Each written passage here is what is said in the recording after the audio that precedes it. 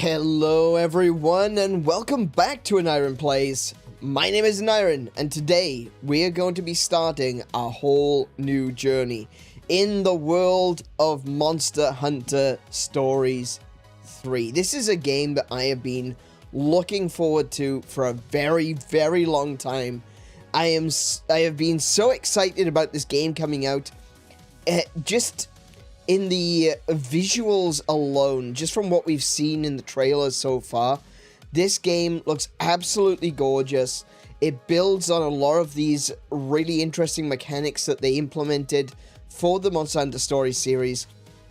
I've been wanting to get to this for a long time. And then when it finally released, I was playing something else. You know. But we're finally here. We finally made it. Today, we are playing Monster Hunter Stories 3, Twisted Reflection. I cannot wait to get into it. But before we do, I want to say hello, welcome. How are you guys doing today? What have you been up to? What are you playing right now? Are you also playing Monster Hunter Stories? If so, let me know. Tell me, have you enjoyed it so far? Chances are that you are already way ahead of me when it comes to Monster Hunter Stories 3, and that's not a bad thing. That's actually not a bad thing, because then I get you guys to tell me what to do. It's that simple. It also means that, you know, if you are playing this game, chances are you're not going to be spoiled by my playthrough on stream. But if you are, or if you aren't, I hope you are looking forward to hanging out with me and playing this game. I'm super excited. You may have noticed I'm a little bit of a Monster Hunter fan. Just a bit. Just a smidge. Smidge. It's not like I've got toys and plushies and all kinds of things. It's not like I've been legitimately sitting down and considering how I would construct a bunch of the weapons that can be found in Monster Hunter in real life. Specifically that jail hammer. Man, I freaking love that jail hammer. I'd love to have a real one. Do you know what? Out of all of the hammers in Monster Hunter, I think the jail hammer is probably the most usable. You know, in our real world with real world physics, I think the jail hammer is probably the one that's the most usable, because it's mostly hollow. It's just a big cage, and that's what I love about it. It looks so cool, really interesting. Actually has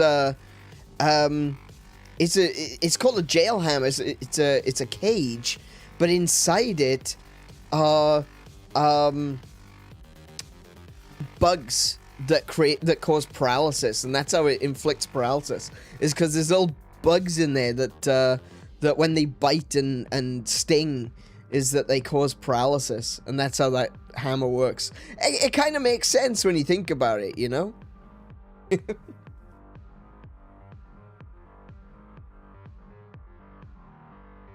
Don't tell him what to do. Not every game is Xenoblade. Yes, okay, yeah, that is true. I do need to do a disclaimer on that one. Please don't tell me what to do. Please don't backseat. I do appreciate it. If I am not sure what to do, I will ask. I will always ask. But please don't backseat unless, obviously, I am asking you to do so. And I moved to Australia because of the actual monsters. That's true. Yeah. Unfortunately, it turns out they're giant spiders. And it's like, oh, okay. Well, that's not good for me. Happy Friday, everyone. I see what you did there, Ron. Just ducking and weaving that, that you just call Kiko a monster. Just, happy Friday. Yay. Look at that. So, have you seen the new Mario Galaxy poster that was revealed today? I don't know whether I should talk about this. I think it could be considered a spoiler, but considering it's already been put out there and Nintendo put it all across social media, yeah, 𝗦𝘄𝗶𝘁𝗰𝗵. Now, I thought that 𝗦𝘄𝗶𝘁𝗵 was going to be in it anyway, because there was one scene in one of the trailers where the camera quickly, like, punches in past a bunch of characters, and the first character on the right, it kind of looks like 𝗦𝘄𝗶𝘁𝗻's leg. And I'm like, whoa, hold on a second, is that Fox? And like a bunch of different websites talked about it as well. A bunch of different websites were talking about, hang on a second, could this be Fox? That kind of looks like his gun. Is this Fox? And then it was, you know, quickly forgotten about. And then today, boom, 𝗦𝘂𝗶𝘁𝗁.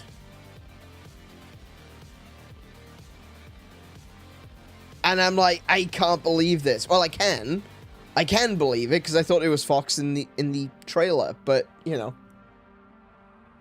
It should have stayed a secret. I completely agree with that. Yeah, I do. I think 𝗦𝘂𝗶𝘁𝗁 would have been an amazing reveal if you didn't know he was coming. But one of the things that I will say, if 𝗦𝘂𝗶𝗁, don't forget, they also revealed Pikmin and Rob, right?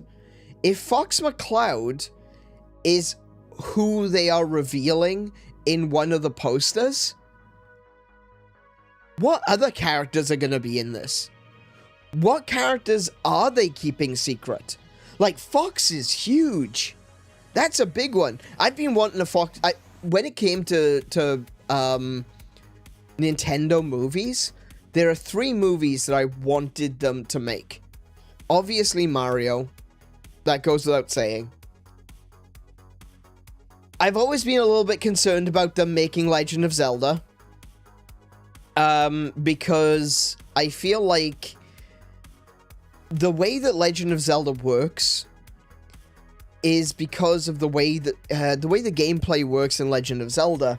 You know, collect 3 things, get the Master Sword, collect 8 things, kill a pig. You know?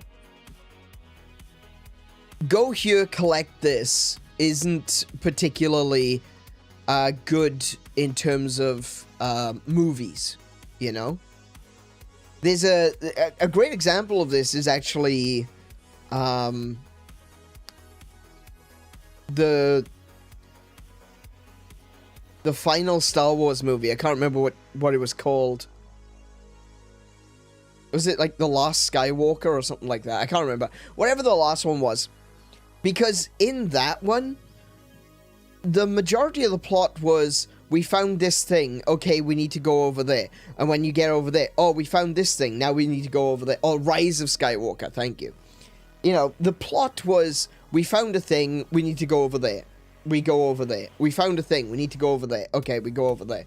Oh, look, if I hold up this dagger, it's the same outline as the piece of the Death Star. And I was like, oh, okay, we need to go over there. And so they go over there, and they find a thing. You know, it just was like, okay, this is kind of boring, repetitive. And I do have some fear that the Zelda movie will rely too heavily on, well, I need to go to the fire temple. Now I need to go to the water temple. Now I need to go to the wind temple. Now I need to go to the light temple. Now I need to go get the Master Sword. Now I need to, you know. And that could be an issue. That could definitely be an issue. It could make the movie boring. Whereas as a video game, that absolutely works, right? Because there's exploration involved. So I've always been a bit, I don't know if I want a Zelda movie. Actually, I tell you what I would have preferred. A Zelda TV show. 12 episodes, an hour each, 12 hours in total. I think that's enough time to make a really, really good Zelda series. Something along the lines of Game of Thrones or, you know, a high-budget series. I think that would be great. But they're going for a movie, and I think I know how they're going to do it. At least I hope I know how they're going to do it. And one of the good things about Zelda is that there's always a new Link. You know, it's a different generation. So once the current actor, you know, ages out of the role, we just move on to another era, another timeline. And so I think Zelda does allow for that. So I'm hopeful, shall we say. But yeah, the three games I've wanted them to make a movie of: Super Mario Bros, obviously, Metroid, and Star Fox. And it does seem like we finally have Star Fox. I think Nintendo are gearing up for a Smash Bros movie. I'm serious. I think Nintendo are going to be gearing up for a Smash Bros movie. They're introducing Fox in Mario Galaxy. Perfect place to introduce Fox, by the way. I think in the Star Fox movie, if they do a Star Fox movie, they might introduce other space characters, like Samus. I think that would be really cool. Where's my Zelda anime? Welcome to the stream, Tim. How you doing? How you doing, man? Where's my Zelda anime? I know, right? Do you remember that? You remember that cutscene? Oh, not really a cutscene. Remember that sequence that we got? Link versus Pit. Oh, come on. You can't tease me like that. I need that. I need that in my life. That fight, just Link versus Pit and Palutena, is like, nah, I'll come and do this, you know? Oh my goodness, I loved it. I loved that. It was so short, but I wanted more. I did love the Pit short. I don't know, the Kid Icarus shorts. I don't know if you remember those. If you had a 3DS, which I assume most of you do, you might remember the Nintendo Video application, and when you used that, you'd get downloads of like shorts and stuff like that, and there was an entire series of Kid Icarus anime shorts. Those were fun. I really liked those. I would love to have seen more of those, like a full Kid Icarus anime. Give it to me. I want it in my veins. Can you believe we don't have Wario yet? Yeah, see, that's gonna be really interesting. The fact that we're gonna have Fox McCloud, Pikmin, Rob, all of them in the Mario Galaxy movie, and we still don't have Wario? At very least, we may not have Wario. They may... I wouldn't be surprised if Wario and Waluigi appeared at the end of Galaxy. So I would definitely say, hey, you know what? Stay in your seats, watch to the end of the credits. I think we will see a bunch of new characters introduced at the end of Galaxy, at the end of the credits. Man, I would love it if the entire Star Fox crew was going to be there as well. There's so many things they can do now that they're going into Galaxy. Because it's space, you know? Remember, as Tim Curry said it, spice! Yeah, we've got space on our hands now. That means Star Fox, that means Metroid. What other space ones are there? I mean, technically Kirby. Kirby is some kind of cosmic devourer of worlds. So it wouldn't surprise me if Kirby wasn't involved as well at some point. I really do think that they're gearing up now, and we're going to have very much a, like an Avengers sort of situation, where Mario has gone, Mario, Luigi, and Peach, and they've gone out into the universe, they've encountered Rosalina, and then someone comes along and says, you don't understand how big this galaxy really is. And when it cuts across, it's like, It's Fox. It's the entire Star Fox team. And I think that would be phenomenal. That would be amazing. That would be the moment for me. That would be it. Is if they turned around and they just said, you don't realize how big this galaxy is. And then it cuts across. You see Mario and Luigi looking stunned. Cuts across and there's Fox, Falco, Slippy, Peppy, and maybe Samus standing behind them. That would be sick. That would be so cool. Just kind of hinting that, no, Nintendo's got plans. We're going places. We're going places, boys and girls. We are going places. This opens the door. Wario who? That's like Nintendo with Waluigi, isn't it? They tend to...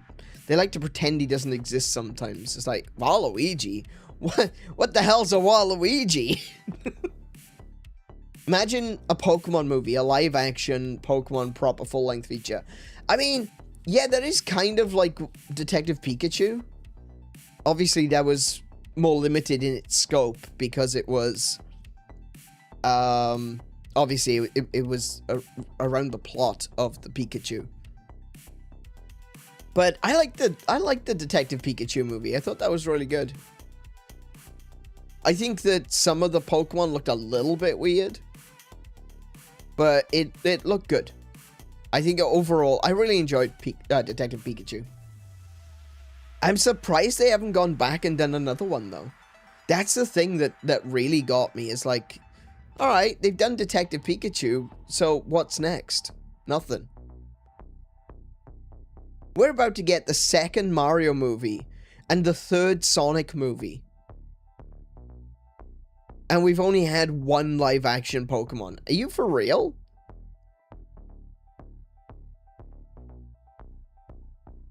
And we might even be going from Mario to a Star Fox movie. Man, if they use the "and finally" after the credits of Super Mario Galaxy to announce that Star Fox will return in Star Fox the movie,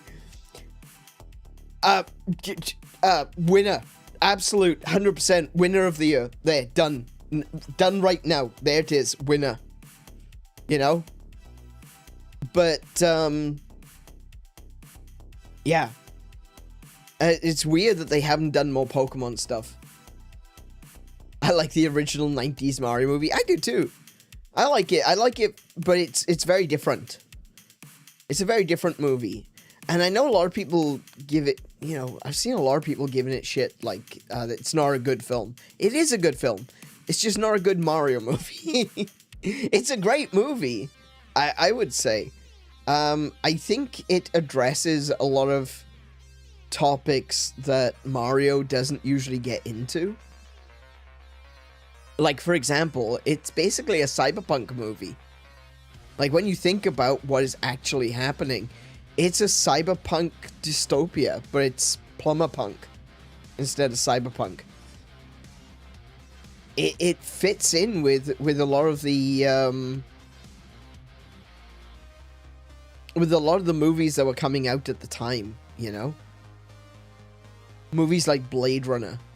Movies like The Running Man.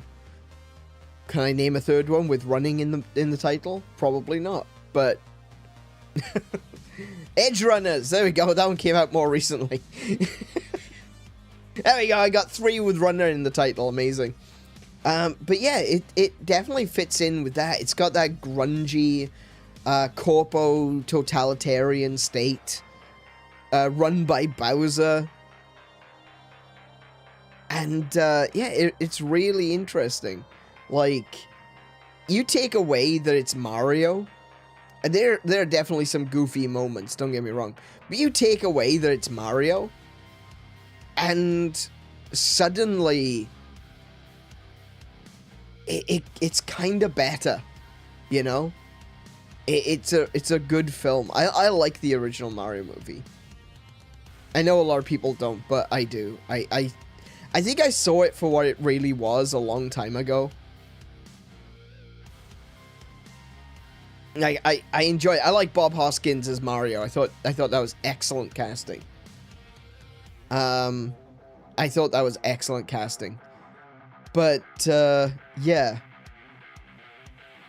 You take away that it's Mario, it's just really fun. The fungus looks delicious. Chop it all up, put it in a stir fry.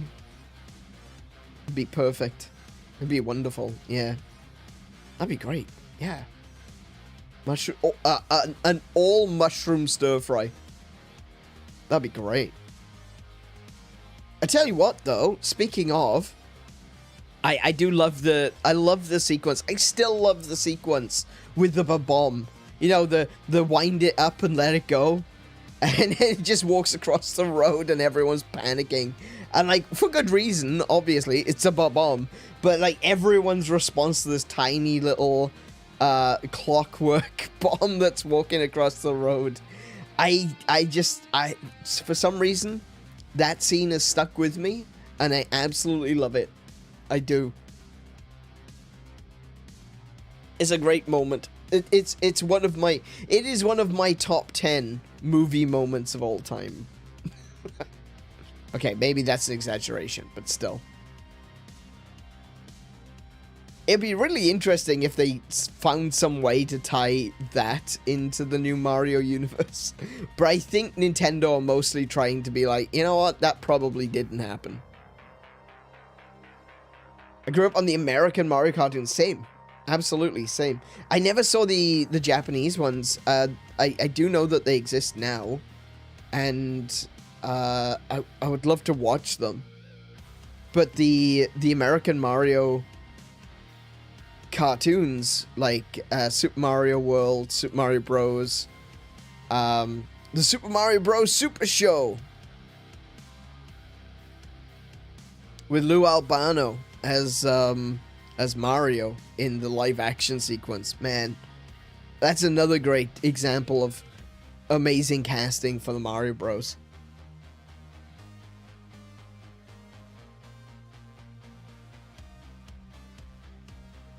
They were nice for what they were. Absolutely. Man, I loved all of those. I missed all of that. You know, because it's really interesting. You see Nintendo going hell for leather in the early 90s. You know? There was all kinds of animated shows coming out at that time. Animated shows that directly affected me in my development of my character and everything. There was the Legend of Zelda show. There was Captain N. There was Mario. And with Captain N, you get introduced to lots of other characters as well, like Simon Belmont, as strange as that version of Simon Belmont was. Samus, Mega Man, you know? It was a great time. And then that kind of just went away. It just stopped. And I've never really understood why. It's not like those games weren't drawing in the public still. They definitely were.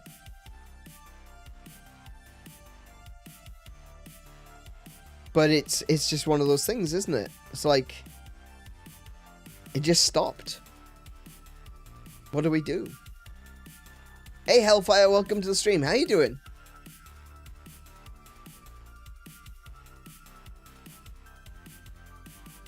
I think we're in a good time right now.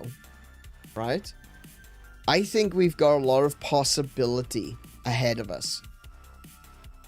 The Mario movies are doing well. The Sonic the Hedgehog movies are doing well.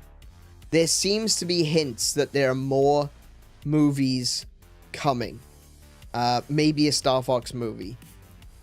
We know that there's a Legend of Zelda movie coming. Nintendo are putting their money down in the movie space. And I'm really hoping that they do the same with television and anime and Western cartoons as well. I think I genuinely believe that the curse is broken. That there may still be some bad movies, but I think the majority of the movies the majority of game movies being bad, I think that time is over. I think we've seen what works and what doesn't work, and we're past it.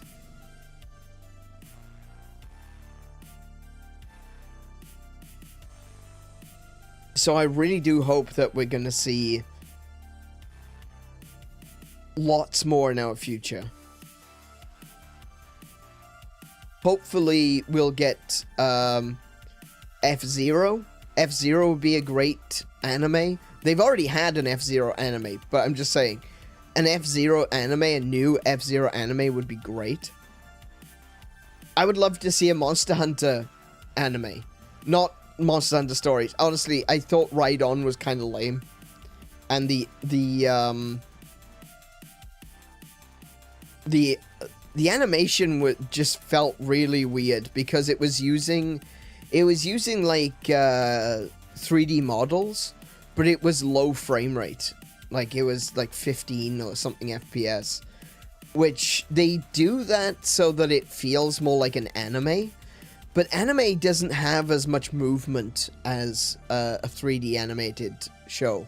So I really, if they're going to do that, it needs to be minimum 30 FPS. Probably more like 40 to 50 FPS to make it a good anime. But yeah, I don't like what they did with Stories Right On. But I would love to see some good Monster Hunter. There is one good one. I like it. It's called Legends of the Guild. And I know it's not the best. The animation is okay. The character art is they look a little bit rubbery. But I still think it was much better than the live action movie we got. That was a travesty. An absolute travesty. But I know Ron mentioned earlier a Punch-Out movie. Hell yeah. Absolutely. A Punch-Out movie would be fantastic. It would essentially just be Rocky. But it would be good. I would like to see that. I'm not really... I liked Rocky back in the day. I haven't watched any of the new Rocky movies at all. I've watched like Rocky 1, 2, and 3. I don't think I've even watched most of the old ones.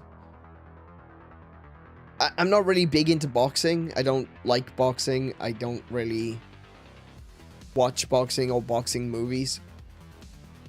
But I tell you what, I would watch Punch-Out. Because it's characters I know. It's characters that I've got a certain amount of investment in. So I would love to see that as well. A TV show would be probably better than a movie. Maybe a TV show. Actually, how about this one? So you got a TV show of Little Mac working his way through the circuit, and then the finale is a movie. That's the big fight. That's getting ready for the big fight, and that would be the movie. I think that would be the way to go.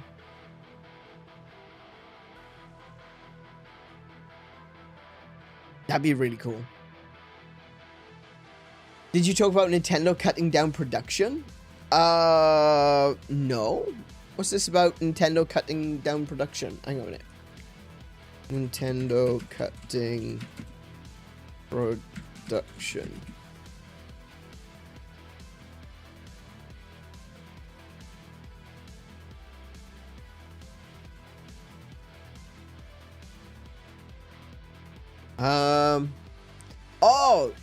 Cutting Nintendo Switch 2 production. Yeah. That's fine. That's perfectly normal. Yeah, everyone's made... Okay. So, yeah. Everyone's made a big deal of this, and I don't think... Yeah, so... What's happened is... Nintendo Switch 2 didn't hit projections. even though that they completely surpassed projections before Christmas. They anticipated that Switch 2 would continue to sell throughout January, February, and March. That really hasn't happened.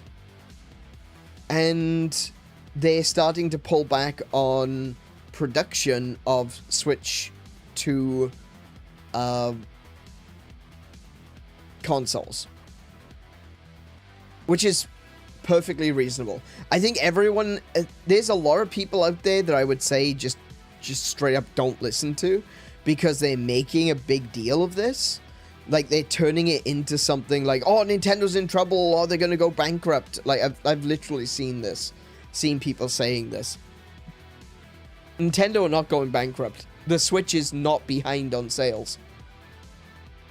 What they are behind on, their sales projection, like I said, they sold more than they were expecting to over Christmas, and now it's slowed down in January, February, March, which is normal. It happens every year. Markets are up and down and unpredictable. I wouldn't say unpredictable, but definitely up and down. I think the fact that they sold more at Christmas time meant that they're going to have less sales after Christmas. That is, it's kind of like a wave function, you know? I don't know if you know anything about waves, but the way a wave works is the higher the peak, the lower the trough, right? So the trough is always equal to the height. And that's the thing, is like, if you sell more before Christmas, you're gonna sell less after Christmas, because those people that wanted a Switch 2 now have it. There was a little bit of a boost in sales thanks to 𝗬𝗂𝗶𝘁𝗰𝗵. And I think that there'll be another boost in sales when it comes to the next Pokemon game being released. But I think one of the biggest issues that Nintendo have kind of dealt with right now is, I genuinely believe they released the Switch 2 too early. I think that they got some great ideas, like with Donkey Kong. They didn't necessarily want to sit on Donkey Kong. Donkey Kong is a fantastic game. It was originally designed to work on the Wii U. Sorry, to work on the Wii U. Really? Okay. Is that what we're doing in Aneurin? Yes, I think so. Okay, cool. It was originally designed to run on the original Switch. And then they ported it over to Switch 2. And they would have had to be sitting on it for a while. You know? It's one of those things where if they had waited until they were ready to release the Switch 2, they would have been sitting on Donkey Kong for like 6 months. And for every month that's not on sale, that's, you know, that's money that's not being made. So I can understand from a business perspective the decision to just be like, hey, you know what? We've got Donkey Kong. Donkey Kong's going to be our big launch title. Let's do it. And so they did. But the problem is they don't have anything else to release. Nintendo doesn't have a new Mario. They got Mario Kart World. But even Mario Kart World feels incomplete. So they released Donkey Kong, they released Mario Kart. What else did we get? What else have we gotten from Nintendo since then? Well, we got, you know, we haven't gotten anything. It's been nearly a year. It's getting close to it. But Nintendo haven't released any new games. Like, where's the new Mario? Where's the new Zelda?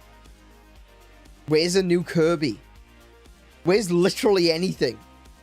We don't have it. We don't have anything.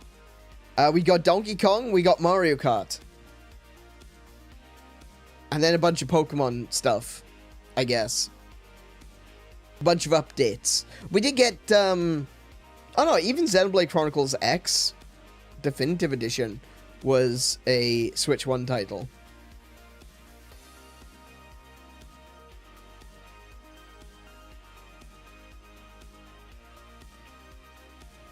So yeah, I think if Nintendo had waited 6 months, released the Switch 2 just before Christmas,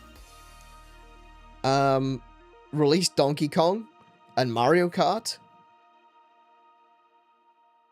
then what we would be seeing right now is people just now finishing, you know, finishing with Mario Kart, finishing with Donkey Kong, and going, you know what? That's really cool. We could do with some announcements right about now. And this is where you get, like, the Pokemon announcement. This is where you get, there's going to be a new Mario coming. Here's some information on a new Zelda.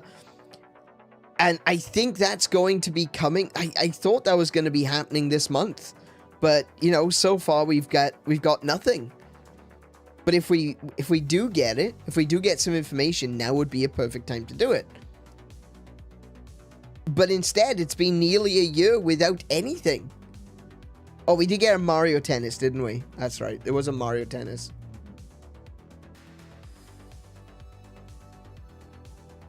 Did you switch to Switch 2, or do you still have a Switch 2? I still have my original Switch, my original Switch OLED, and a Switch 2.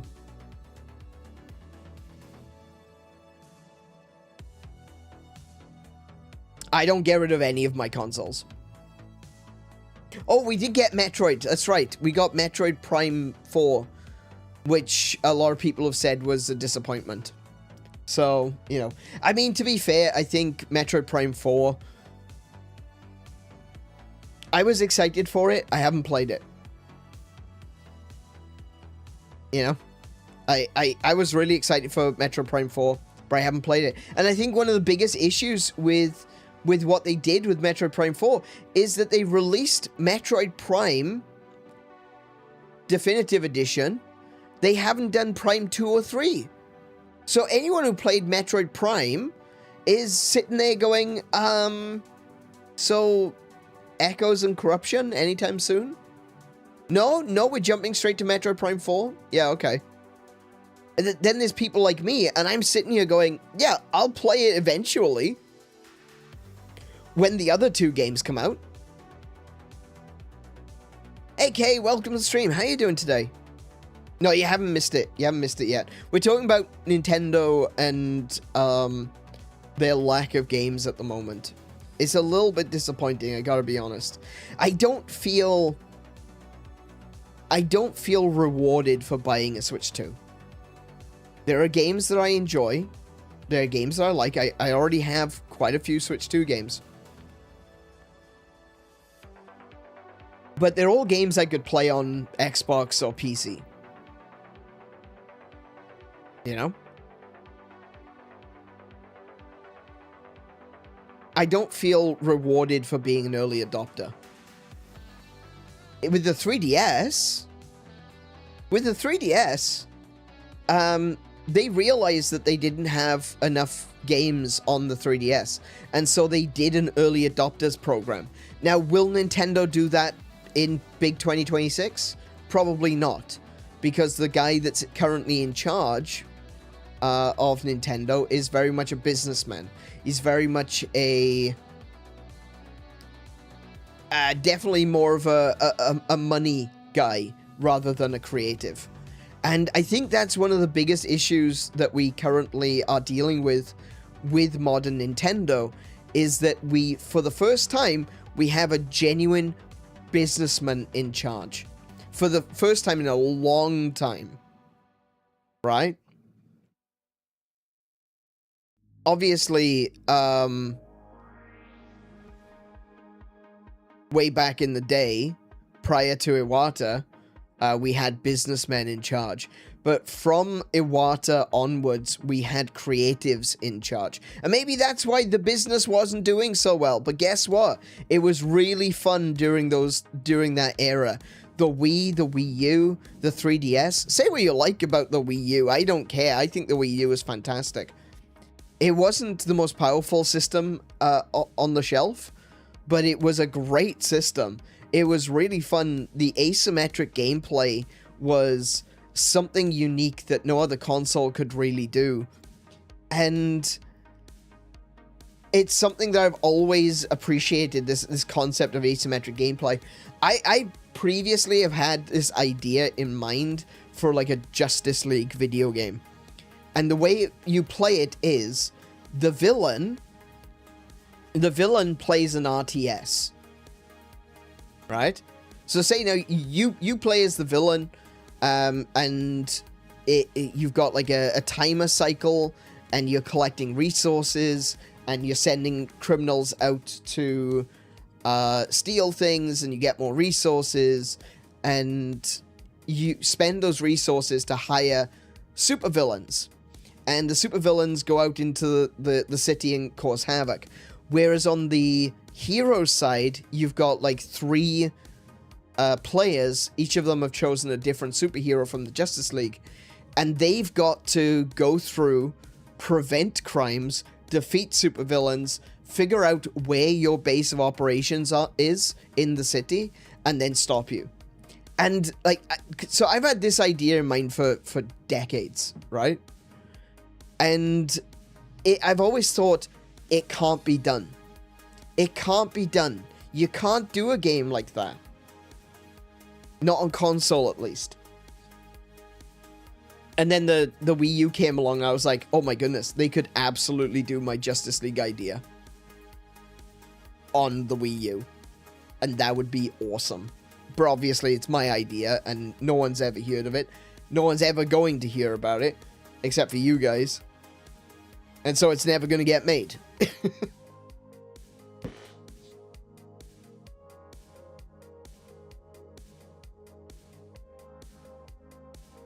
Nintendo can live off of multi-system ports, Switch 1 upgrades, and NSO. Yeah, I think they can. They probably could. Easily. Give me an option to buy, I'm willing to pay. Do you mean like NSO? Yeah, absolutely. I think that Nintendo should offer... Look, I'm never not going to have NSO. Because I'm always online with my Switch. I'm always playing Monster Hunter. We might start doing Mario Kart again in the future. But the point is that I'm always going to want to have NSO. But I completely understand for people who are not that into multiplayer games. And they're saying, like, I just want to play some of those SNES games. I completely understand. Yeah. It would be better to have the option to sell those games instead of just renting them. And I still don't know why Nintendo haven't done that. But I guess they just haven't.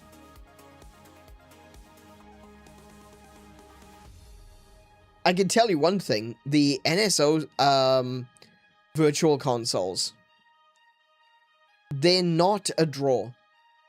Like, Nintendo are not selling NSO subscriptions because of the NES, SNES, Mega Drive, etc., etc. That's not what got people constantly buying it. It's the online play. And I think they may be looking at it the other way around. They're looking at it backwards.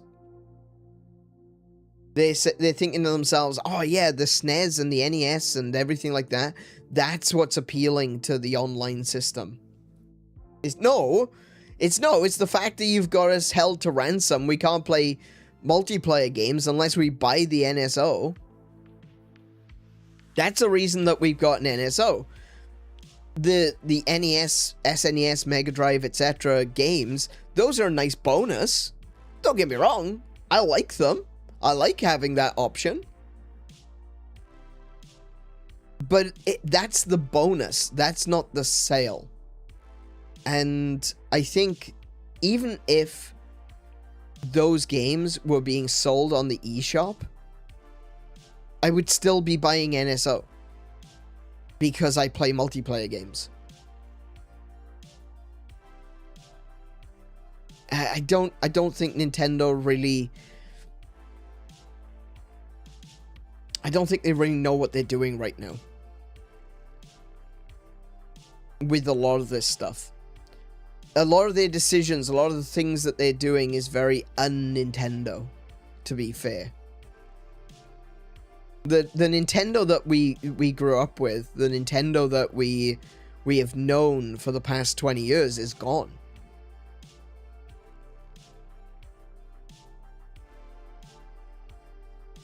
And unfortunately, the people in charge, like I said, they're businessmen. They're not creatives. They're not Iwata. I'm going to upset myself, aren't I? They're never going to be Iwata.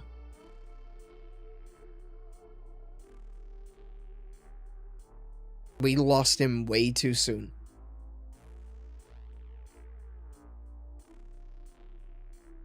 And I don't think, like, in fact, I know for a fact Miyamoto doesn't want to be the president of Nintendo. He should be. For all intents and purposes, Miyamoto should be the president of Nintendo. He should be the one making decisions, but they've got him in the creative fellowship role, which means he's in control of some creative decisions, but he's not. He doesn't have the ultimate power to say, yes, we're going to spend money on this. And I think Nintendo's in recent years has gotten way too, what's the word I'm looking for? Business-minded. No frills. No frills is what we used to call it in the UK, because there used to be a supermarket chain, and the supermarket chain used to do their own home brand stuff, and it was called No Frills. And it literally means that. There's no frills involved, it's literally just what it is. And we've seen that with the Switch, and we're seeing that with the Switch too. It is literally, there's none of that whimsy that we got with the Wii, Wii U, and 3DS. And I'm afraid that Nintendo losing that whimsy is what's turning a lot of people off. No, I don't think they're being greedy. I think they are being more business focused. They're more interested in cutting costs where they can. That's not necessarily greed. That's just being business focused, rather than creative focused. Whimsy costs money.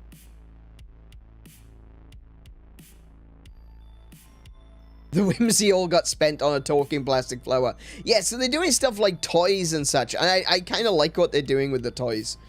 But I do think that when it comes to their the item that is at the forefront, their major product, the Switch 2, it doesn't have that whimsy. And it should. It needs it. Man, I tell you what, if I could run Nintendo for a day. If I could run Nintendo for a day and set a bunch of projects in motion that couldn't be removed,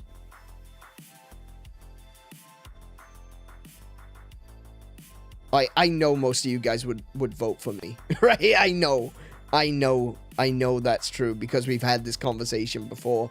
A lot of us have had this conversation before, and I have got so many ideas which would put Nintendo back where they should be.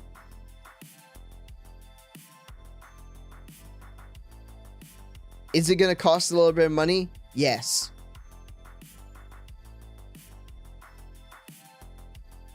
Is it going to be worth it? Absolutely.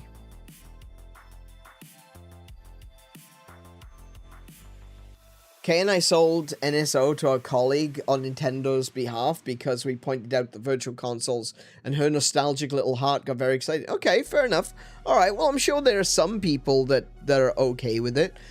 The reason that I think that most of us oldies don't really see the retro systems as a sales point is because we're so used to owning our games. We don't want to be rented to anymore.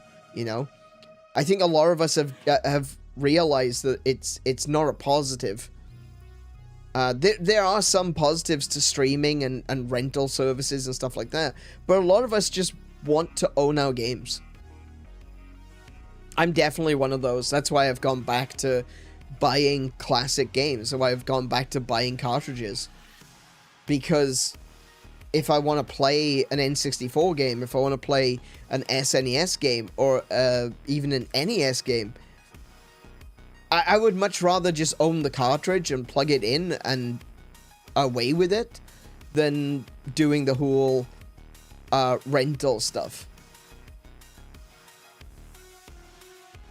But yeah, maybe it's just personal thing. Maybe it's just me. But that's the way I see it, very least. It's not a selling point. I'm not paying for NSO for access to retro games. I'm gonna go out and I'm gonna buy my retro games if I want them. At least NSO has a family plan, unlike PlayStation. That's true. That's very true. The family plan is so cheap for Nintendo when you actually think about it. I think for us it's like $105 per year, which is way, you know, when you take in consideration that that's like 8 people, that's so much cheaper than any other platform.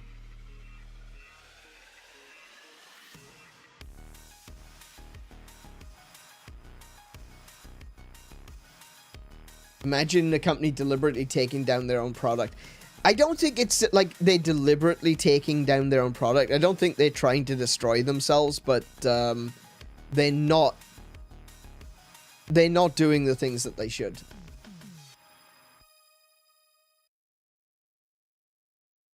Hey Xander, welcome to the stream. POV, modding games, you typing, okay.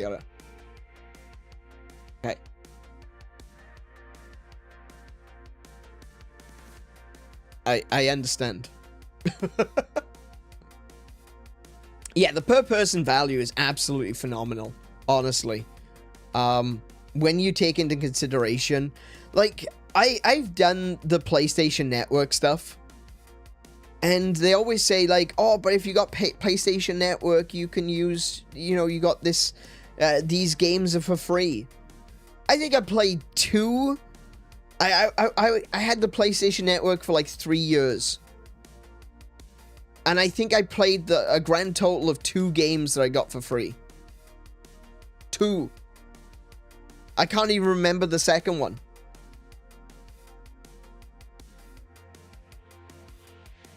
It was just... the value wasn't there for me. And that's the thing. Value is going to be different for everyone. Value is going to be different for everyone. And for some people, they're going to look at the Nintendo Switch Online and they're going to go, there's no value for me. Because they're not interested in retro games, because they don't play games online. They're more interested in their single player stuff. And that's fine. That's fine. That makes perfect sense. I think the only real problem comes when people start making value judgments for other people. PlayStation Plus did not have any value for me. And I was spending $100 every year just for myself. If I wanted to play, because we had Monster Hunter World, if I wanted to play Monster Hunter World with Kiko, I would have needed 2 PlayStation 4s, 2 copies of Monster Hunter World, 2 NSO online plans, which were $100 each, and I'm just and 2 TVs to run it on, and I'm just like, yeah, I'm not interested in doing that.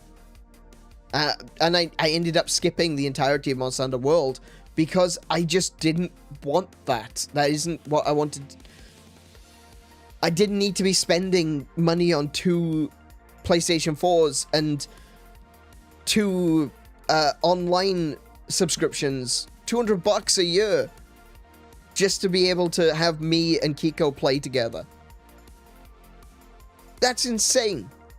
That is legitimately insane. They say that Nintendo are greedy. Good grief. I can play all my Monster Hunter games with Kiko. Now. With NSO.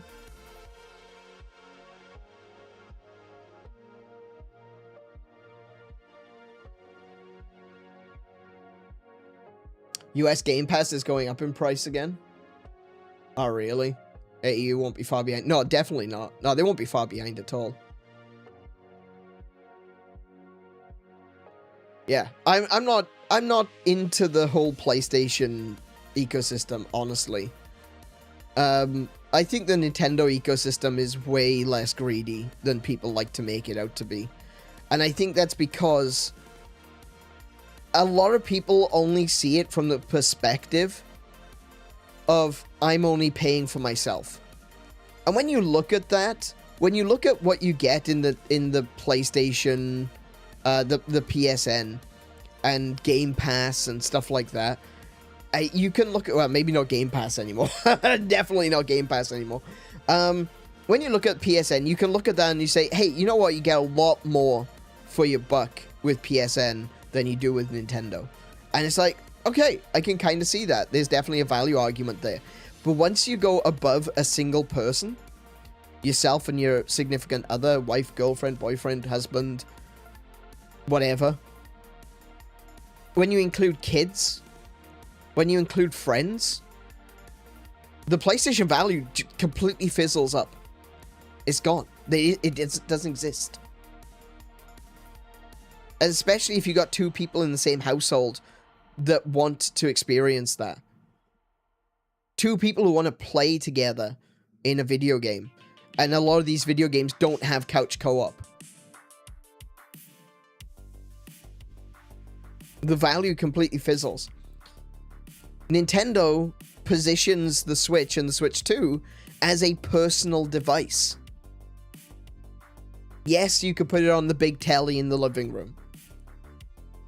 But for the most part, it's a personal device. Everyone has their own. And then selling a family plan makes more sense. And Aaron, I forgot to mention that this is your squad lobby from Wiles. Your leadership gave it to me for some reason, just to let you know. That's weird.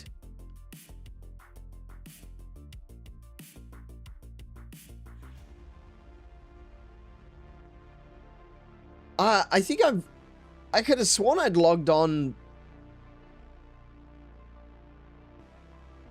That is weird. Okay. Alright, maybe I haven't logged on. I thought it takes like 3 months to do that. Maybe I'm wrong. Hang on a minute. Let me look that up. Monster Hunter Wilds Squad Lobby Leadership Change.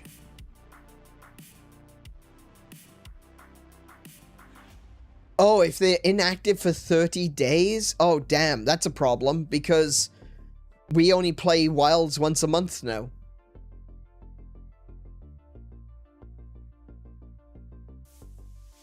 Ah, okay. There's no way to change the leadership?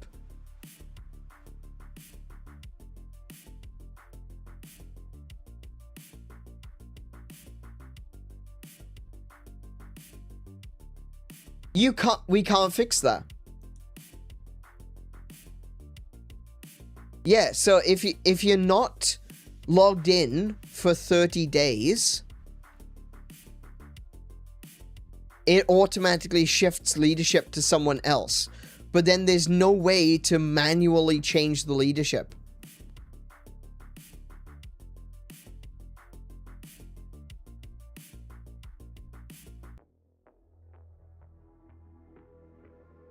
Yeah, you can't give it back to me, though. That's the thing. You can't give me leadership back because there's no manual way to switch leadership. That's ridiculous. That's so stupid.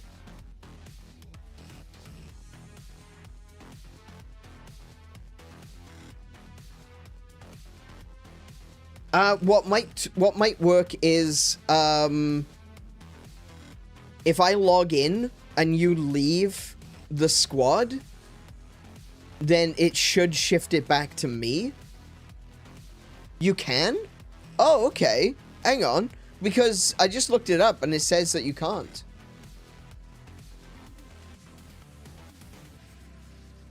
Alright. Alright, well, in that case, maybe they fixed it. Maybe they've updated that. We'll fix that on the weekend. Yeah, we'll deal with that. That's, man, that's so dumb though. That means I have to log in even when I'm not streaming it. Okay. I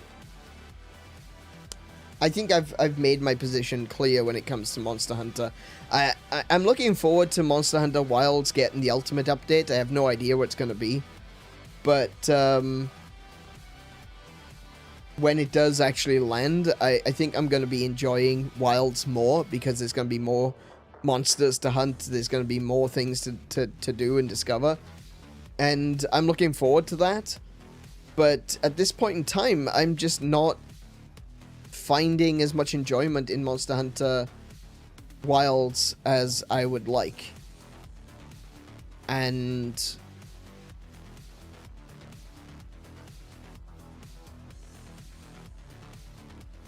man, the fact that they're gonna force me to sign in just to keep my squad, that's so stupid. Wow. All right. Yeah, we'll sort that out on the weekend. Hellfire. I'm clicking on your name right now. It says appointed leader. Okay, cool. Yeah, right. If we can get Munta some free time as well.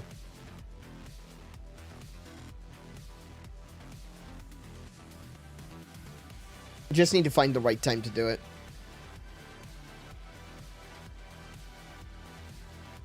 Oh well. It'll happen.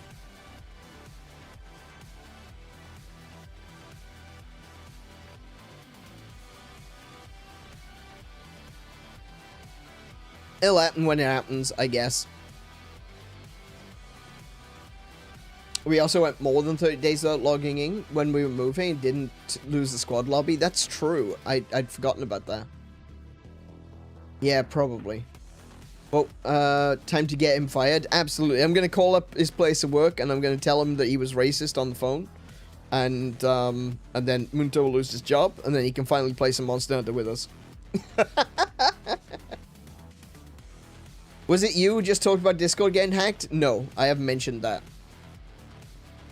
I didn't know that it happened again. Has it actually happened again? Has Discord been hacked again?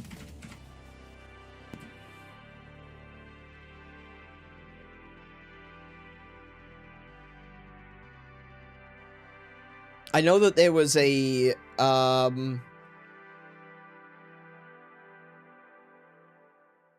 there was a big hack in September last year.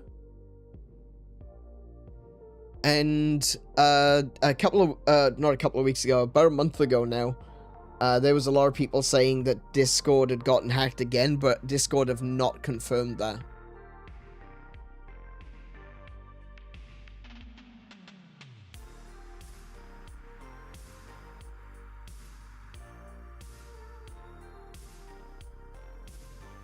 I remember someone posting, I think, saying that they thought that Discord had gotten hacked, and it was like about a month ago.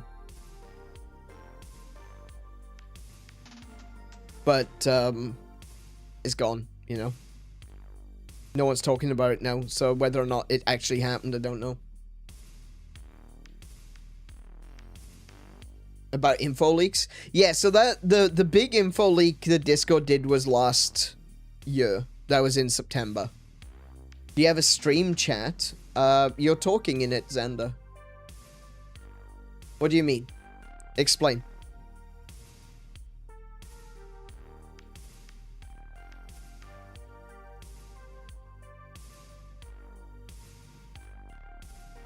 But no, I wasn't aware of another leak. I'll take a look. I'll keep an eye out. And as always, if I see something like... I wish I wasn't on... Hey, JC, welcome to the stream. How you doing? We have stream chat? What?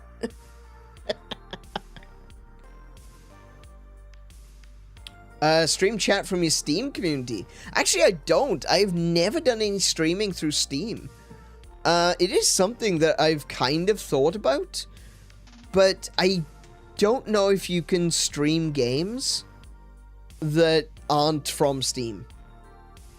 Like, I've never seen someone streaming Mario Kart on Steam, for example.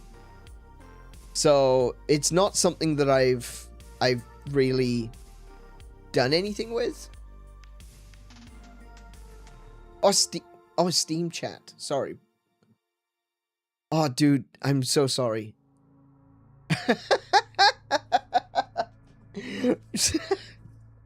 Oh, man. Clearly, my dyslexia is working overdrive today. Thank you for correcting me. Steam chat. We have a Steam community, but it rarely gets used. I really don't know what to do with Steam. I gotta be honest. I do have one. You can. I used to share the link to our Steam community. I took it down though. I stopped sharing it because it felt like I wasn't really using it.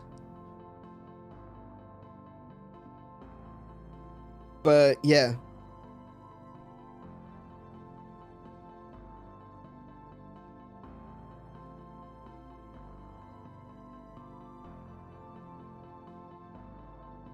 But we do have a Steam community. It is called Virtual Fantastic. I think it's called VFan or something like that. I don't have Steam turned on right now, and I'm not going to because that'll slow down OBS slightly, and I don't want to do that. But yeah, we do have a Steam community. You might be able to find a link for it. But I really don't do anything with it, I gotta be honest. I would like to, but I don't know what, you know? It do be like that. I misread it too, we're both dumb, absolutely. I have stream chat and no one's using it? Yeah, sorry, Steam chat, oh my goodness. I knew what you meant that time though. I did know what you meant that time. You've got a Steam chat and no one uses it. Yeah, same. Like, I've got Steam chat. I do use Steam chat. But it's just like... when I'm playing... I mean, when I'm playing games... that have multiplayer, I'm usually in Discord. So if I need to chat with someone while I'm playing, I'm usually in Discord. So, I don't know. And for the most part, I'm probably playing games on Switch, so, yeah. I don't know.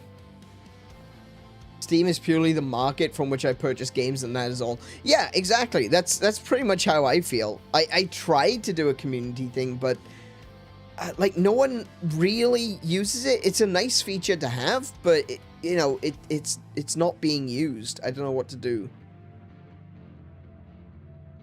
Because you're younger, you use Steam chat. Ah, right. I see. Yeah. No, that makes sense. Yeah. I understand. Also, look, at this point in time, I wouldn't recommend Discord. I'm a little bit annoyed at the current ruling with within Australia, which means I can't set up a forum. That reminds me, I need to take down the website that I started building because you can sign up to it, so I'm going to have to remove that. I need to make a note of that. Kiko, if you could remind me to do that at some point on the weekend. I'm gonna have to just disable my Linode, unfortunately.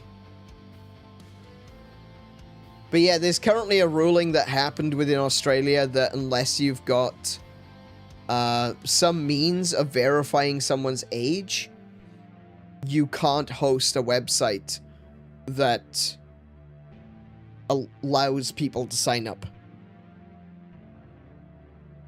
Which is absolutely infuriating.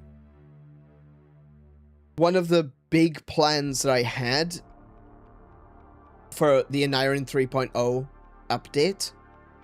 Now, it wasn't going to be happening immediately. I wasn't planning on revealing a new website as of April or anything like that. It was going to be something that was going to either be the end of this year or the beginning of next year. I was going to be revealing a new website, a forum and chat room system that I was building myself. Something that was not going to be collecting data. It was literally just a case of, you need an email address and you need a password. And that's it. And I thought that would be safe.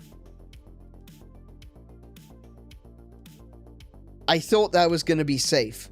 I figured if no one knows how old anyone is, then it's very difficult to, you know, do all the nasty things that people do. You know? No one can look at someone and be like, oh, this person is clearly a minor, so I'm going to send them naughty pictures. You know? There's horrible things that happen online, right? Obviously, I can't go into too much detail in this stream, otherwise I'll be guideline striked. But you know what I'm talking about. We all know what we're talking about. You know.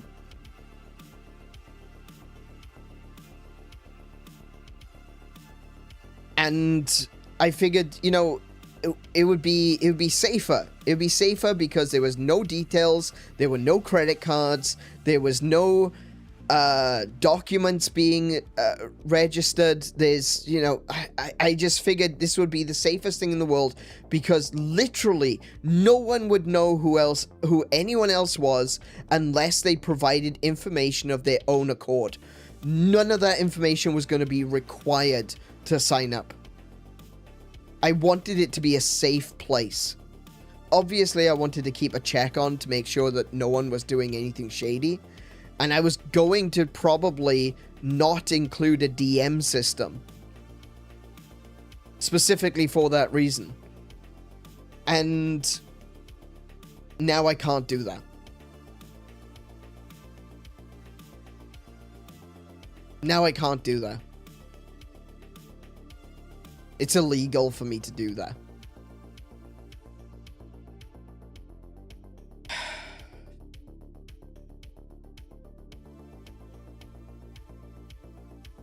That's so sad.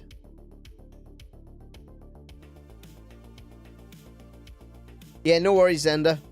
Catch you later. And what's worse is that what the new Australian law has done is essentially turned around and said companies like Discord and Roblox and Facebook and X and all of these, and Instagram, well, I guess it's Meta, isn't it? All of these companies, they don't have to adhere to this law. There's exceptions. Never mind the fact that 2 of those companies that are mentioned in the exceptions have been called out multiple times for endangering minors. 2 of them. And they're on the exceptions list. They don't have to do this. So it's not about protecting children. It's about protecting livelihoods. It's about protecting the people with power, making sure that they still remain in power. It means that no one can start up a new social media website.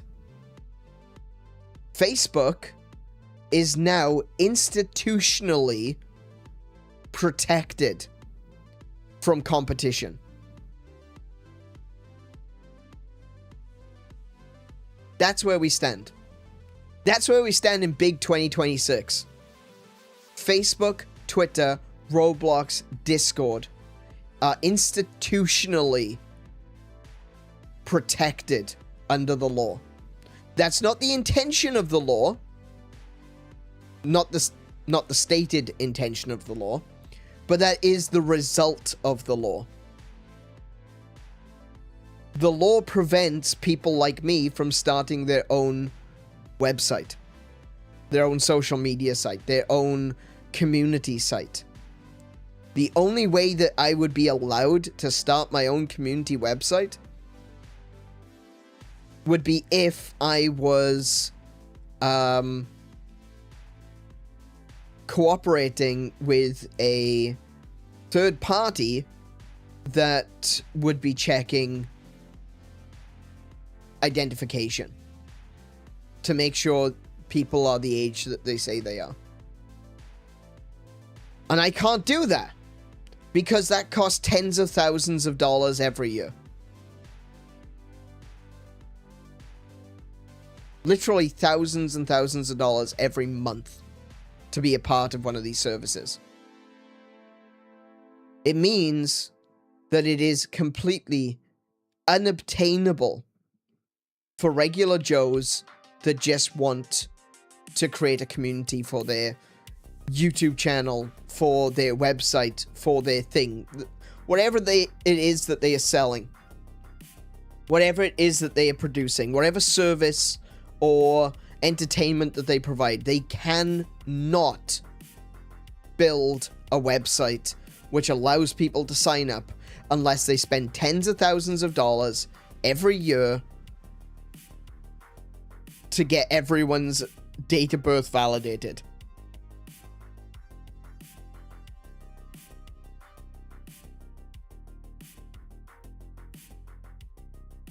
I don't even...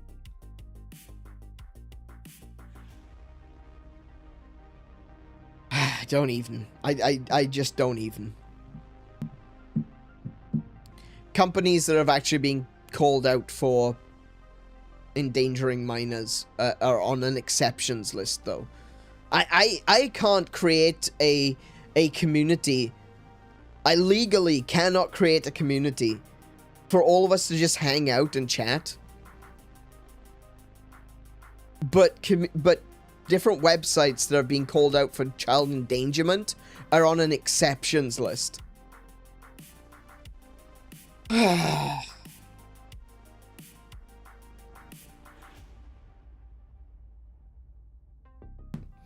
hate this timeline.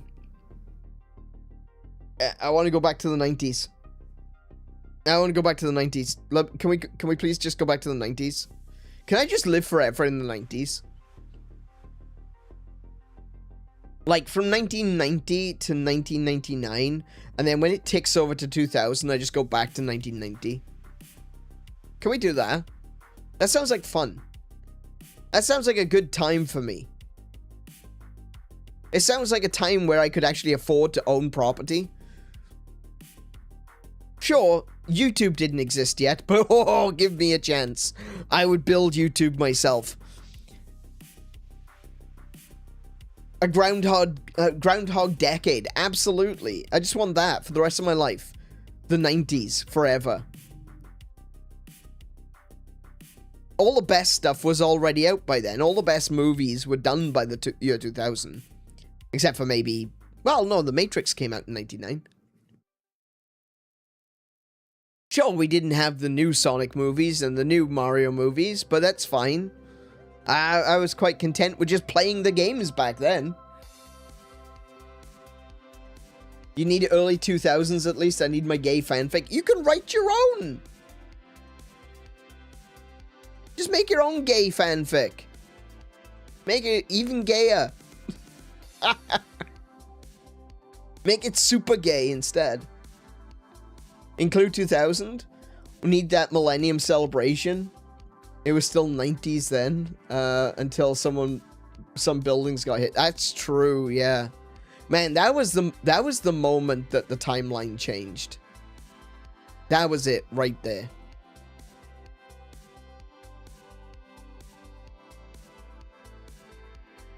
That was the one. That was it.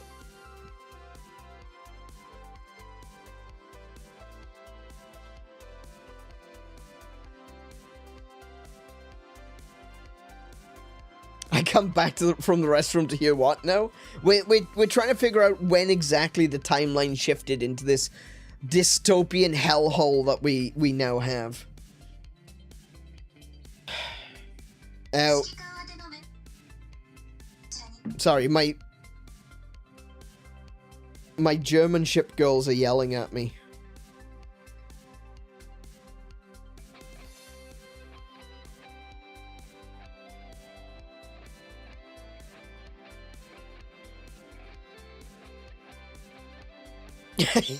So it was I don't know why my phone was yelling at me, but okay, I'm gonna mute you for now, okay?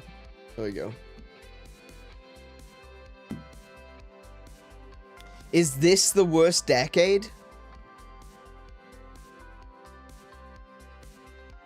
Ooh.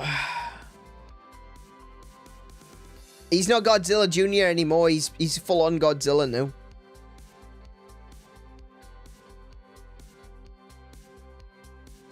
Is this the worst decade?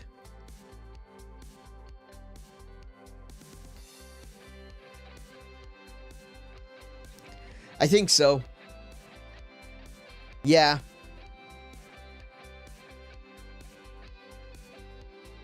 Yeah, I think it is. 2020s have been a total disaster.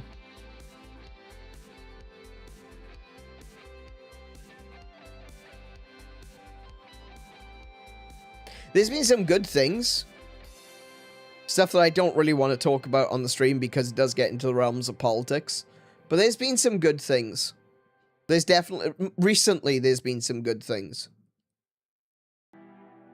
It's nice to see certain countries getting their freedom from tyranny. That's been a plus.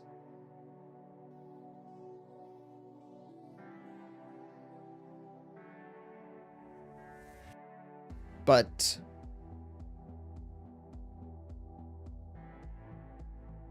I think, generally speaking, there's been a lot of bad since 2020.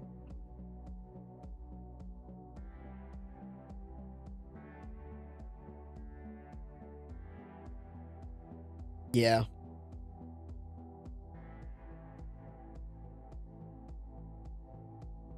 My goal is to be happy on this channel. Yeah, I know. I don't want to pull everyone down, but like I've said before, and I think it is important, when we can look at the darkness, it helps us appreciate the light. When we see the absolute shit stain that the world has become at the moment, we can actually point out at the positives and say, you know what, that's a good thing.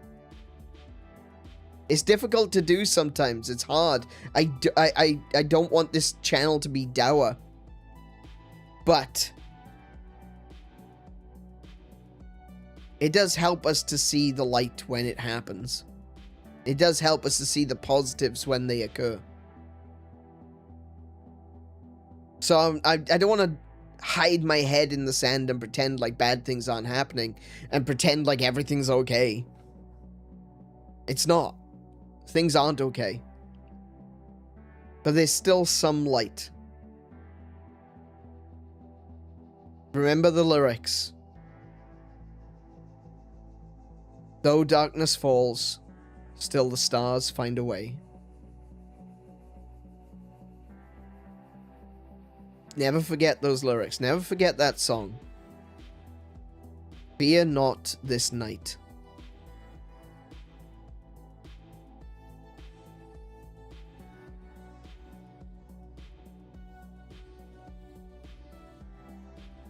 All is not always well, Ronald.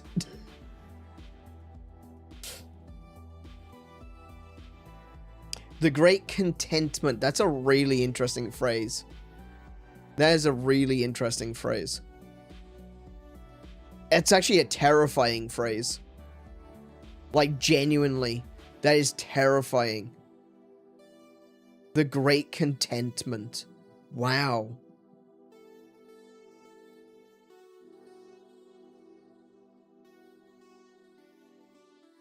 Man, that is... Oh, that is awful. Yeah, the Great Contentment is... the more I think about it, the more horrifying that phrase becomes.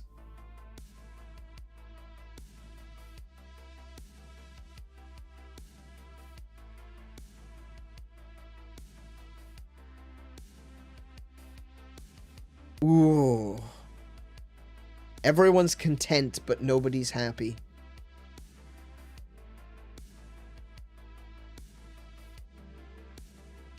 Everyone's got just enough to survive.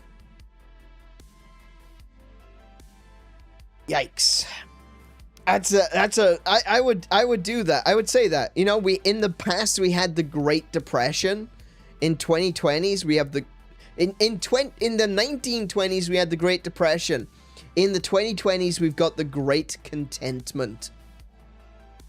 Yikes. That is so beige. That is so gray. That's horrifying. Genuinely.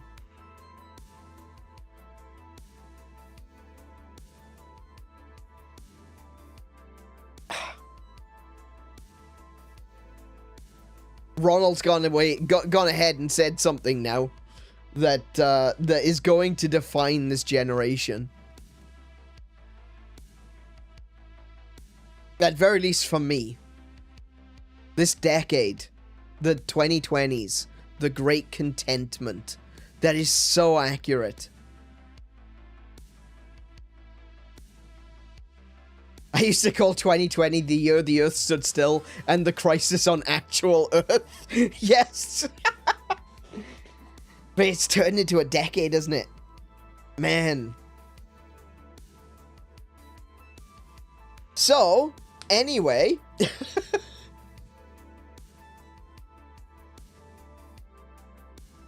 I call 2020 and all the way from 2020 to 2023 the longest march ever. Because that's what we were told. That's what we were told here in Australia. Everything will be sorted by March. And 3 years later, it was still March. 3 years of March. It's amazing.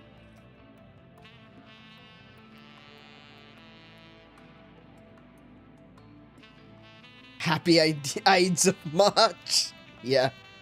Still going. Still going. I call it the year my industry got effed and never truly recovered. Yeah. It's gonna take...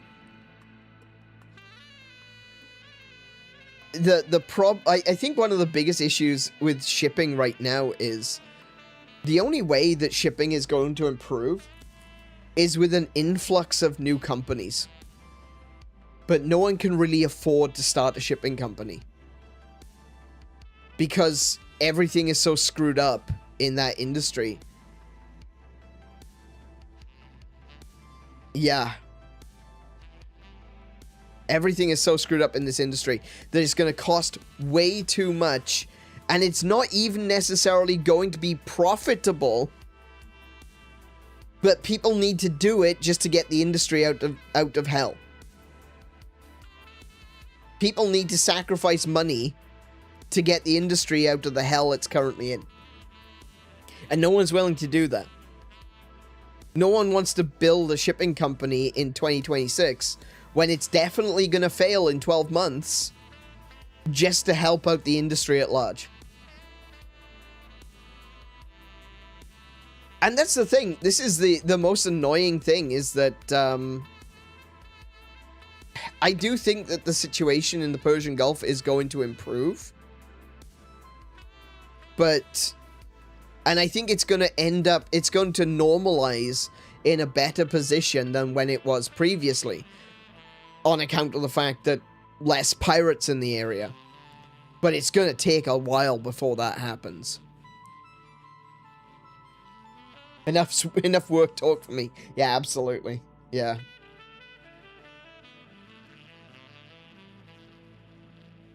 My birthday's on the 31st of March.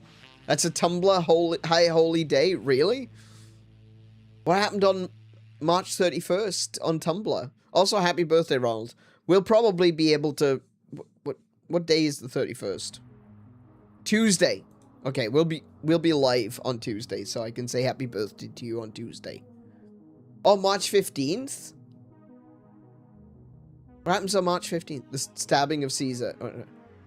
Oh, the Ides. Okay, so stabbing Caesar is a Tumblr high holiday? Why is that? I'm confused.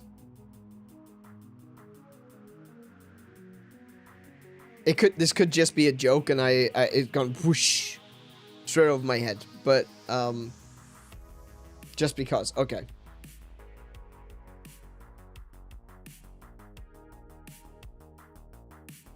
Right. Okay. Yeah. No. I understood that much. Tumblr's a very strange place. It's not in congruity with the rest of the world. But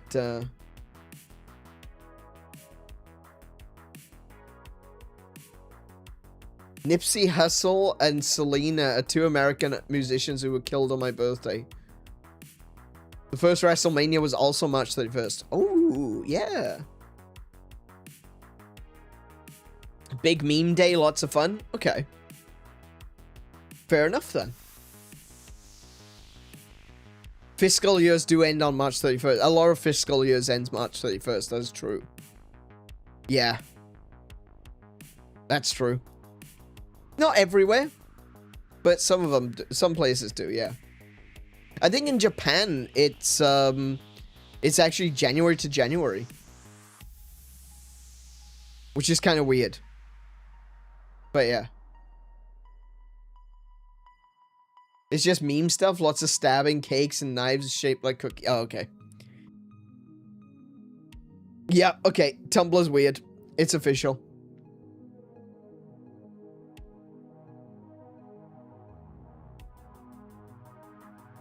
Yeah, it seems that at the very least, yeah, Nintendo goes from January to January. Though Nintendo America... Oh, wait. Nintendo America goes from... Oh, yeah, it does, doesn't it? Nintendo America goes from April to March. Hmm.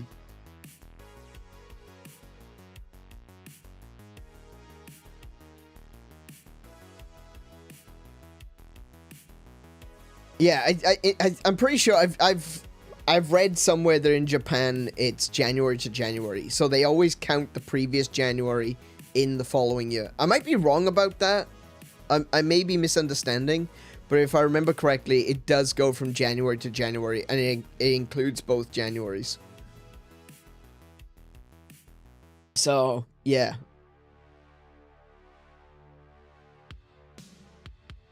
I might be completely wrong about that, though. I just remember someone talking about it once, and I was like, that's really strange. And for some reason, my brain recalled it, and that is forever in my mind. January to January, and I'm like, that can't be right, surely.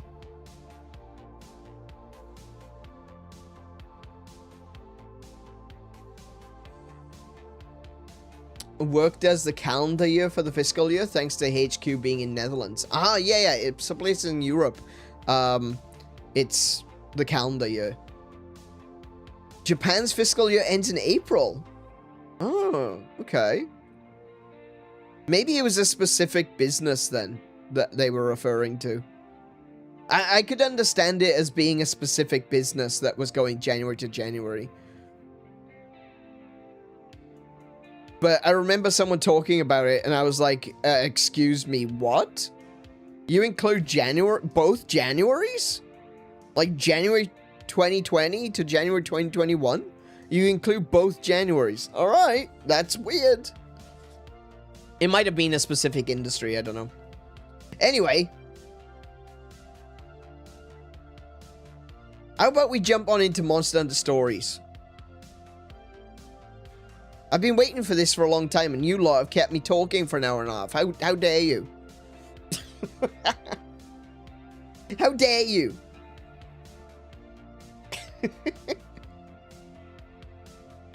We're going to play some Monster Hunter Stories 3 Twisted Reflection. We're going to be jumping straight into it. And you know what? There's a character creation and stuff like that. So, I think you're going to like this. Today's episode is probably going to be mostly character I don't know. It's probably going to be character creation and tutorials. But either way, I hope... don't forget my drink. That's true. I do need to get my drink as well. So I tell you what I'm going to do. I'm going to just quickly hit the be right back button. And then I'm going to go get a drink. And then I'm going to come back. And when we come back, we'll be over on the other screen. And we're going to start up Monster Hunter Stories 3. So please don't go away. I certainly won't be. I'll be back in just a moment.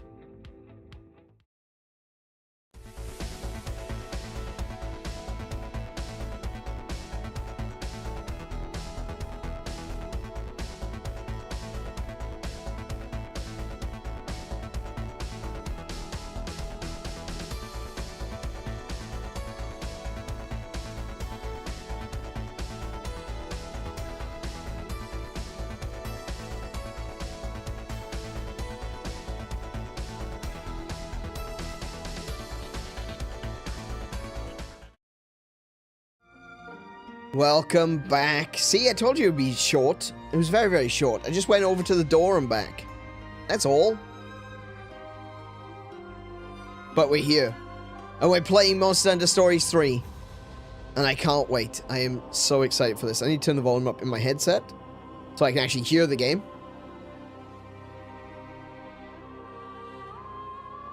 And this music, I gotta be honest, I've been kind of listening to it very quietly as we've been chatting. I love this music. It's got the classic Monster Hunter theme, but then it's got so many other motifs that I'm assuming is coming from this franchise. Not just this franchise, but this game as well, specifically. Just tied into it. And it sounds completely different, completely unique, but it's still intrinsically Monster Hunter. It sounds so good. You got this build up here. Monster Hunter. I love that. This music is so good. I love that. There's just something about the Monster Hunter music I just adore. It's so good. One of the things I really love about Monster Hunter Wilds is the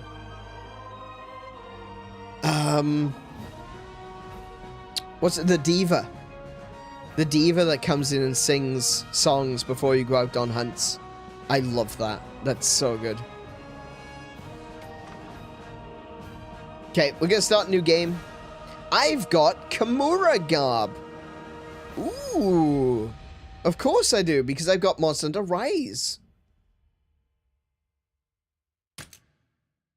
Do I want to start off as a Kimura Hunter? Ooh.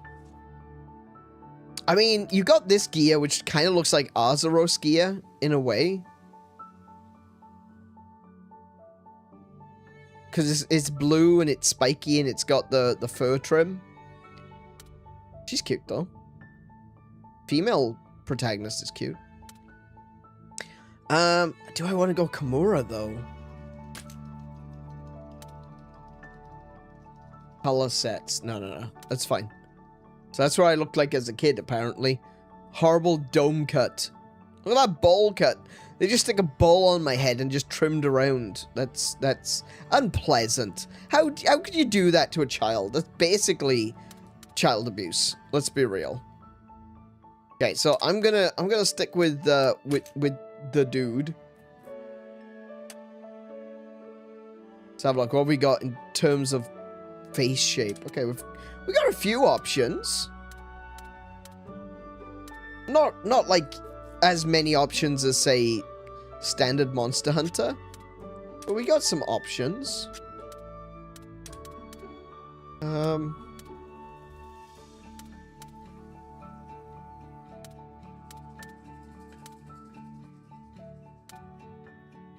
I want to be paler than that. Something like that. That's more like me. If you share the game to me, I should also get the Kimura outfit too. Yeah, that's right. Yeah, absolutely. Yeah, because you've got Rise as well. Okay. Let's have a look then. Eyebrows. That's definitely more like my eyebrows. That's not my eyebrows at all. That looks like my eyebrows. Yeah. We're gonna go with a slightly darker tone than what we... Can I go saturation down? And darker. Like that. That looks about right.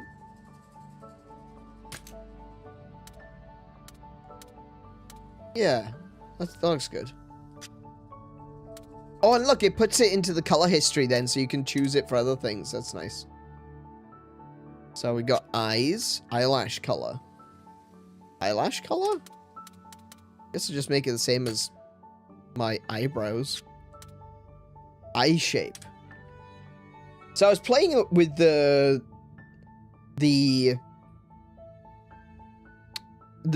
character editor in the demo for a little bit, trying to see where I wanted to go with. And, I don't look like I'm here.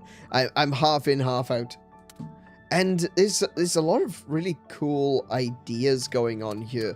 One of the things that we'll come up to in a moment, probably something more like that. I look a bit too worried, I think. Oh, wow. Okay, I am very awake. Honestly, I think the basic eyes are probably best. Yeah, I think the basic eyes work for me. Or the tired eyes. I'm always tired after all. I think the basic eyes. I like the first eyes. Yeah, standard eyes. So one of the cool things about the eyes is that you can do both eyes different colors, like heterochromia. But you can also do two different colors in one eye, which is a really interesting mechanic. Not a mechanic. Mechanic's the wrong word. But, like, here's an example. Look, it's green eyes, but the shine is blue. You can basically do that with all of these. Iris shape. Oh. He's seen some shit. he is. He has looked into the void, and the void has looked back. It's a bit silly. It's a little bit silly. Oh, look at those big shiny eyes, kind of like mine.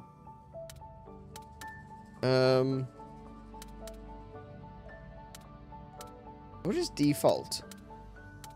Default is interesting. Default is between this size and this size.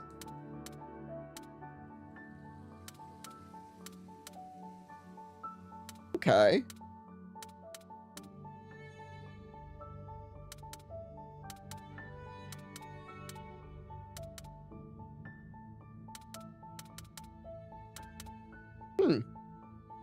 Hang on a minute. There's iris shape as well. Oh, diamond eyes. That's interesting. What? Why diamond eyes? That's kind of strange. I don't know. I don't know. I think I'm gonna have to go with maybe default again. Yeah, that looks, I don't know, that looks too surprised. That looks very surprised. That is sheer terror. That still looks a bit surprised. I think I'll just stick with default. Lizard person. Oh, yeah, that's right. Lizard people. Lizard people confirmed. I might go with the big eyes. Yeah, I'll go with the big eyes. Slightly bigger than default. Let's have a look at the eye color. So, I want to try to make my eyes look like the eyes I've got in my character. So, I want to go with blue. Maybe... increase the saturation. 69. Nice. Brightness up. There we go. 56. That looks good. Yeah. So secondary color is where you get to play around. Look at that. You can chuck some pink in there. So I'm going to pump that all the way up to where my pink resides. About there. Max out saturation. Brightness. Oh, that might be a little bit too saturated. Maybe pull that back a little bit. There we go.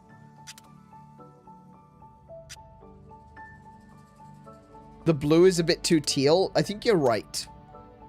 Yeah, I think you're right.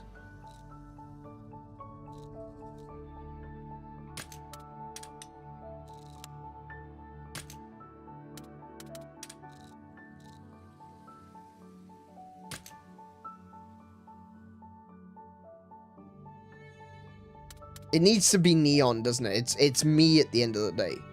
It needs to be neon. That looks right.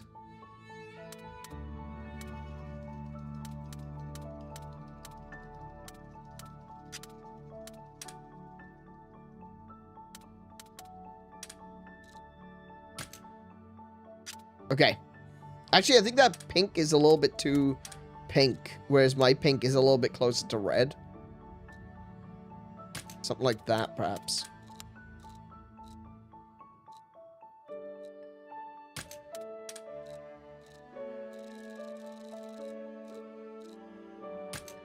You'll probably desaturate the pink a little bit. That looks really good. There you go. We can have a look at the eyes again and see if there's one that's... Oh, look at that! That almost looks like robot eyes. I'm okay with that. Oh, wow. That's pretty insane. Look at the hearts! The hearts! I kind of dig it. Not gonna lie, I do kind of dig it. The stars as well. I think I like this one. Or, ooh, I kind of like that one.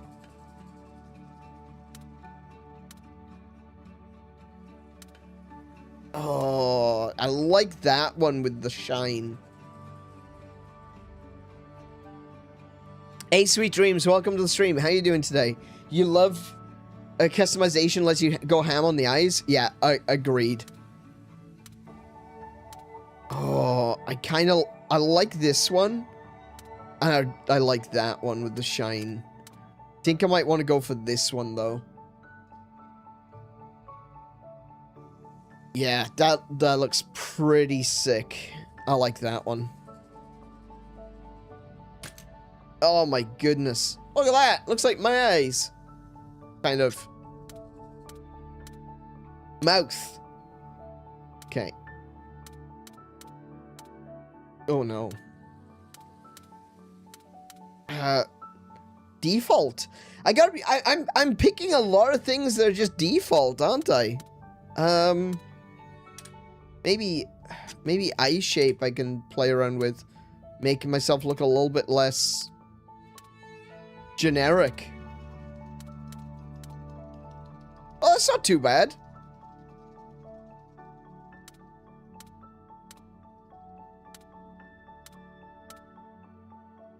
Actually, that's not too bad. I thought these eyes wouldn't suit me, but with all the bright colors in the eyes, that kind of works. I'm kind of down with that. That looks really good.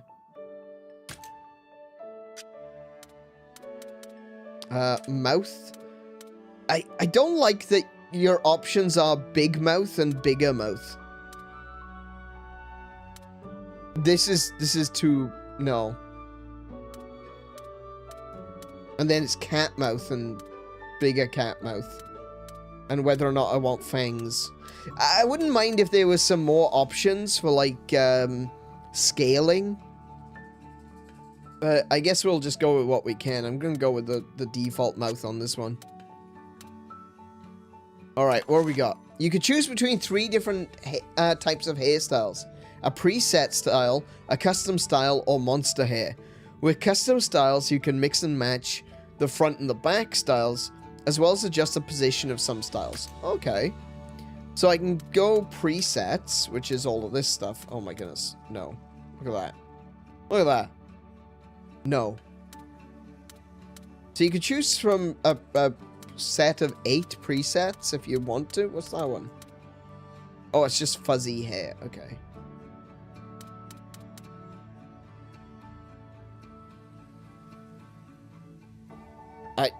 I mean, that doesn't look terrible. I've never had proper dreadlocks, but I used to do, like, my hair in plaits when I was younger. Oh, yeah, okay, so this is where we're gonna find, oh, straight away it gives me a ponytail. Nice, good start. Excellent start, actually. Now there's that. Yeah, see, that kind of looks like me, but it's a little bit too cut short and straight, and I don't know.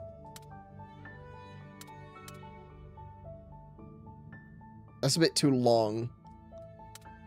Like, somewhere in between these two would be nice, thank you. What else we got? What's that? Oh, a plait? A plait down one side, that's cute. Don't think it's for me, though. Ooh. Do we have... oh, we kind of have a... oh. That's kind of like... I want that, but on both sides. I guess that's as close as we're gonna get, though. I just want this on both sides. Can we have that on both sides? No? Do we not have options to change that? Okay. I mean, we could go with this one. We could definitely go with that one. I know it'll make Marley happy. When I start playing Monster Hunter, I just forget to brush my hair. That's apparently the canon now. Suddenly I forget to brush my hair. I like it, though. I like that. We'll go with that one. It's a very classic Monster Hunter style, isn't it? I personally go for perpetually bored-looking options. I like what we got here so far. I like that we can go crazy with the eyes. I like the hair. I'm also noticing that there are 2 colors for hair, just like Monster Hunter Wilds. Hey, welcome back, Kay. Let's have a look at the back. What we got? So we got ponytail. We got long ponytail. Man bun. Oh, that's nice. Oh, that's a hell of a mane right there. That's the Monster Hunter look. That's the classic Monster Hunter hairstyle. The one that I've almost always gone with.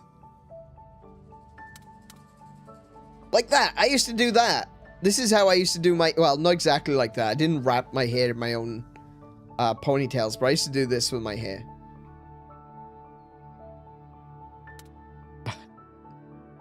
No. Oh, no, there's the man bun. That's a more proper, you know, little tie-up. That's a man bun. That's the one that they should make illegal. Some scruffy-looking hair.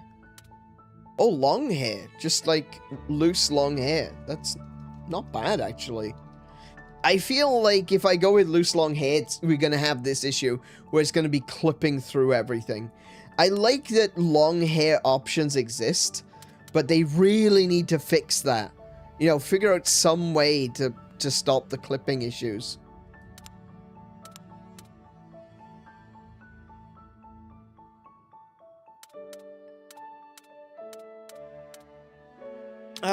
I think I'm gonna be boring and go with the basic one. That looks really good though. Maybe the mane, the glorious mane that's tied back. That's quite nice. I like that. I used to do that with braids. Yeah. So I never used to tie mine up like this. Do you know what? One plait would be nice. This all they've got is this by the looks of it. Just a single plait, just one plait down the back. That would be nice. I'm not gonna go with this. It's a really cool hairstyle though. But no, I used to do this. I used to do my hair up like that when I was younger. Oh, cornrows, sort of thick cornrows. I can.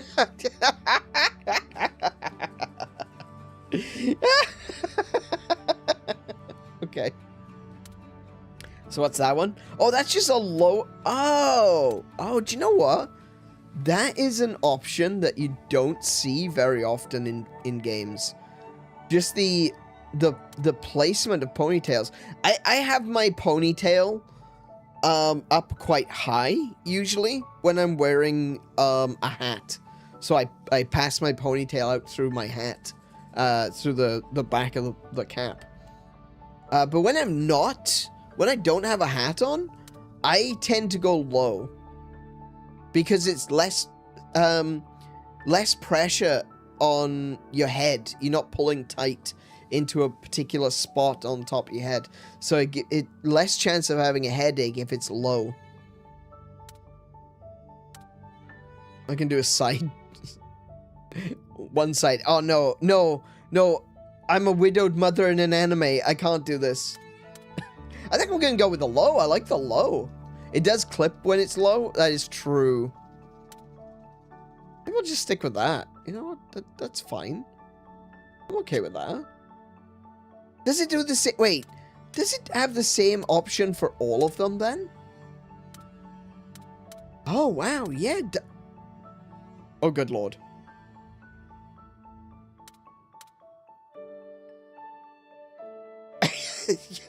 Hang on. Whoa.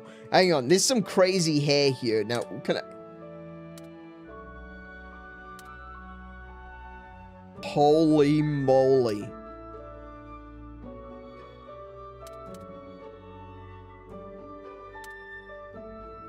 That's a lot. Whoa, no. That's a lot of hair.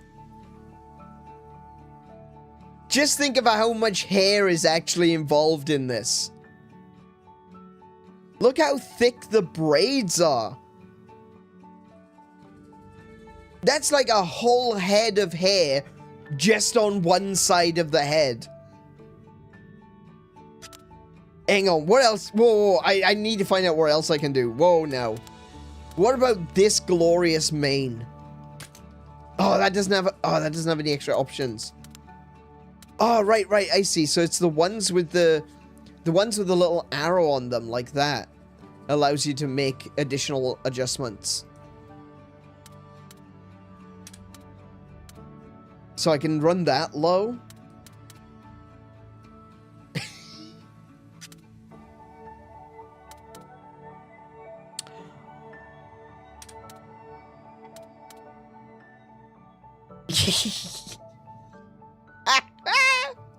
Oh my goodness.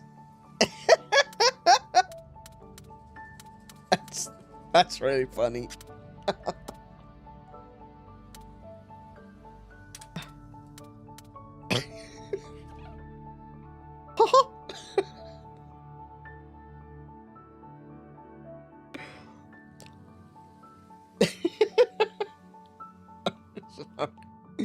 I'm just thinking that they... Disney's gonna sue someone. The mouse is out for blood.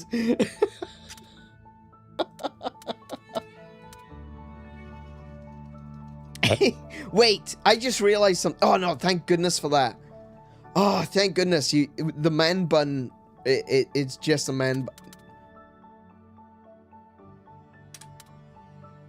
Oh no.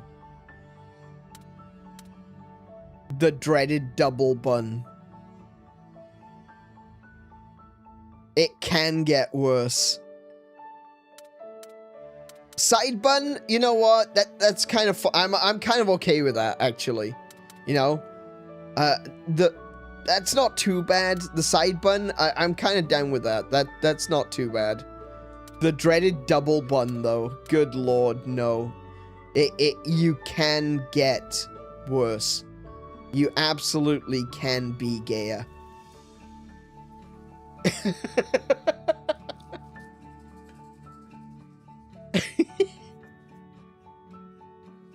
Oh, he does look like Ollie. Oh my goodness. You're right.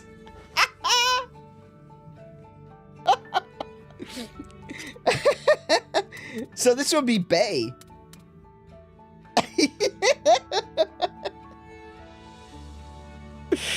Oh my goodness, I love it. Oh my, the options. These are great options. I'm gonna be boring though, and I'm gonna pick the one that is actually like me. I might go low. Feel like I've seen a double bun on a girl in anime working in a rice field. Probably. I know that I've seen double buns like that in anime before. I feel like I have.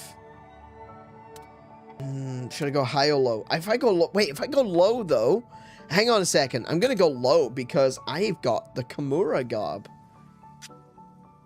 All right, what can I do with hair color? Color 1 and color 2. So I can go with my... Whoa.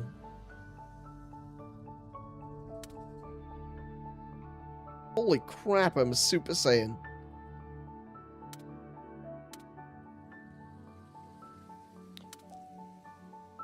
I was gonna just go with my dark brown. But now I'm kind of curious, right? Hang on, I can go second though. Oh, wait. Oh, that looks sick.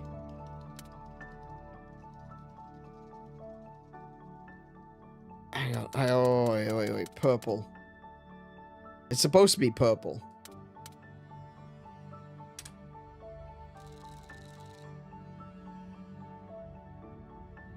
Man, that looks pretty good. I kind of wish I could turn the gradient off on the back, but that looks nice.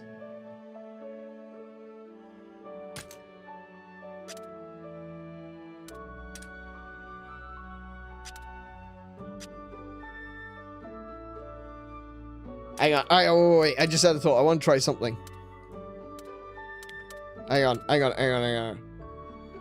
So, I want the hair color. I want to go...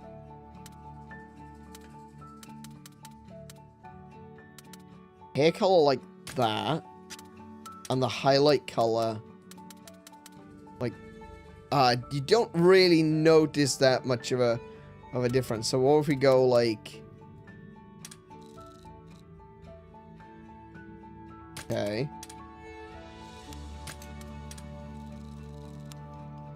Yeah, it doesn't, you don't really see, like, it turning almost white. That's what I was kind of hoping, that we'd be able to see it almost white at the tips. And be like Super Saiyan Blue. Alright. Oh no, wait, I lost my hair color! Hang on! The history is reset. Ah, damn it. Okay, hang on. I need to go find my hair color.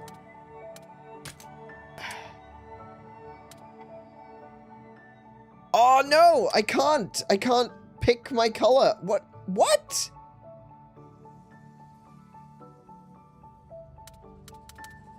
I used this and then I toned down the saturation to, what was it? It was 69, wasn't it?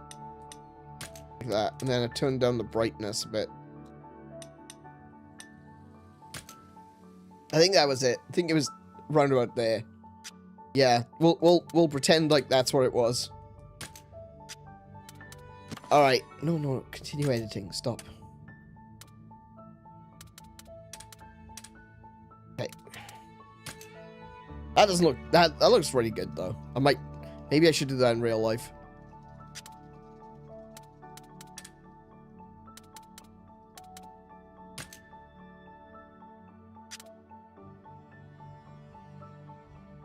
Yeah, I kind of oopsed. You can change it later? Alright, cool.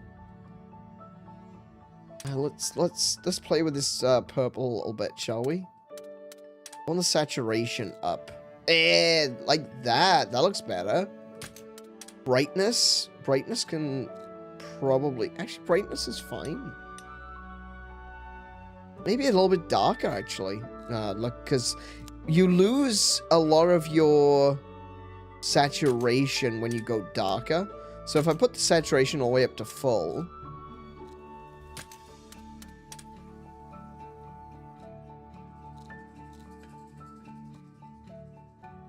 Something like that?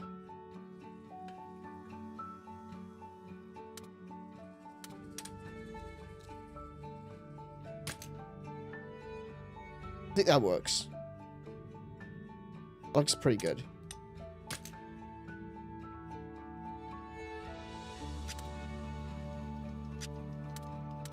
I don't have the options for monster hair.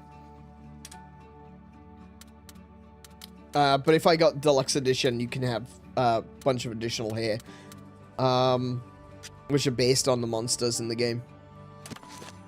Cosmetic effects are displayed in order of priority. If multiple cosmetics are set in the same area, the effect with the higher priority will be displayed. Cosmetic 1 is lowest priority. Cosmetic 3 is, excuse me, highest priority. Some cosmetic effects cannot be used more than once. Okay. So, do I want cosmetics? Oh, it's like eyeshadow and stuff like that. Oh, beard is a cosmetic. Okay.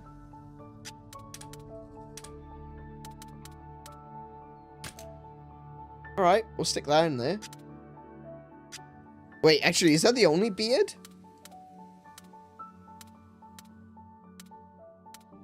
Oh, is that the only beard? I think that's the only beard. Okay. Alright, yeah, okay, well, we'll stick with that one then. Cosmetic 2. Freckles. Oh, I can have my mole.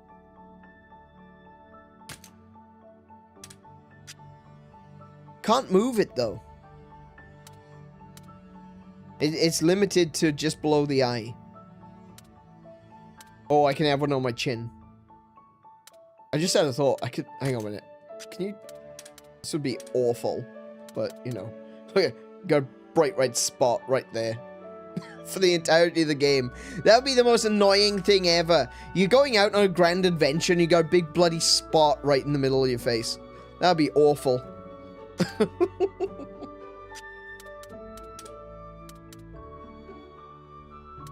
Oh, literal stars glowing on your face. That's okay. That's a choice.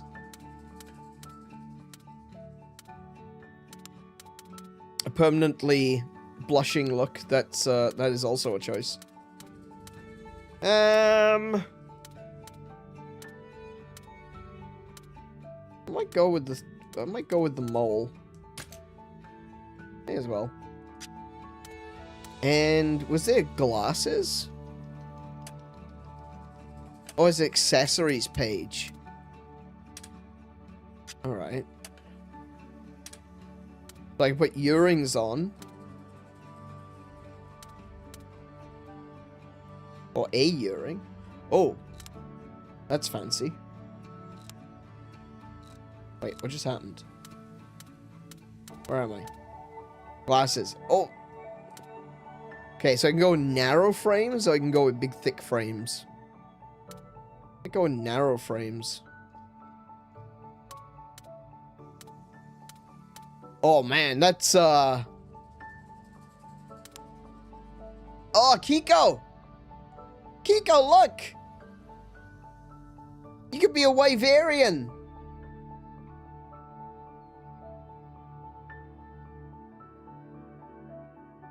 I don't think I want to be a Wyverian, though. That's not for me. That's definitely more a Kiko thing. I kind of like... What did I do with this? I did something with this.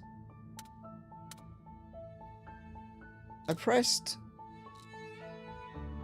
Oh, I see what's happening. Oh, right. Okay, I can see what's happening.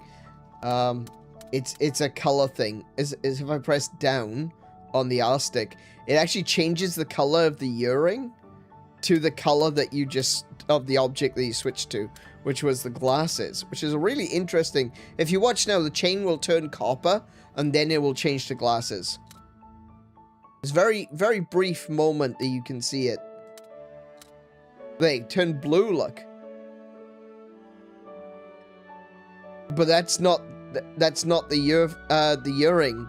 That's a different earring. Interesting. Very little visual glitch there that I've discovered. Let's go with black.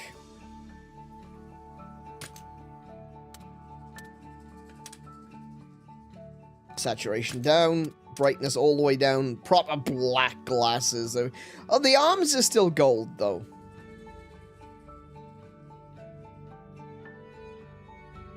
Can you make more than one character file? Yeah, I think so. Pretty sure you can. Oh, I mean, you can. You could make a even if you can't make more than one character file, you can make a character file for every profile. So, I'm currently doing this on my Dimension Tripper account. So this is my public account. I might go with that. I like that. I like that look. I don't like that the arms are still gold, though. Can I perhaps... Oh, do you know what? That looks way better. Kind of reminds me of Bayonetta's glasses as well. Have you seen those? You can't get them anymore. But they actually released a line of glasses frames based on Bayonetta's glasses. And I gotta be honest, I do wear glasses in real life. Yes, they're probably quite girly. But I was so tempted to pick up a Bayonetta glasses. They looked really good. Yeah. You picked the thinner glasses? Yeah, I think I might go with the thinner. Do you know what? I just had a thought. This reminds me of Guild Wars. Mesmer masks. That reminds me of Mesmer masks. That's actually really cool.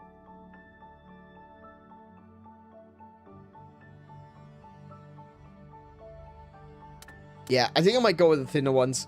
I don't like the gold. Not a gold person. I like silver. Silver's pretty. I've got a bunch of jewelry which is actually white gold.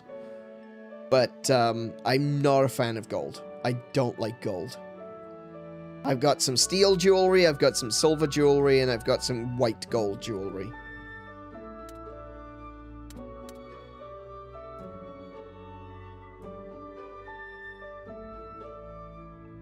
I nearly picked Aruran's glasses frames years ago, and they're very masculine.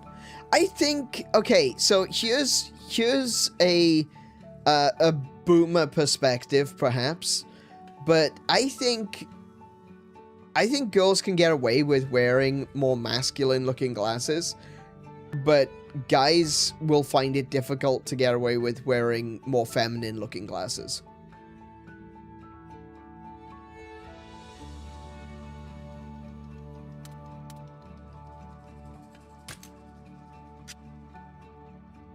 I like that. I like this. I like the way this looks. Would I wear these glasses in real life? Absolutely not. These kind of glasses frames would absolutely be horrific with your hair. If you got long hair, your hair is going to be getting caught in those glasses frames every single time you take them on and off. Every single time. Guaranteed. But looks pretty sick. Let's go with that one. In terms of practicality, I would go with the other glasses every time. But in terms of, does it look cool? The rule of cool, it's this one. This looks really good. Oh, hang on. I could make it a little bit brighter. Make it look silvery. Silver glasses. Ooh, dark silver? Like, run about there, like a gunmetal. Ooh, yes. Yeah, that's the one we're going for. That's what we're going for. Gunmetal. Very cool. That's me. There's me. There's the anime boy me. Enter your character's name. It certainly won't be Leo.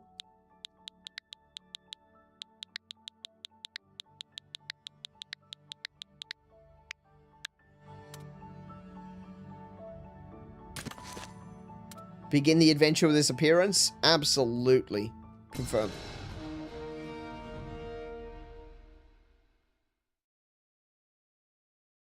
There you go. It's only taking us an hour to do the character creation.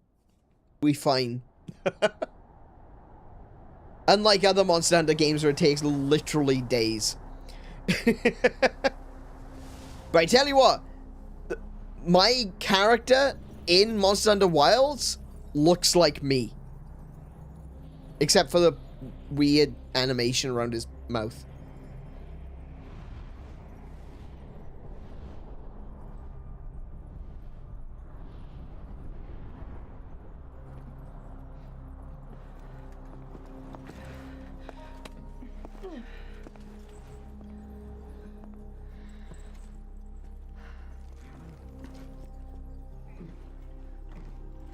Man, look at this place.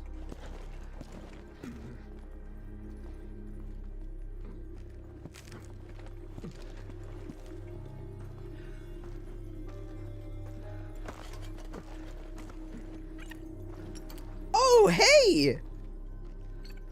It's a little rock lizard.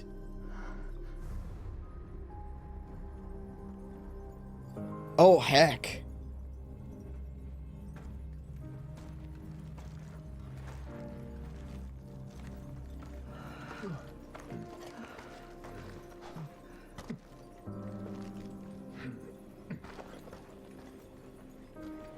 Man, those poor 𝗦𝘄𝗶𝘁𝗰𝗵. I like the crystal on her necklace. She has traveled to the virtual fantastic.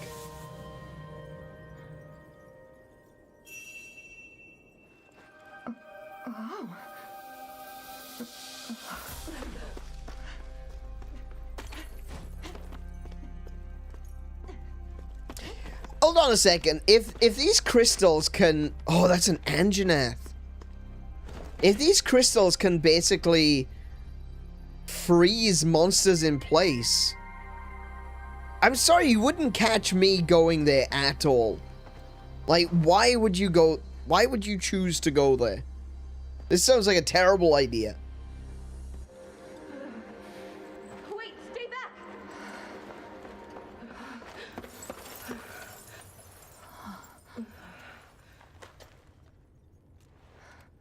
Queen Amara. Queen? I especially wouldn't want to take a queen out into the... What if the queen gets just covered over in crystals? This seems like a terrible idea.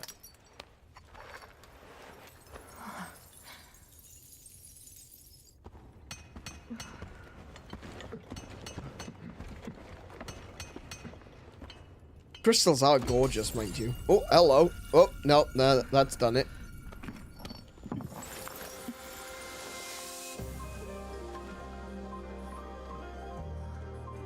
I didn't customize my child self. I thought the child self would just become customized by doing the adult self. Maybe I made a mistake. Oh, she's pretty. Oh, wow. I've already seen Cora from this game, and she... Oh, my goodness, she looks like Sharon Stone. gosh, she's gorgeous. Holy crap. They worked hard on Cora.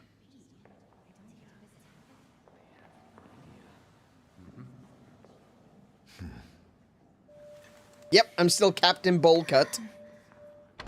With neon blue eyes. Radioactive plutonium eyes.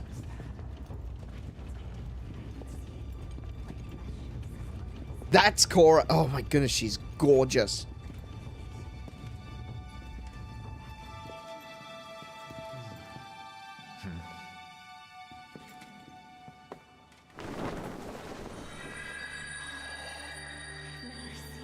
Could that it be? Have you seen one before? Look at that. Incredible. Could it be? Sharon Stone? No, wait. Sharon Stone? No, hang on a minute. I've mixed her up with someone. The right of emergence.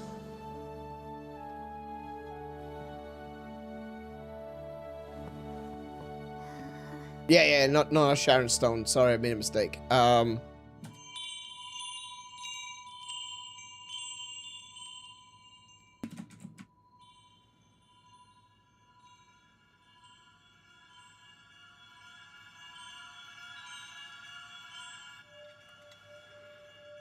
I can hear them. Two sounds. Overlapping each other. Kim Basinger. Sorry.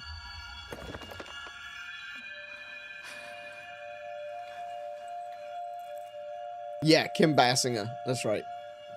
There's one.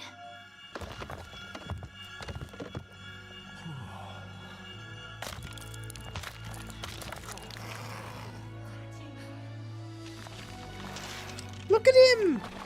Oh, look at him! He's so small! Aww! He's so little! That's a Rathalos, plain as day. Aww! It's a miracle. He's so tiny! An extinct species here in our kingdom. And two.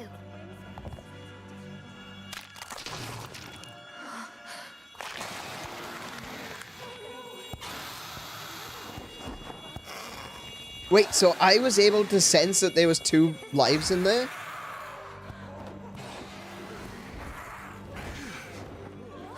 They're like little shoulder dragons. Twins. An ill omen indeed. And look at their scales. Skyscale. Like those of the accursed Skyscale, Rathalos.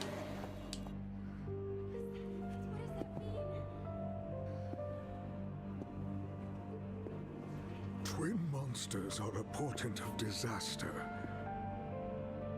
Should you wish to oppose this omen, ancient custom dictates Nah, that what only one? one may live. Nah. Refuse. I want the twins. I want the babies. They're adorable. I refuse to allow you to kill any of them. You come at me, you try and kill one of those Rathalos, I'm murdering everyone in a 5-mile radius. These are my babies now.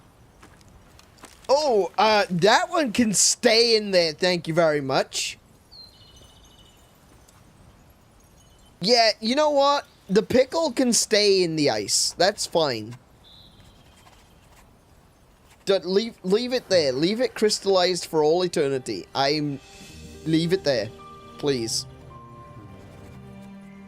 Hey Carla, welcome to the stream. How you doing today? Nyryn, me. Step away from the devil, Joe. Please. Oh, what a gorgeous Legiana. Oh man, I love Legiana. Such a beautiful monster. Hate to ruin your fun, but you better get back. Just give me 1 second. This monster is a rare specimen. It's a devil, Joe. It can stay dead. For all we know, it could have been the master of this forest. It probably was. It's a devil, Joe. Leave it dead. Looks pretty cooped up, all stuck like that.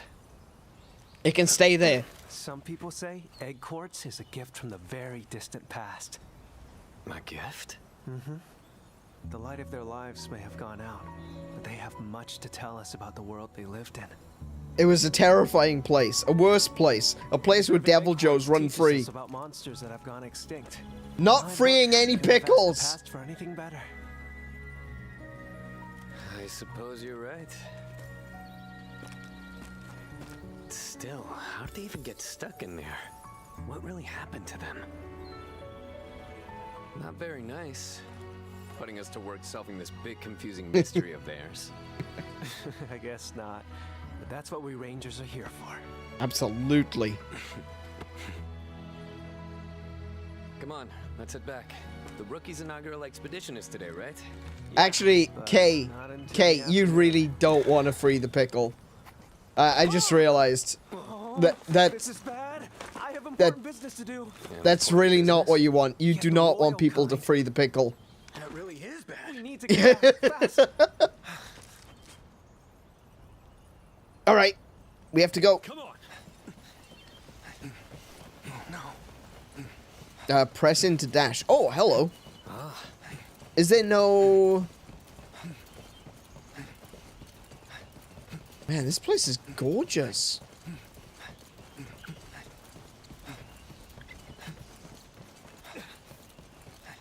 There's no stamina wheel or anything, so I can just keep running. That's awesome.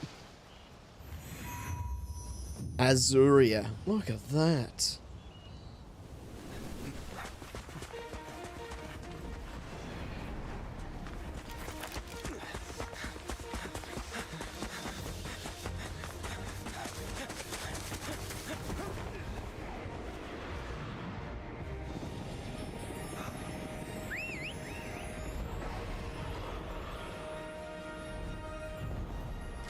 Oh, look at that. Oh, man.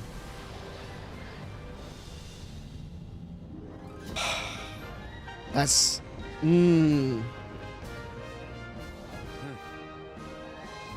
Ride the updraft to take flight. Oh, so Rathalos can't fly without using updrafts? Oh. Okay. That's fine, I guess. I guess it's game mechanics, isn't it?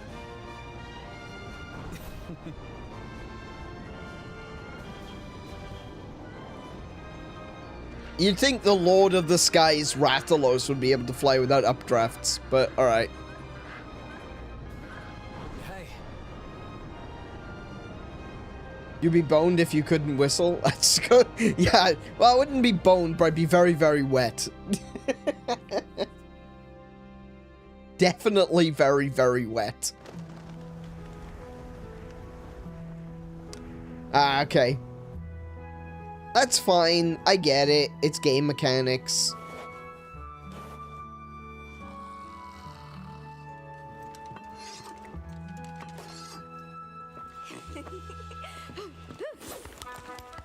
Your Highness! Where are you? The air? Can't say I've seen him.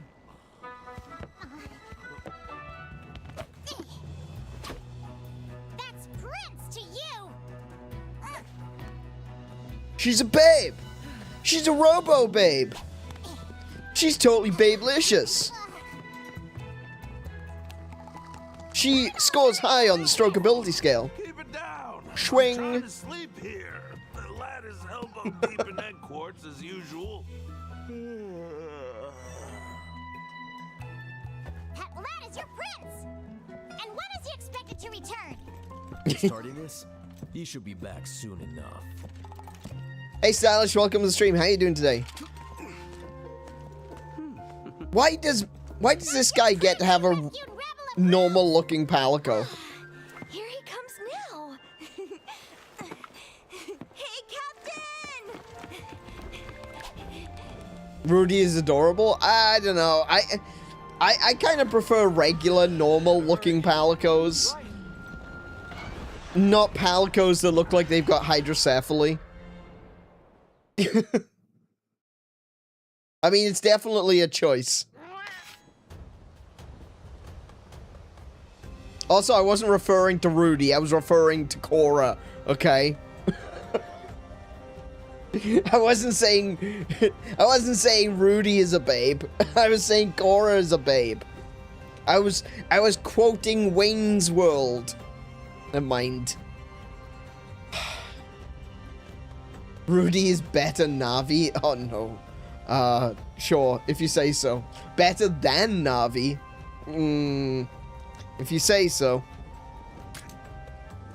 Your Highness! Do you mean Navi as in like Nibiru? From the first one? I don't know about that. Oh, look at these, like Yana! Oh, they're gorgeous.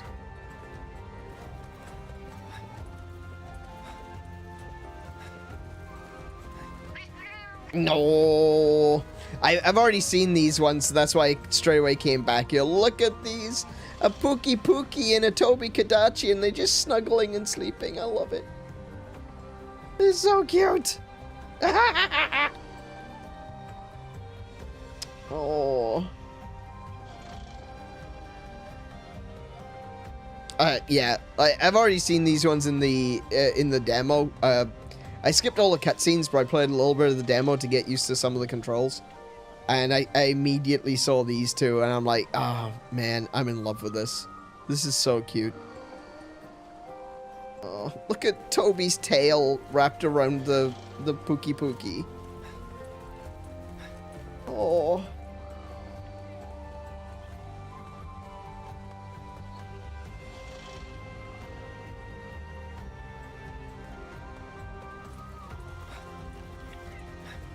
When you progress, you'll understand. Alright, fair enough. He does seem very short. He does seem very, very runtish. Kind of like these. You know, he's about the same height as these things. What's that? Oh, it's the flag. Windsock. Okay. So I just want to have a look around at these monsters. Oh, I love Legiana. Legiana's a gorgeous monster.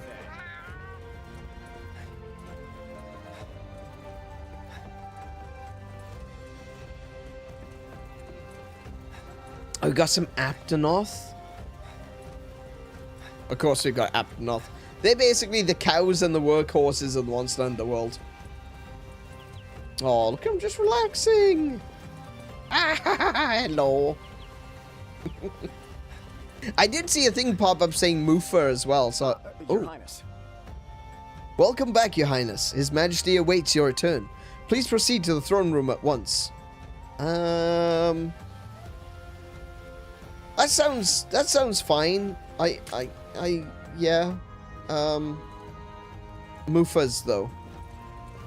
First things first, Moofas. Look at these Moofas. Look at, this one's a little one. This one's tiny.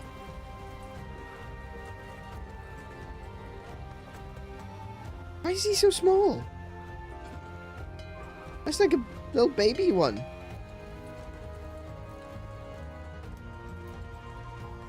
Please and thank you. I brought these kids over to carry the crops into the castle. This is the first time inside for a few of them, though. They're so absorbed in the grandeur, I can't get them to line up straight. Oh. Oh, look at you with your little floppy ears. Adorable. I love the Moofas. Moofas were, like, one of my favorite things in Monster Hunter Generations Ultimate. The fact that you can just go up and give them rubs and give them a kiss, and it's brilliant. I love it.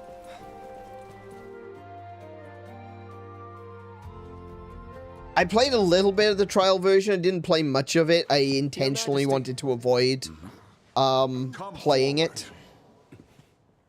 Yes. I didn't want to be spoiled on any of the story stuff, so I skipped all the Please cutscenes. forgive my delay, Father. It was just mostly to I'll get go an with idea of the Rangers, controls. then. Have you made any progress with the encroachment? Not yet. Nevertheless, our research continues to bear fruit. This morning, in fact, we discovered egg quartz at a new location.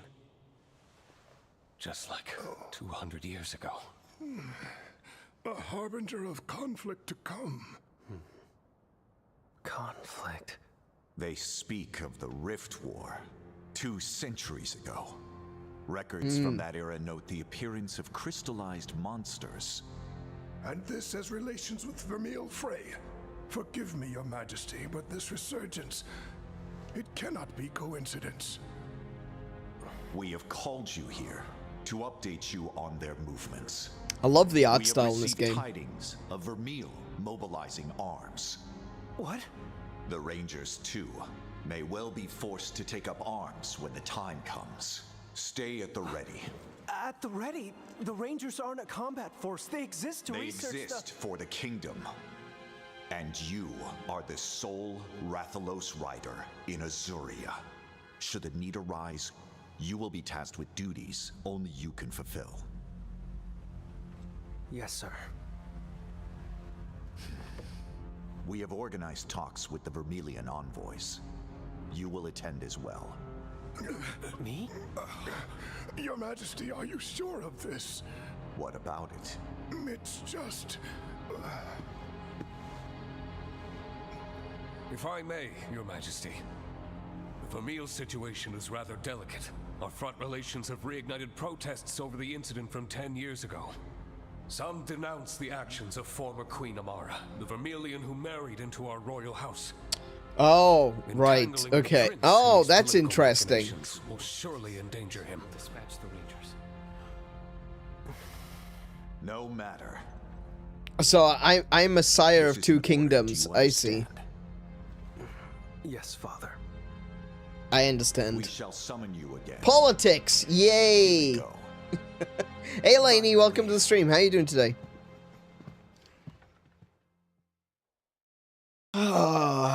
Okay. Fair enough. I share the bloodline of the of the royal family of Azuria and Vermeil. That really does put me in the middle of everything, doesn't it? Why the long face? Your meeting go that badly?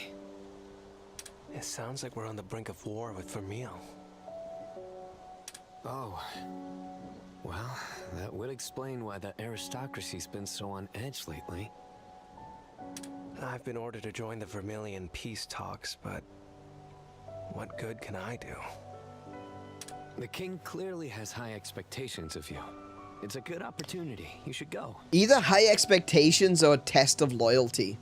Where do my loyalties lie? Do they lie with this kingdom, or do they lie with Vermeil? What bloodline are you going to, you know, fall in line with? Are you going to side with everything we say, or are you going to be piggy in the middle? It's you don't need a wishy-washy prince. Easy for you to say. Come on, you must have heard what people say about me behind my back. Yeah, I keep getting told, well, no, he can't play video games, really. Do you see the way he didn't play Xenoblade Chronicles 2? I mean, come on.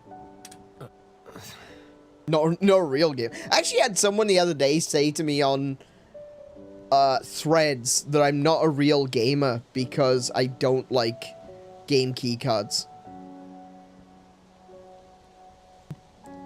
That was an interesting direction for them to take that conversation, but alright. Son of the Turncoat Queen. Oh, right. You were talking about in-game. You weren't talking about me. Oh, okay. Fair enough. The only talk I hear of Lady Amara is as the founder of the Rangers and an intrepid protector of monsters. That sounds like, you're in league with the Turncoat Queen. Treason it is, then. We, me and the Rangers, have nothing but respect for her. That's definitely treason. Look, what I'm trying to say is, we've all got your back, so stand tall. We know you can do this. Thanks, Simon. Now come on, we've got a job to do. That rookie isn't going to train herself, Captain. Oh, I've got to train a rookie? Could someone train me first? I don't know what the controls are. Right. Your Highness, have you attended to your duties? Your shortness. No, I have not. I have. This is such an honor, Captain. Getting to train under you is nothing short of a dream come true. We haven't had a chance to talk yet, have we? Good to have you on board. I hear you're an excellent rider for your age. What, me? Heck, it ain't nothing special. Riding's just a part of life is all. But forget about me, Captain. You're the amazing one. You're the one and only Rathalos rider in all of Azuria. Maybe the world. She's enthusiastic. Very adorable. Huh. Well, I agree with my in-game counterpart. Yes, indeed. Wherever you go, I'll follow. Poison swamps, 𝗬𝗫𝗁𝗄 nests, you name it, I'm there. That actually begs a question. 𝗬𝗫𝗁𝗄? Like, that's fine. 𝗬𝗫𝗁𝗄 is fine. This game is gonna have English voice actors saying the names of monsters. I haven't even considered that. Are we gonna end up with a 𝗦𝗄𝗶𝗁𝗰𝗵 at some point? Because, you know... Because that... Yeah. If you remember, in the announcement that 𝗦𝗄𝗶𝗁𝗆 was being added to Monster Hunter Wilds, there was an English voiceover that called it 𝗦𝗄𝗶𝗁𝗄s.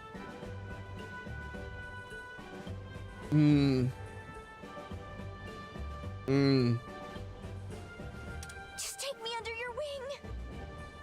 I am companion enough for the prince, thank you. So did Eric and get... Oh yeah, Eric says 𝗦𝗄𝗶𝗁𝗆s, doesn't he?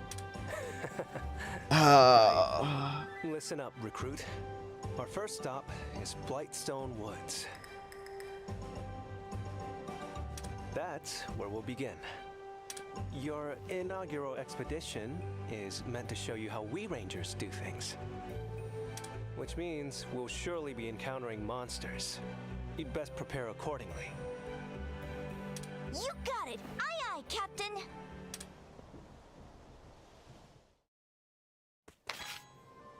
I hope we don't encounter a 𝗦𝘄𝗶𝗁𝗵.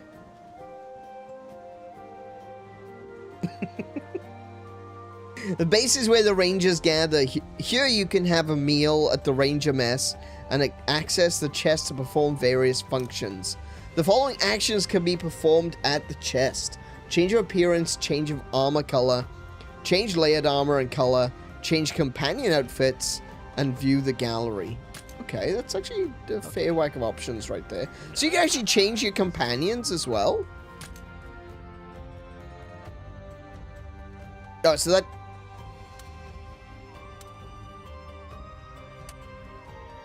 Yeah, no, you can't change the look of the childhood version of yourself. As soon as you go from...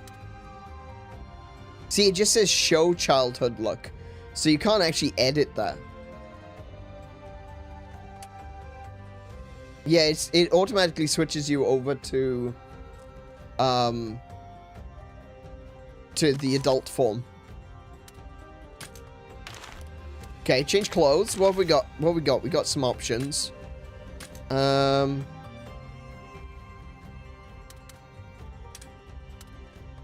Oh, yeah.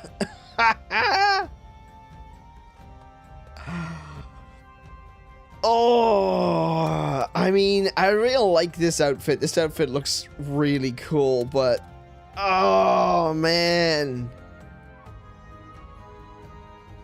The Kimura gear is so cool. Bye-bye ponytail. Oh, yeah, it's kind of clipping through. Oh, do I want to go?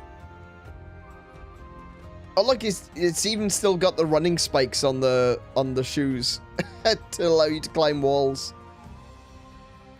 Do I want to go? Do I want to stick with? All right, we'll stick with that. We'll change the layered armor color though.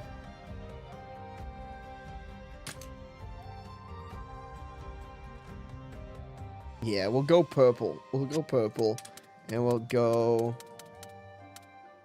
black for the trim. Maybe brown? Brown for the trim? Like a darker brown? Oh, it's on a sash.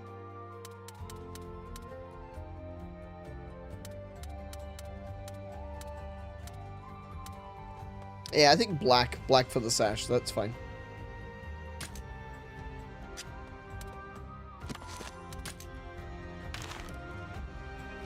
That's more my style. Heck yeah.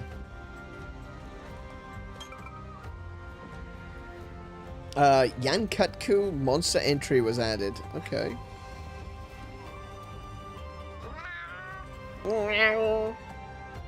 The caravan is undergoing maintenance, but I can record your progress at least. So I can save there.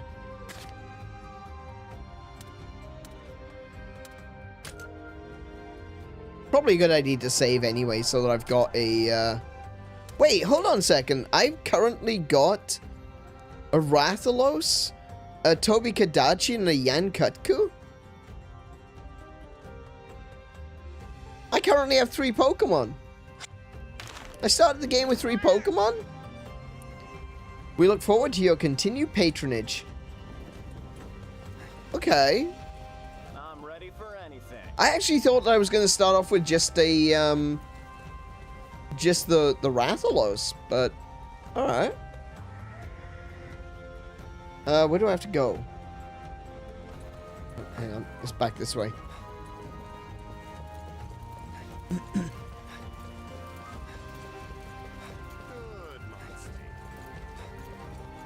Oh yeah, yeah, Rudy is definitely shorter. Okay. Velocidrome. Greetings. Cute. Look at him. Look at him.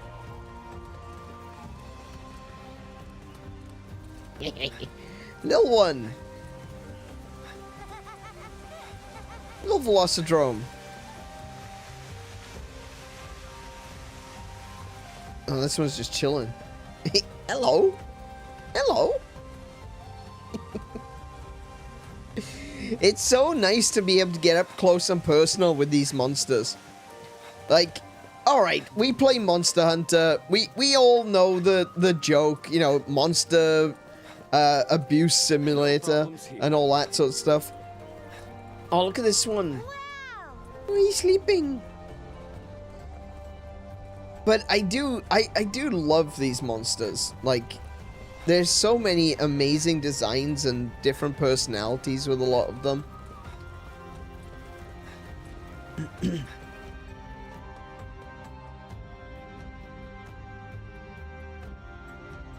Like, there's some just absolutely amazing art that goes into designing these monsters.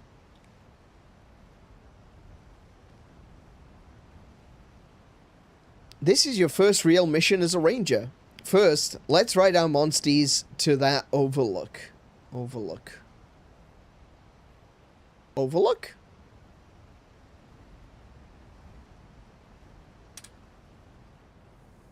Oh, okay. The camera moved. Right. Okay. Yes. I guess that makes sense. Okay. Roger. But you know, Captain, I figured my inaugural expedition was going to be in the Blightstone Woods. Right you are. I'll explain in detail later. Well, Looks like we're starting off with a skill every ranger must learn. Calling your monstie.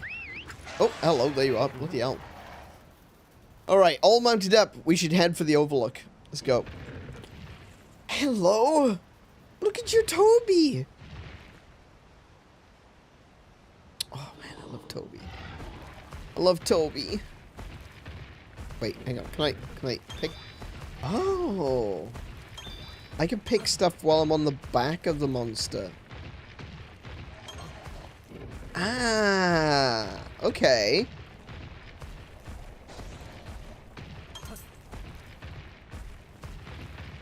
oh, Captain, it's a 𝗦𝘄𝗶𝘁𝗰𝗵.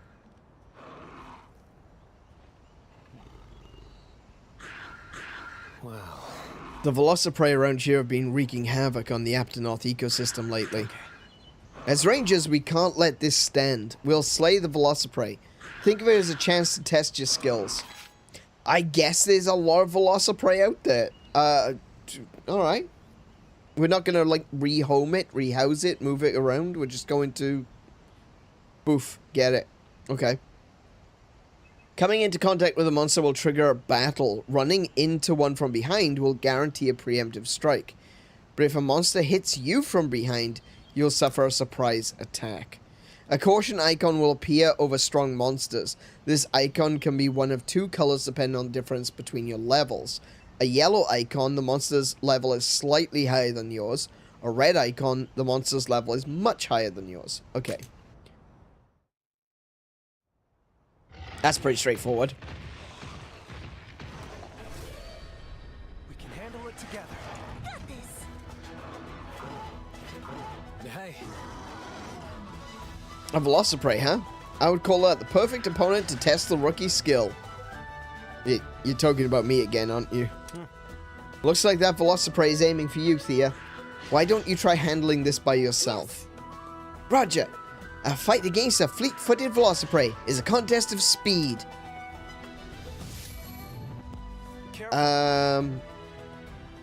This has got the same rock paper scissors system as previous games.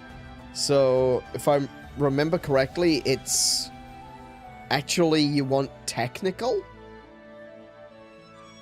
When you and your opponent are targeting each other directly, you'll enter a head-to-head. For the three attack types, power beats technical, technical beats speed, and speed beats power. Keep that in mind. Yeah, there we go. The three different attack types that attacks can have are power, technical, and speed. Each of them has a strength and a weakness, affecting whether you win or lose a head-to-head. Head-to-head occurs when you and your opponents target one another with attacks that have attack types. When a head-to-head deals heavy damage to the opponent and charges the kinship gauge, lose a head-to-head increases the damage you take. Okay. So that was just a draw because she picked speed as well. Okay, clearly that wasn't the right plan of attack. The opponent used a speed attack too. As such, the clash ended in a draw. Keep an eye out.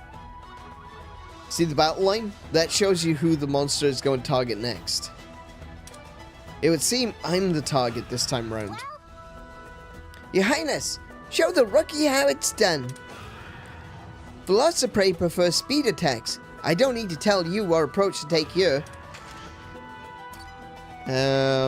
Technical.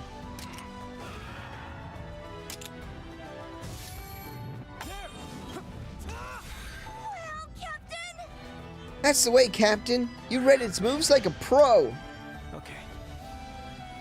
Next, aim for a double attack. You and your monster should both use attacks with a type advantage.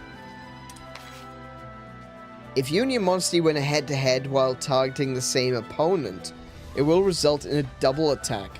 However, double attacks will not occur if the rider uses a skill. Double attack effects deals significant damage to the opponent and greatly fills the kinship gauge. Stops the opponent's attack. Oh, okay.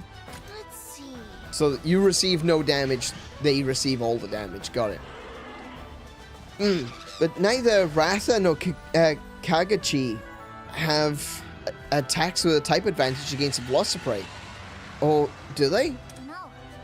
All you need is belief. At times like this, you just have to switch monsters. Come, Your Highness. Command your 𝗂𝗂𝗁𝗃 into battle. Selecting monster orders will allow you to choose which skills a monster uses and switch out monsters during battle. Monsters can only be switched once per turn. Monsters will act... Wait, so by type advantage they mean... elemental types? Is that the same as Pokemon? They're talking about elemental types? Monsters will act on their own without the need for direct orders from you. Letting a monster act on its own will fill a kinship gauge. Kinship gauge slightly faster than when giving orders. Okay. So I want to select. You can order 𝗦𝘄𝗶𝘁𝗰𝗵 to the front line from there. Command it to use Fireball. Okay. Oh, they mean attack type? Oh, okay, I see, I see. So, Fireball is... Oh. Oops. Yep, okay, thank you. Right, I see. So, Ratha has got Venom Strike. 𝗬𝗶𝘁𝗁𝗁 has got Thunder Drop, which is a speed type. And 𝗦𝘄𝗶𝘁𝗁 has got the Fireball, which is a technical. Okay, cool. Your Highness! Show the rookie the glory of a double attack, Your Highness. Order 𝗦𝘄𝗶𝘁𝗁 to use Fireball. Oh, did I select switch monsters? Alright, okay. Let's go. Yes. A 𝗦𝘄𝗶𝘁𝗁 is no slouch compared to a Velociprey. Let's try a double attack against the Velociprey. Dear, you know what you need to execute a double attack now, yes?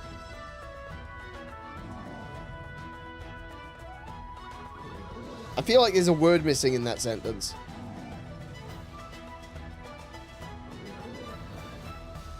Okay, Yes. never mind. Yes, sir.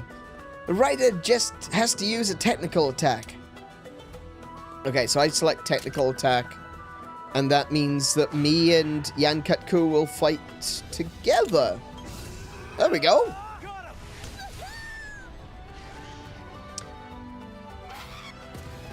Each monster has a base attack typing, but can get others via genes later. Right, okay, cool. Amazing, Captain. A magnificent display of double attack mastery. Double attacks allow you to deal huge damage and avoid enemy attacks. It boosts your kinship. Am I the only one seeing something coming our way? A Velocidrome. He's a big boy. Jumping Poogie Snoots! That's a Velocidrome! Seriously? Is that the head of the pack? Dear, brace yourself. No wonder this one leads the other crested cuckoos. Wait a second. Cuckoos? Really? Okay. So, listen. I doubt normal attacks will suffice here. This might be a good time to use a skill. Alright. Many skills are powerful, but they consume stamina, so think before you use them. Careful. Stamina may recover naturally, but be careful not to overdo it. Oh, look at that! Look at the Toby! Oh my goodness, adorable. Look at the hat you wear. Why are you wearing a hat? It's cute, though. It is cute, though. Select skills in battle to consume stamina and use as an active skill. Some have an attack type that can trigger a head-to-head under the right conditions. Stamina recovers slightly at the beginning of each turn. Some have an attack type that can trigger a head-to-head. I thought they said that skills don't trigger head-to-heads. Okay. Maybe I misunderstood. Alright. Your active skills vary according to your weapon available. Available active skills can be further increased by adding a decoration. Okay. So there's still decorations in this. Now then, let's see some skills in action. So I want to go Y. I'll give Charge Tackle a try. Skills have 3 attack types to choose from. Pick one with a type advantage over the opponent. So I can choose, well, only Charge Tackle. Okay.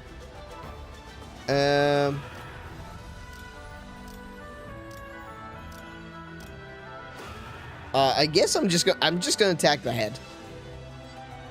Some skills don't have an attack type. Those don't oh, okay. Alright, fair enough. Nice. You did it! So, listen. Unlike normal attack, skills can reduce a monster's Wyvern soul gauge. Oh, okay. This makes it much easier to slay monsters, so make sure to plug away at those Wyvern soul gauges. Okay. The Wyvern soul gauge represents a monster's fighting spirit. Reduce it to 0 will give you a big advantage in battle. How to deplete a Wyvern soul gauge. Attack with active skills, attack while riding, and use kinship skills. Okay. Okay. Now then, let's whittle down the Velocidrome's Wyvern soul gauge.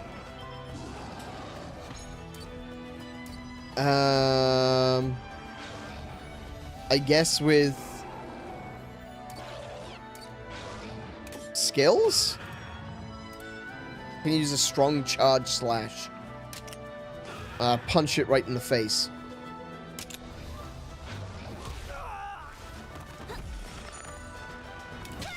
Now's our chance.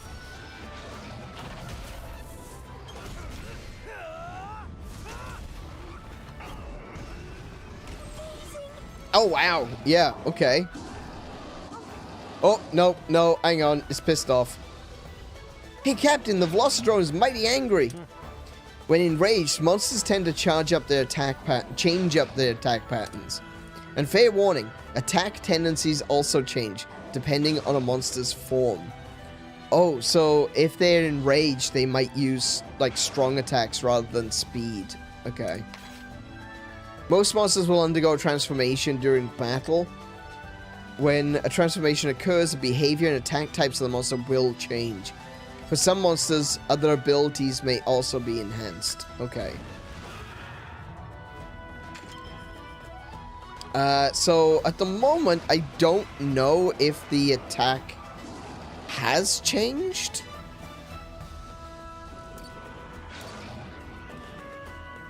Like, I can't see what it's doing, so I'm gonna just go with, I mean, it's probably changed. It was speed.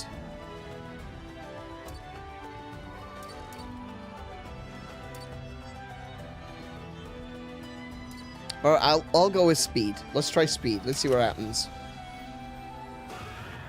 Oh, hang on. I should change my monster, actually. If I want to switch to speed, switch to Thunder Drop on the head. And then I'll select speed on the head. Oh, I used power.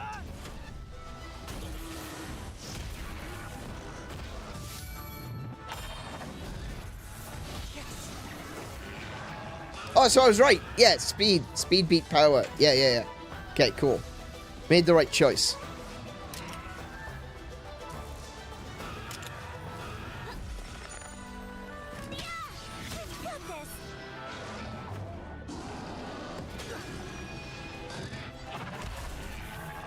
This Velocidrome roars like a T-Rex. Nice one. There goes his Wyvern soul gauge. The Velocidrome is down. Time to go all out. Oh wait, no, that's me. Time to go all out. Finish it with a synchro rush. It's time.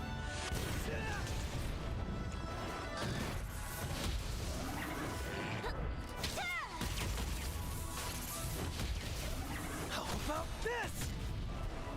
You did it. We did it, Captain. So, listen. Synchro rushes deal tons of damage. Don't miss a chance to unleash one when you can. A synchro rush can be activated when a lone monster is toppled. If you choose not to use synchro rush, the monster will remain toppled. Synchro rush effect inflicts massive damage and greatly charges the kinship gauge. Okay, cool. Yeah. We did it. S rank. Good Yeah. See, I'm an expert at this game. I am a Monster Hunter Stories legend in the making. Thea, think you got the basics of combat? Yes. Yes, sir. I think I can handle the next battle solo. That should work. Glad to hear it. I'll be counting on you. Experience points and monster materials can be earned by winning battles. Experience points increase rider and monster levels. Monster materials can be used at the smithy to forge and upgrade equipment. If your hearts reach 0, you will lose the battle. You can then restart from a nearby caravan stand or other location. Certain battles will give you the option to retry if you are defeated. Okay. I didn't notice hearts. Maybe I wasn't paying attention. When a battle is finished, HP and hearts will be fully recovered. All abnormal statuses will be cured, and stamina will return to its base value. Okay. I think I missed the hearts. I don't know if I saw those. I can hardly believe we took that sucker down. Rightio. We're here, we were heading for an overlook, if I recall. Right. We're heading for that overlook. There's an outlook point there. From there, we'll search for the forest entrance. So still heading up that hill then. Yes. I see. So that's what overlooks are for. Let's go check it out. Well. New entry has been added to Ranger Fundamental. Oh, so I guess that's the tutorials. Hang on. Bug. Thank you. Oh, I see. Yeah, like Kay says, if you just walk around with A held down, you'll harvest everything you walk past. Okay. That's actually kind of useful. Okay. Here we are at the overlook. Now, head up to the lookout point. Though, Captain, I thought that Ratha couldn't climb lookout points. No. Correct. I brought a 𝗬𝗶𝗁𝗁 capable of climbing walls. Switching between monsters lets you go all sorts of places. Okay. Oh, it's a ring menu. Okay. Climb all. Okay. Up you go, Toby! Toby! Greetings, Aneurin. And I suppose this is the fresh face of the Ranger... Sorry, I can't read today. And I suppose this is the fresh face to the Ranger ranks I've been hearing about. Yes. Nice to meet you. The name's Thea, the newest Ranger recruit. Who exactly is this kitty, Captain? Uh-huh. This is an explorer feline. They travel all over the world, drawing up maps wherever they go. Precisely. We chart maps and at lookout points across the land. If you talk to one of us, we'll happily hand over a map. Speaking of which, here's a detailed map of the region I surveyed. A fitting gift for a rookie setting off on her inaugural expedition. Okay, so I got a map of this area. Nice. Whoa, thanks so much. Having a map like this will make visiting a new place super easy. By the way. Incidentally, allow me to instruct you on how to use lookout points. Could I borrow your spyglass? Why, it would be my honor. You should be able to observe the path to the woods from the spyglass. Meow. Oh, hello. Hello. Hi. Sorry, I got distracted by Toby. Let's see. Now, where is the entrance to Blightstone Woods? Why don't you try looking around? Look to the right first. Okay. Oh. Yes, right stick. Alright. Ooh, hello. Hang on a minute. There's a chest there. Hang on. Wait, I can't look up and down.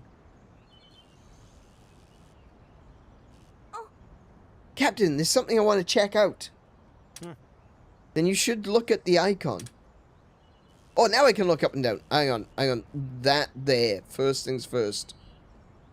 Can I put a marker or something? Hang on. There's a chest right there. I want that chest. Oh. I guess okay, I guess this is a tutorial. We'll come back to that. It gets more crystallized the further we go, which means we should be able to take the road to Blightstone Woods. Huh? Well. You figured it out in no time at all. Now we know which way we should go. Lookout points can be used to discover all sorts of places. Be sure to look for points of interest when you have time. You can also place markers so you don't forget a location. Oh, there's my markers. Okay. Up, down, left, right, apparently.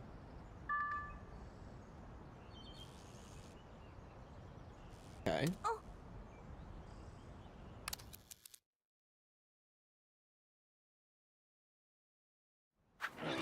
Oh, hello. All right. Bigger wasps.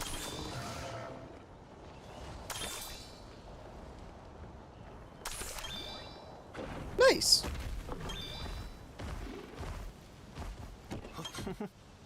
Quite the gem I found. A den protector. Okay. Was that the one that I... Wait, how do I... Was that the one I looked at? I felt like the one that I looked at was further away.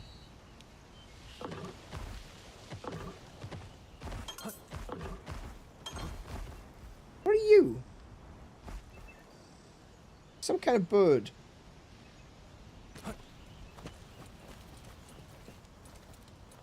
the heck is this thing? Hello? You're okay. Okay. Good, all right. Okay. Okay. So I need to go. Oh, there's bones. Take that.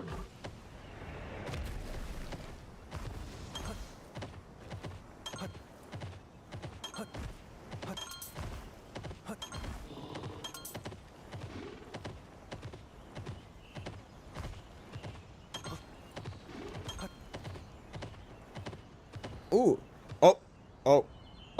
Okay. Oh? It's a very angry shoe bill. It did kind of look like a shoe bill, not gonna lie. It's just, yeah, very angry looking version of one. The fruit on that tree is ripe for plucking. Maybe we could do some gathering before her inaugural expedition. We sure could.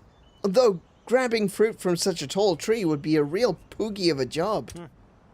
You can count on your monsty at times like these. Hit the tree with a breath or melee attack to make it drop fruit you can gather. Okay. Press A near a gathering point to gather. Gathering allows you to acquire items from plants, ores, and other gathering points. Okay. You will occasionally acquire trade items and trade points while gathering. Trade points can be exchanged for items in the 𝗦𝘰𝗋s Emporium in cities and at campsites. We just allow 𝗦𝘰𝗋s into our towns and cities? My goodness, that's just asking for trouble. Well, say, Captain, I've always wanted to see Ratha's breath attack. If you insist. Here, Ratha will show you how it's done. Press B while riding for a melee attack. Melee attack is a riding action that attacks enemies in front of you. Hit a monster with this action to start a battle at an advantage. Okay. If your level is sufficiently higher than that of the target monster, melee attacks can even slay outright. Oh, okay. So if I'm like a super high level, instead of having to go into combat, I can just do the KO straight away on the map screen, on the overworld screen. Okay, got it. Use melee attack on large gathering points in the wild to acquire a large amount of items. Some walls in the field can also be broken with a melee attack action. Oh, okay, so secrets. Oh, okay. Secrets, got it. ZR, use breath. Hold ZR and move camera to aim. Breath is a riding action that can hit distant targets. It can be used by monsters that have a breath skill, and even by some that don't. Wait, how can you... You know what? I'm not gonna ask. I'm just gonna let the game show me. But how can you use a breath skill if the monster doesn't have a breath skill? That's kind of weird. Okay. Like melee attack, breath can be used to break down large gathering points and destroy walls. Hitting a monster with a breath can knock it down and allow you to pick up dropped items. You can also approach a monster you have knocked down to initiate a preemptive strike. Monsters that are much higher level than you cannot be knocked down with breath. Okay, that makes sense. Okay, so hold, aim, and fire.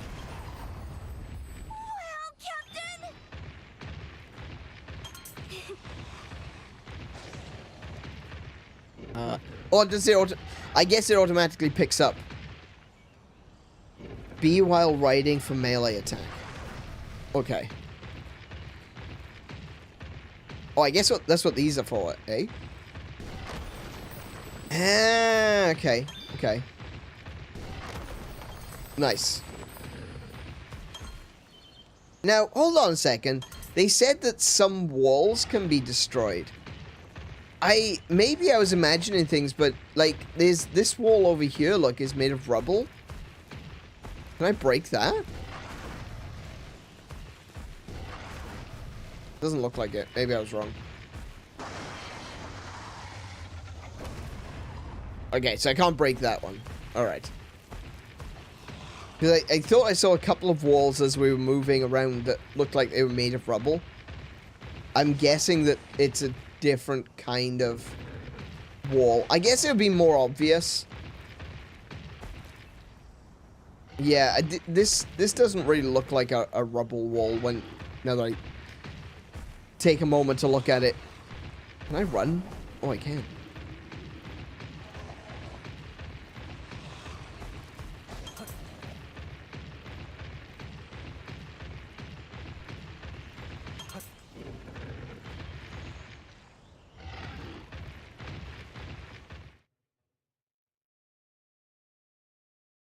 Okay, I think I'm getting the hang of it. I think I understand the controls. Get your inaugural expedition underway. Aye, Captain. Ready for action. Well, that's the spirit. Now, as for the work at hand, we're going to explore the forest and have you look for monster eggs. You got it. But that's all we're doing? Looking for eggs? What do you mean that's all we're doing? That's huge. Do you know what? I just had a thought, right?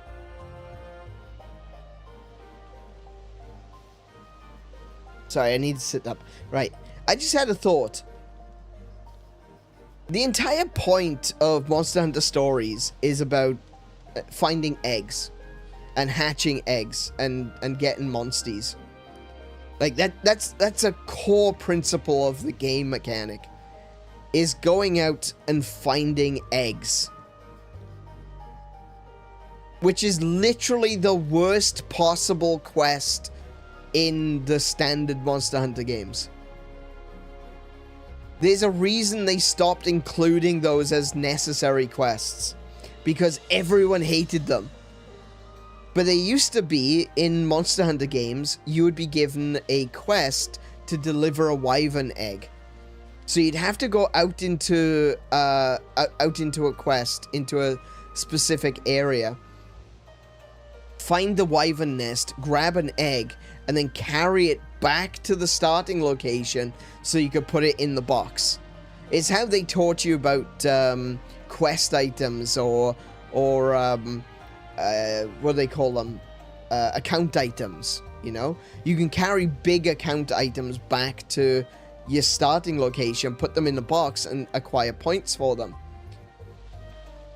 They've taken the worst quest type in Monster Hunter because it's so tedious. When you're carrying an egg, you move so slowly. It is horrible. But it was a case of you had to find it, collect the egg, and then walk back to your starting location. And if you got hit by anything, you would drop the egg. And then you'd have to go all the way back, get another egg, come back to your starting location. If you run out of stamina, you would drop the egg. If you fell from a high place, you would drop an egg. If you would drop down a platform, sometimes you could drop down platforms while carrying an egg. But if you drop down a platform that was just a little bit too far, you would drop the egg. There's so many ways of, and you couldn't defend yourself either while carrying an egg. So they took the most annoying, the most frustrating game mechanic in Monster Hunter and made an entire game series based around it. And that just blows my mind. The one quest that no one wanted to do, and they made an entire series based on that one mechanic. Go find eggs. It's quite amazing when you think about it. The least liked quest becomes the basis for an entire series of side games. That's using your noggin. You got it. But that's all we're doing? Looking for eggs? Exactly. It may not sound glamorous, but egg hunting's one of our essential tasks. It certainly isn't glamorous, let me tell you that.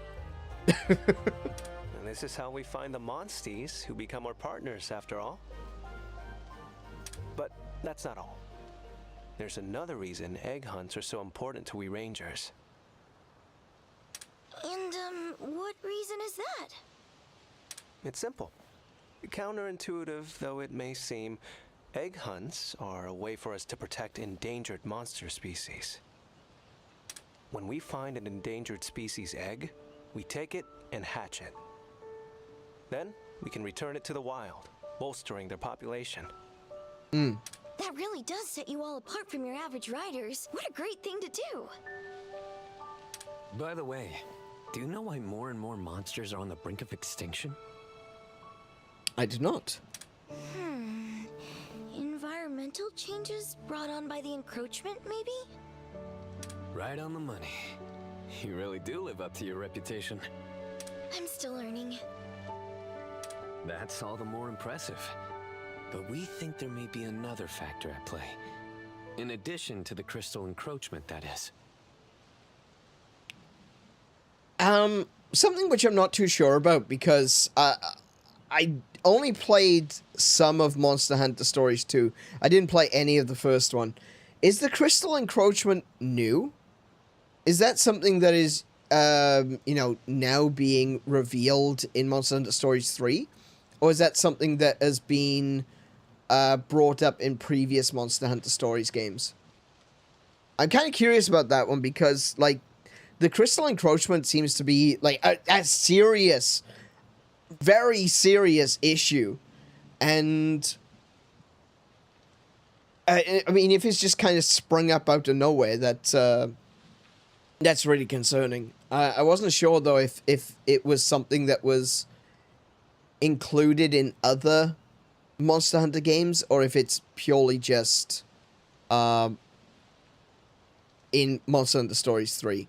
I know it's not in the mainline stories. It's never mentioned in Monster Hunter Generations or Wilds or Rise or anything like that. But like if there is some information, like if they talk about it in other Monster Hunter games, I wouldn't mind finding out, because I am kind of going into this blind, and I don't know if there's more that I should know, if that makes any sense. Is this stuff I should already know before going in?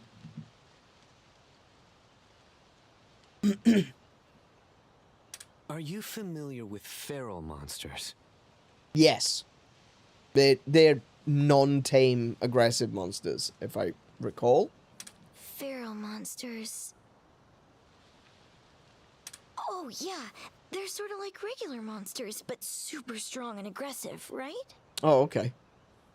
From what I heard, no one's ever encountered one of those beasts and lived to tell the tale. Mm-hmm.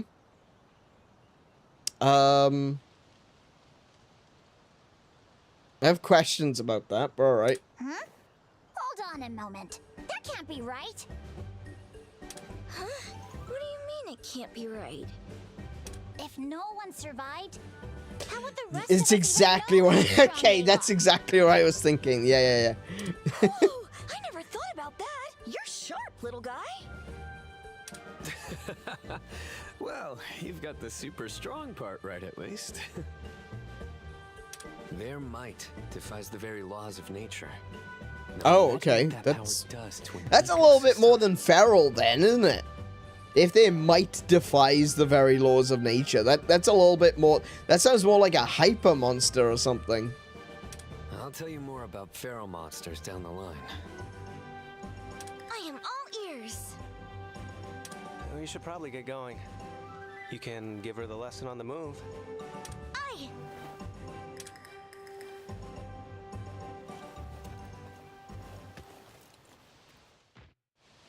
By the way, There are plants on the Ashen Pass we can harvest. Make sure to pick up any you come across. Combining is essential preparation for any monster encounter. You can make a potion by combining a herb with a blue mushroom. Oh, that's classic. Combining herb and blue mushroom. In modern Monster Hunter, you don't need the blue mushroom.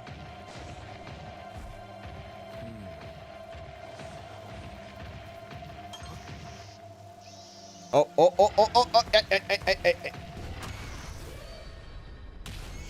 I saw that. I saw the Banabra coming at me. This slashing weapon is specifically made to deal damage. Charge gauge. Fills by winning head-to-heads or by using certain skills. Increasing the power of skills in proportion to the level of the gauge. Okay. Charge gauge? Where's the charge gauge? Oh, right. I see. There's a little gauge right there next to the sword. Okay. So these are little flying little buggers.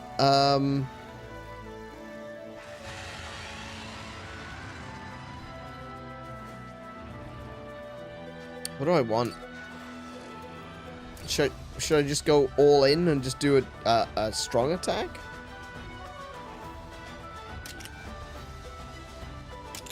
Let's give it a shot. Let's see what we got. I guess we're not really doing head-to-heads right now, so... Alright, one down. Okay. We'll hit it for another power attack. Oh, I used technical. Looking good. You did it. Oh, it's dead. Never mind. Yeah, we did it. A rank? A rank? How could I have done that better?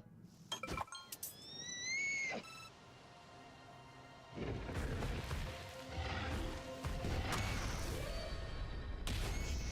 got the upper hand. Wait, so is it power? Power beats technical. Yeah, so I was right. I was right to choose technical.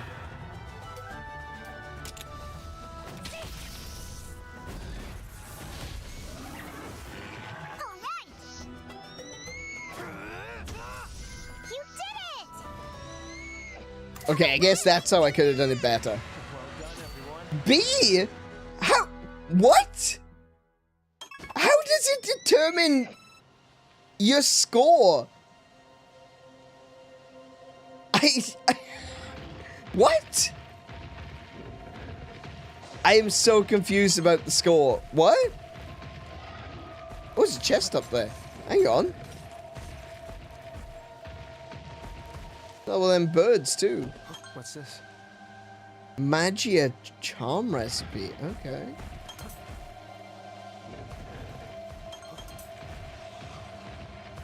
Yeah, I have no idea how they determine those scores. What's going on?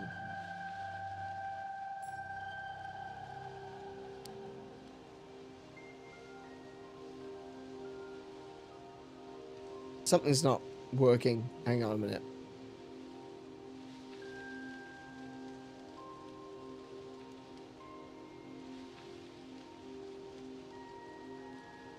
Something's not working a second. Oh, sorry. Hold on a moment. Hold on a moment.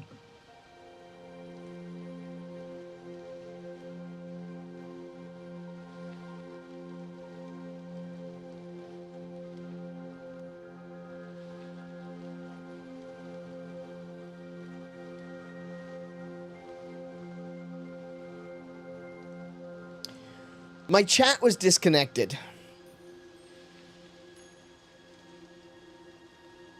My chat was disconnected. I don't think I've seen anything since Kiko said be right back. Oh, it's not. Since Angry Shoe Bill. Yes, but now you get a better reward. It's based off simple head-to-head. How you finish the fight. Sorry, it's based... to begin with, welcome Jorgen. It's based off head-to-heads and how you finish the fight. You even get bonus points to score for letting the monster ambush you and winning anyway. Okay, so you don't get points for finishing the fight quickly. You get points for doing specific things in said fight.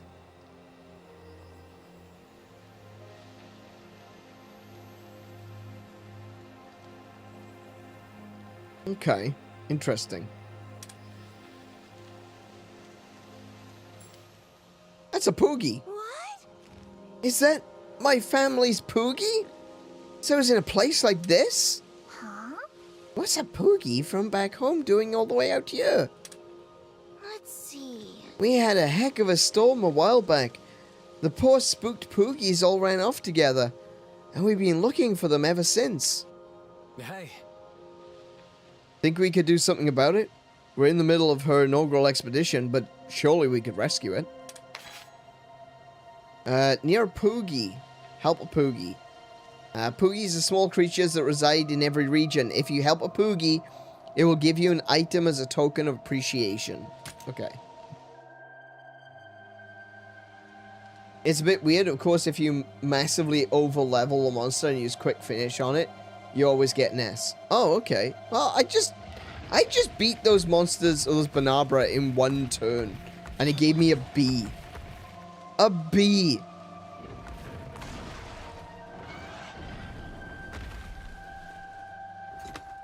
You found a Poogie. I did. I did find a Poogie.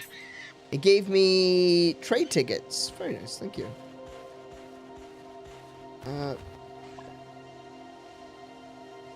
Hi. Hello there.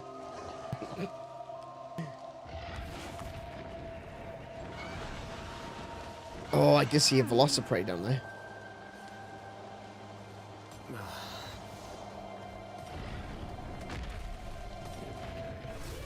Right, what did I just walk into?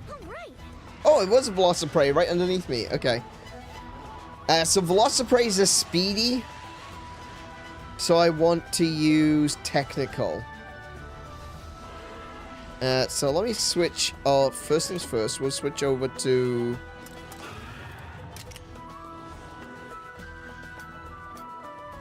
We'll target that one.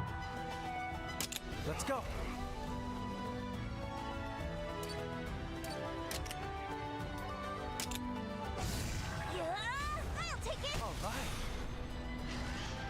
Very nice. Very nice. Good start.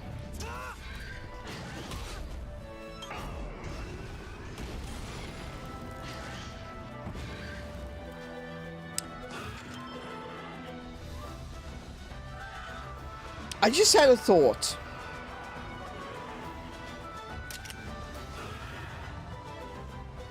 Hang on a second.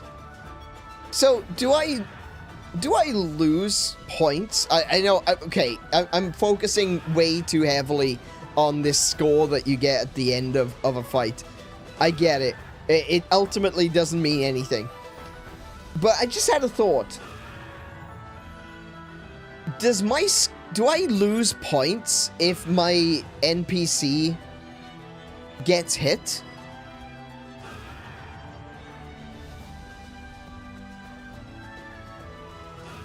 Because, like, if the NPC chooses the wrong attack, like they are doing right now, the NPC is currently using a speed attack. which of course is not going to work for Velociprey. It would be better to use a technical attack. Then, if they use the wrong attack, will that be negative points for me? Because I can't control that. Amazing. You did it! Could you please not target the monster that I was targeting?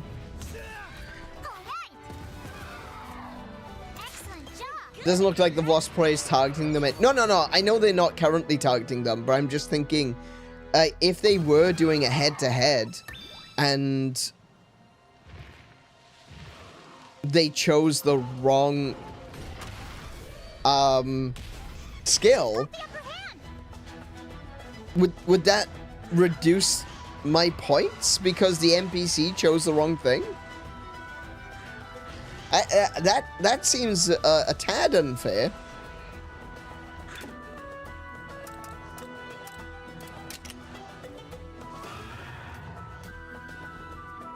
Counting on you. You don't think so? Okay, cool.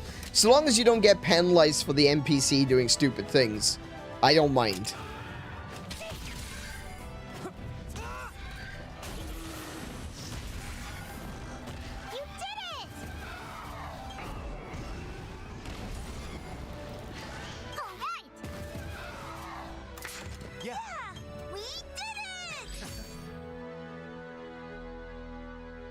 Okay, I guess I'm just gonna have to figure out exactly what I'm supposed to do there to get better scores. We've got the upper hand.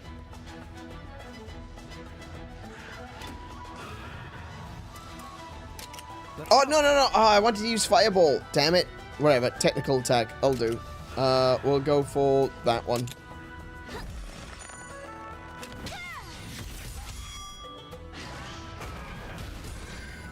Oh, no, he's going to attack that one instead. Right, fair enough. Oh, they're both on me. Brilliant. That's what I love to see. This'll do it. All right. You did it. What a win! You did it. Man, check out this kill stealing, though. Check out this kill stealing, though. I was about to do a head-to-head. I was gonna kick his ass.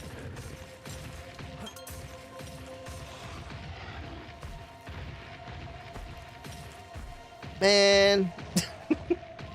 How am I supposed to get higher points if they're gonna kill steal like that? And kill steal in a crappy way. I am disappointed. What is this? This is one of the... Oh, you can leave that one behind too. No, we'll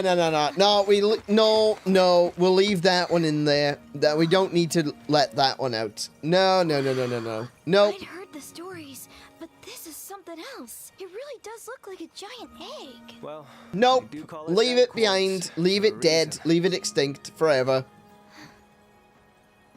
What's that inside? A Kezu. You hardly see any these days. It's a But the penis. one's pretty common. Is it, alright to touch? No. Like a toy Okay, I wish I hadn't said penis now. Bloody hell. Is it okay to touch?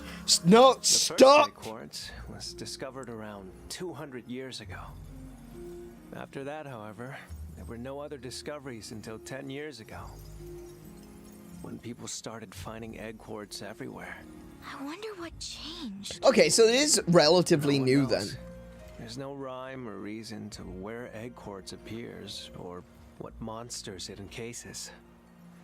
With that said, I think getting to the bottom of the encroachment is our duty as rangers. Unraveling the world's greatest mysteries? Man, the Rangers are so cool. Yes, I am. This is when most rookies get cold feet. Courage is commendable, but safety comes first. No matter what happens, don't forget that. I'll take that to heart, sir. Sir? That's not bad. Don't let it go to your head, little cat. Okay. There should be a pack of Velociprey up ahead. If you're looking to avoid a skirmish, try using the Monster Roar. Yes. Oh, I get it. You can use that moment to slip by any monsters. While riding Roar. Roar is a riding action used to intimidate monsters. It can send nearby monsters running with fear. Okay. I'm glad that we're leaving that in the crystal. It can stay there. We don't need Kezzu. We never need Kezzu. Kezzu can stay extinct. It's not a problem. So I can go Roar. I didn't do nothing. We can handle it together. I didn't do anything. They just came at me. Oh, they're all attacking my Rathalos. We'll go with a power attack on that one. Got this. All right. You okay? Ow! Now's a chance. Oh, he used a technical attack.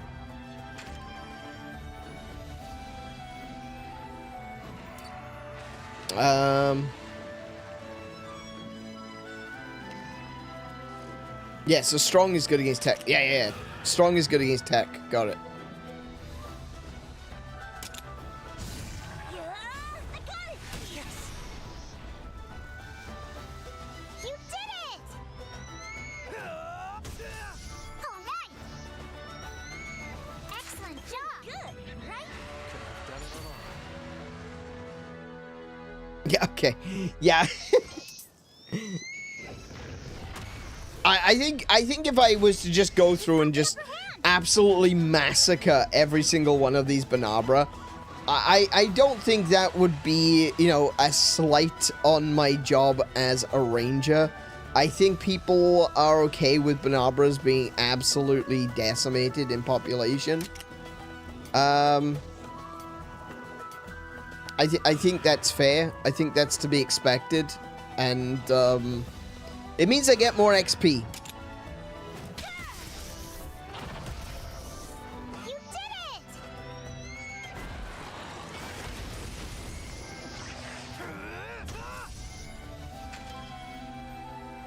Okay.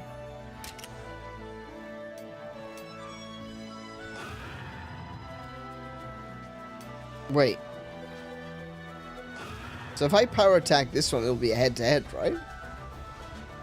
It seems to be looking at me. Oh, it's using weak acid. Okay, so that doesn't have a type. Oh, now I'm just got pancakes. All right, never mind. Yeah, we did it. I don't know. I haven't quite figured out exactly how the points work yet. And what will actually give me points and what won't, so... That's better. Now they're running away, look. Oh, what's that? Blue and black scales?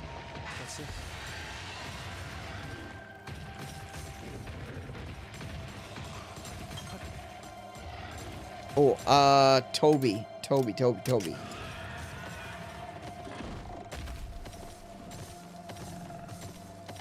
What is this? Oh, it's a caravan. Oh, okay. I guess I could save. May as well. The sight line looks different for skills and attacks with types. Oh, okay. So the skills with attacks and types is the blue line, which indicates a head-to-head. A regular attack is just a red arrow that denotes that it doesn't have skills. Skill types. Sorry, skill types. Huh? Look. Oh, eggs. Yeah. Monster eggs.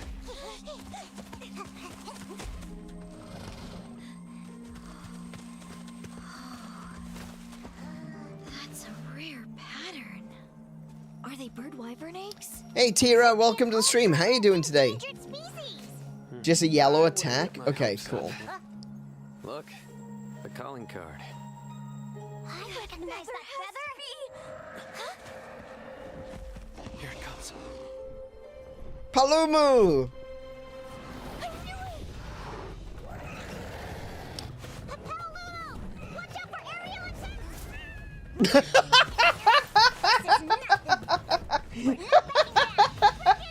Watch out for aerial attack! It's hostile. We have to calm it down. Ratha.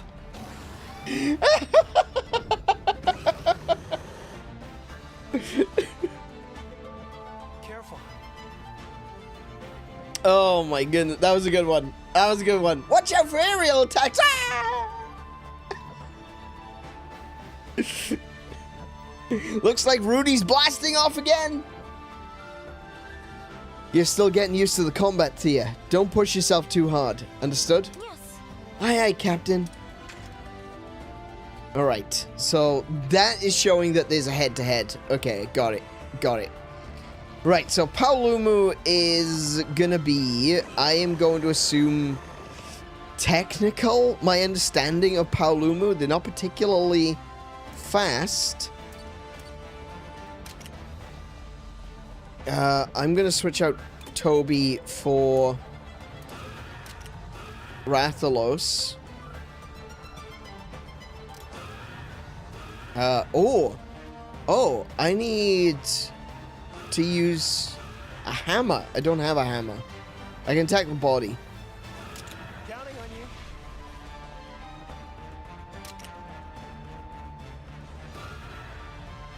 you. Yeah, like that. Okay, cool.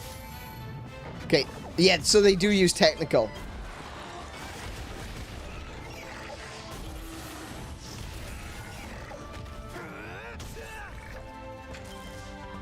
Okay, now it's on me, but it's not using a traded attack. It's only got, it's just using a basic attack.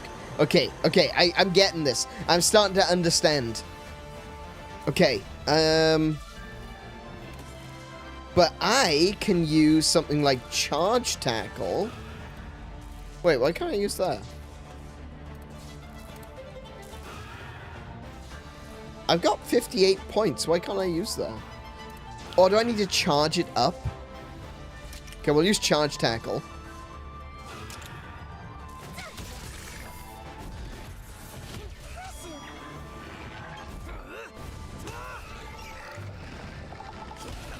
Or yeah, I'd like to get it poisoned if possible. Oh, hello. Paluma's changed its shape. It's all floaty like a balloon. Oh.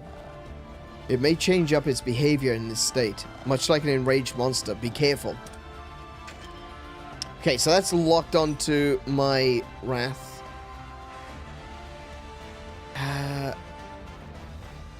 I'm gonna stick with Venom Strike for now.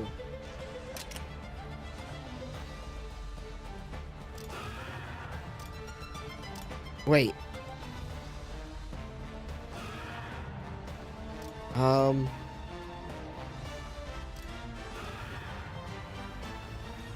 Do I? Hang on a second. Oh! Oh, wait. Hang on a minute. Wait, I can't change, though. I've got two other weapons, but I can't change. I'm stuck with this one. Okay. Wait, I'm gonna hit it with a charge slash and see what happens. I can't. No, do you know what? I'm not gonna waste that. I'm just gonna use a standard power attack because it's not gonna work anyway. It says I can't. No, L and R won't let me change to the other ones. Oh, I went for speed? Oh, I wasn't expecting that. That part swelling like a balloon. I don't like the looks of it. Let's do this. We better do something before it finishes where it started. Won't be easy to destroy with a greatsword. If it's a balloon we're talking about, why not pierce it and let out the air? Can do.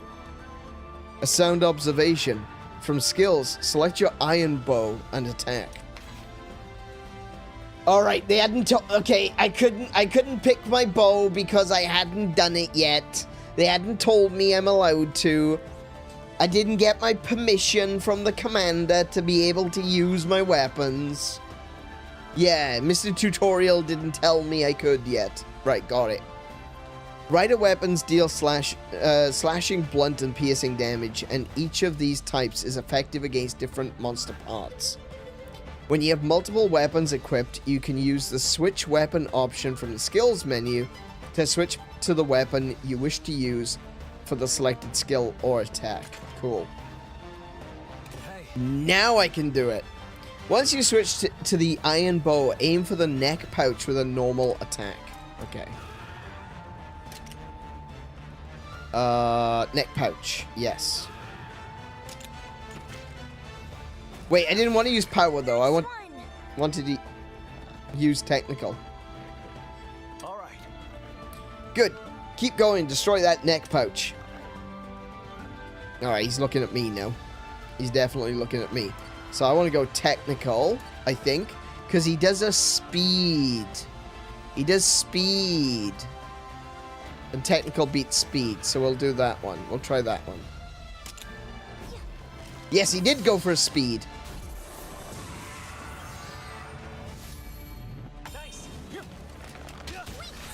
Oh man, that cutscene though is really cool.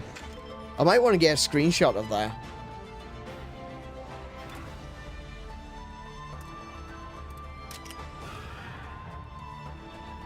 Let's go. Oh, my adorable Toby. Wait, whoa, no, I made a mistake. I made a mistake.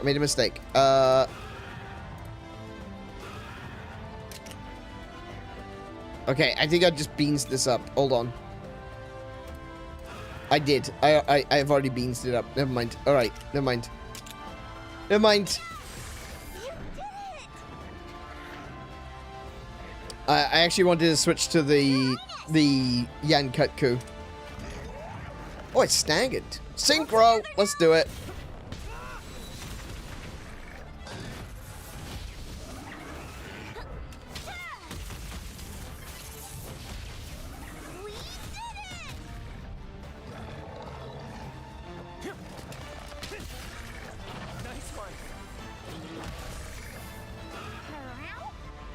He's still standing after an onslaught like that? So, listen. Your kinship gauge is full. Mount your monster and press the attack. Oh, it is too. Okay. ZL to ride.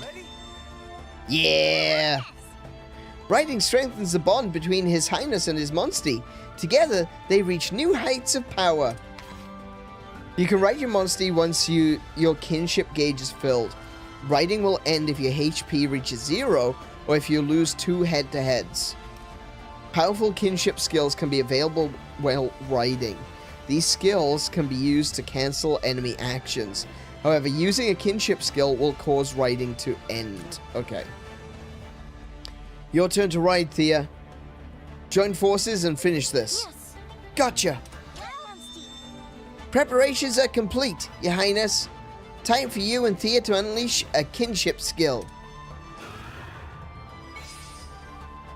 What do I want? What? I guess it doesn't have a typing, so I'll just use the kinship skill. Cool.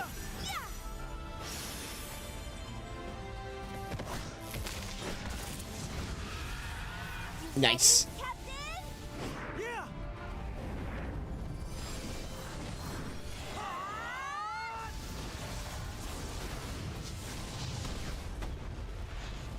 That poor 𝗶𝗁𝗵. I thought we're supposed to try and save the ecosystem, not completely leave it barren. Good lord, that was overkill. That was overkill. Good work. It's too early to celebrate. Something's coming.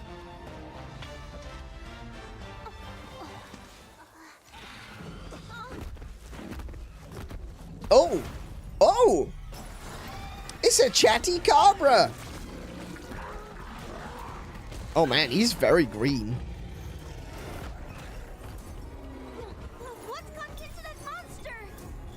Look at that. It's gone feral. Oh, so feral monsters are the ones that have crystals growing on them. Alright, got it. That's a feral monster! Indeed, it is. Heads up, Aneurin. Careful. Everyone, watch out. How are we supposed to fight a feral monster? Look at those crystals. That's definitely unusual. Thea, try hitting them. Yes. Okie dokie, I'm on it. Are you okay? It counterattacked? It seems to hate being attacked there. We need to destroy the crystallized part. Yet it's too dangerous to attack it now. We must look for the right opportunity to break that part. Attacking a crystallized part of a feral monster may result in a backlash counterattack. Different monsters unleash a backlash while in different states, so be wary of whether or not they counter before or after transformation. Alright. So if you attack the crystals right now, they are going to do a counterattack. So I need to attack something else. Let's go with a skill.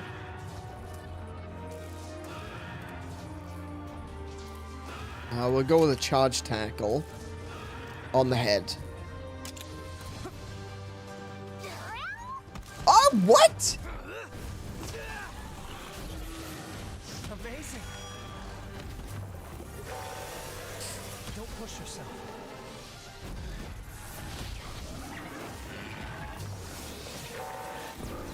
Feral Thunderbug. Oh my goodness, she's getting wrecked. I've never heard of a 𝗬𝗂𝗏𝗁 using lightning. Perhaps the encroachment influences their ecology as well. Then, if we break the crystallized part, we won't have to sidestep any more lightning. Feral monsters are capable of using powerful feral attacks, but these can be weakened by destroying the monster's crystallized parts.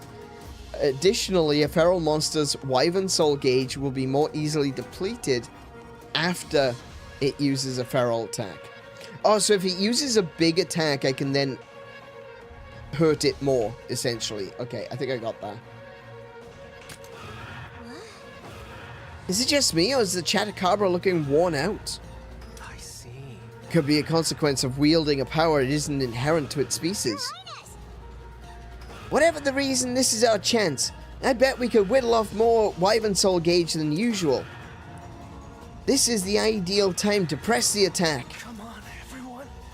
Okay, so he's looking at me, but he's going to use a standard attack. It doesn't matter. So I may as well go for something big. Smack him right in the face with an attack.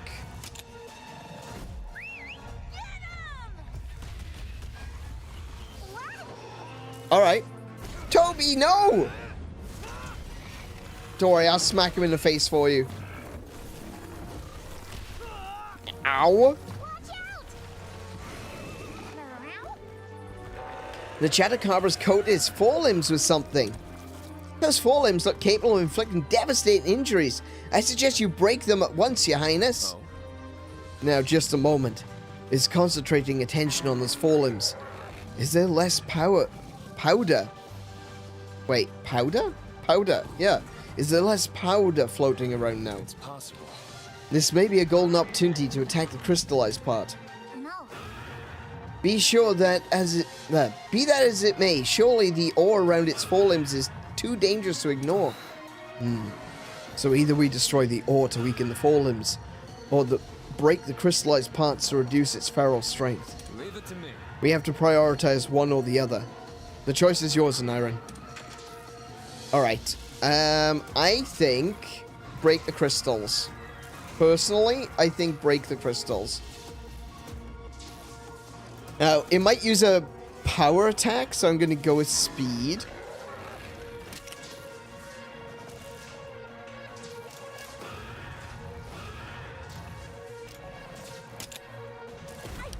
Oh, he went with technical. Oh, no, it beat me.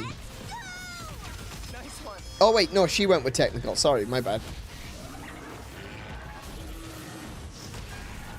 Nice. No, he did beat me. Oh, no. Simon's right. It doesn't counterattack when its forelimbs are reinforced with ore. I suggest you focus on breaking the crystallized part while the time is ripe. Okay, so I need to be using power. Oh my goodness, look at my... Hang on a minute, my HP is in the toilet. I can herb, but I've only got herbs. I had a hunting horn, didn't I? Does that have soothing song? Deals damage to one enemy with the weapon element, then recovers all allies' HP. Ooh, that is a good one to go with. And it's a power attack, so we'll go with that one. Yeah, absolutely. That's a great idea.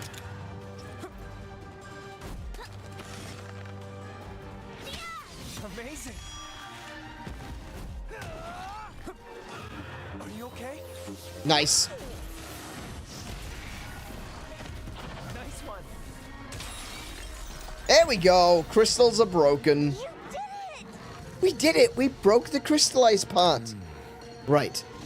Let's see how this changes things up. Looks like the feral 𝗬𝗂𝗶𝘁𝗰𝗵 can't move. Okay, that's good news. By the way, this is like the one and only time you will ever catch me using a hunting horn. I can break these with the horn. May as well. Amazing.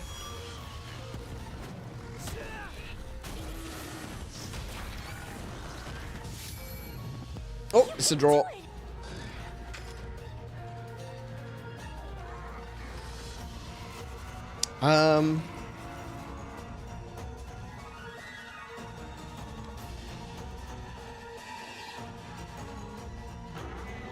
If he attacks with a technical attack, my Toby is going to get done.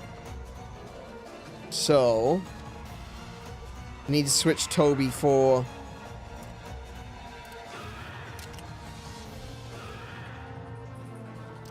go for the head, I guess. Counting on you. Cool. Alright. And then I'll go for a power attack on that. See if we can break some of those parts off.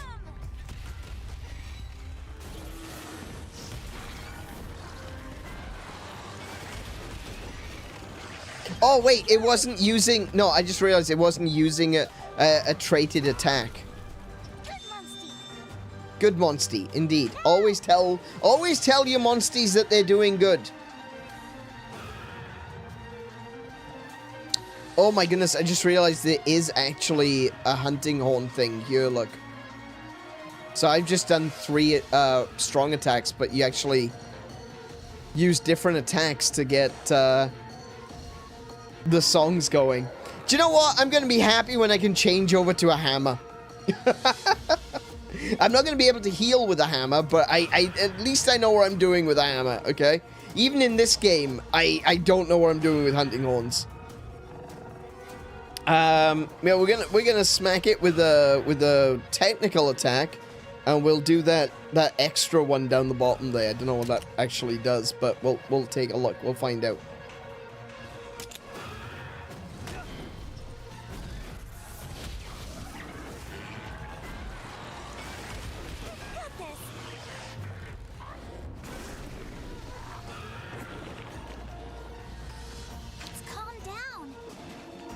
Okay, so I've got this songy bits for.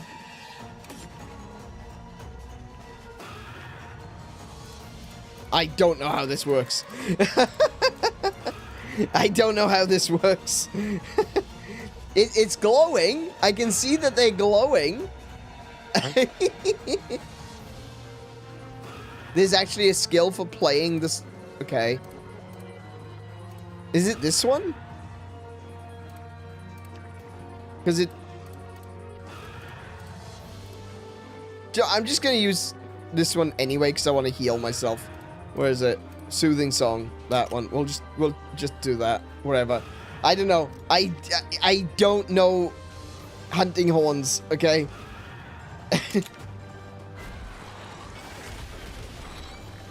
It's both a positive and a negative about this game is that it is so close to actual Monster Hunter. Like, they've taken real Monster Hunter, they've turned it into a turn-based RPG, but it's still so close to the original that I don't know how to use it. I don't know how to use the hunting horn. So you said there's a skill.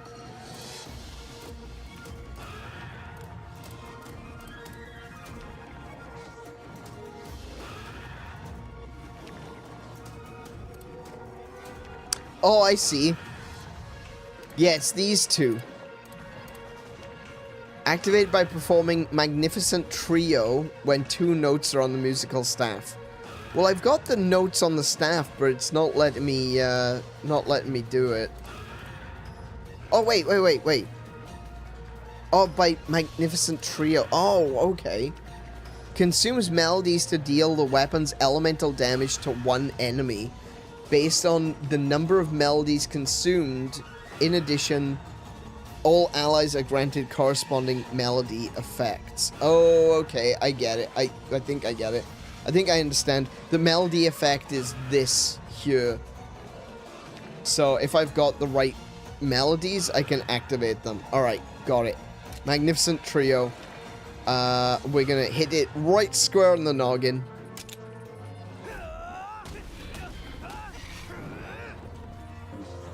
Let's go. And then that buffs everyone. Got it.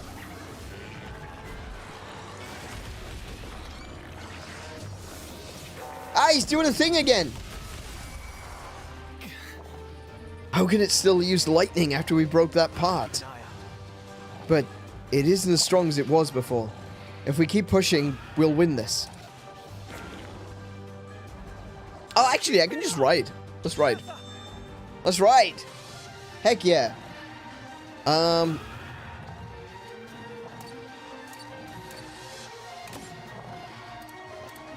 Sky High Dive deals fire damage to 1 enemy. Double Kinship Skill. Deals damage to all enemies by unleashing a kinship skill at the same time as a battle ally. Ooh, okay. Might use the Sky High Dive. I want to see what that one looks like. Smack him right on the head.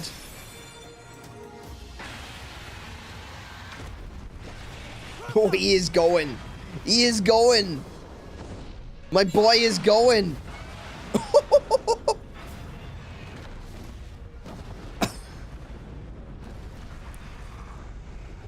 Once again, I say, I thought we're supposed to be looking after the environment, not nuking it from orbit. Okay, fine. Oh, I missed the chance, damn it.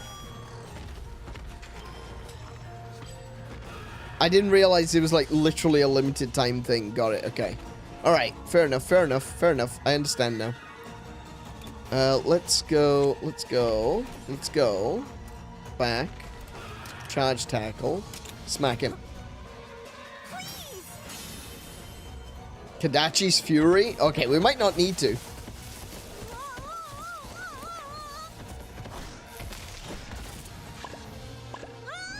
Oh, no, then again, she just fell off.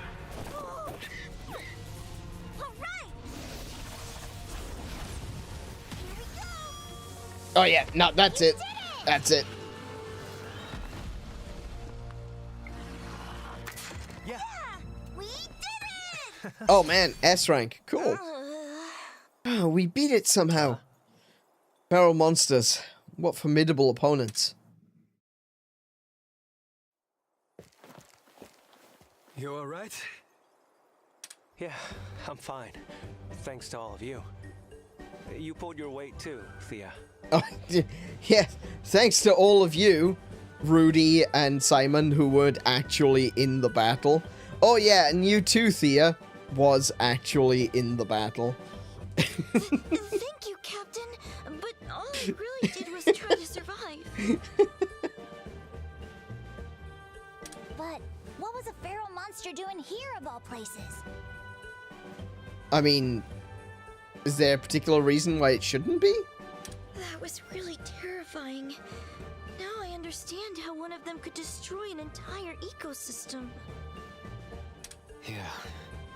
There isn't a rider alive who could control one. The best thing we can do for these ecosystems is to take them out. It looked like a regular 𝗬𝗂𝗏 to me, but it was so strong. Where did all that power come from? That's a really good question. It was a lightning 𝗬𝗂𝗏. It does also seem to be a slightly different color than regular 𝗬𝗂𝗏s. They tend to be more like a teal green, like a deeper teal green, almost like a forest green, I guess. No, it's a little bit lighter than forest green, isn't it? It's like a teal green. This one is definitely more on the yellow side, so I'm wondering if this is something related to elemental traits, like the DNA stuff. That's what we Rangers are here to find out. We've got our work cut out for us. I'm all in. Well, with your inaugural expedition complete, you are now officially It's a Yoshi. Ranger. It's not a Yoshi. Roger. It's about time we head back. Oh, here. This 𝗬𝗁𝗵 egg belongs to you. To me? You mean it? Oh, don't get too excited. It's still a 𝗬𝗁𝗵. To commemorate your first day. Raise it well. I will. Thank you so much. Come on. Let's hatch these eggs. I tell you what, like, 𝗬𝗁𝗵 is a really cool concept for a monster, but there's a whole lot of ugly on a 𝗬𝗁𝗵. I gotta be honest. Like 𝗬𝗁𝗼s, they fell from heaven straight into the ugly tree and hit every branch on the way down. This part is easy. We Rangers don't have to do much here. So just follow my lead, all right?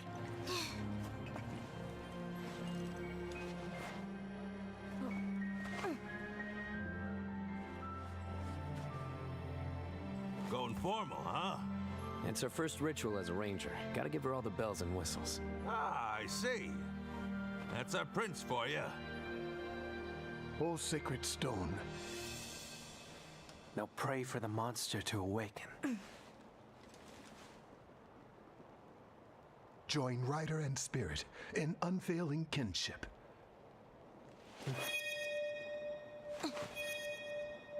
Bind thy untamed spirit to mine. No wonder they're endangered. Idiots were nesting on the ground. That's it. I mean, you ain't wrong. Weren't even in a cave or nothing.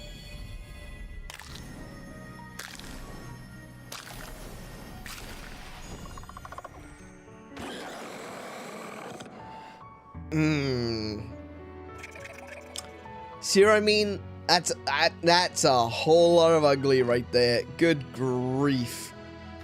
I've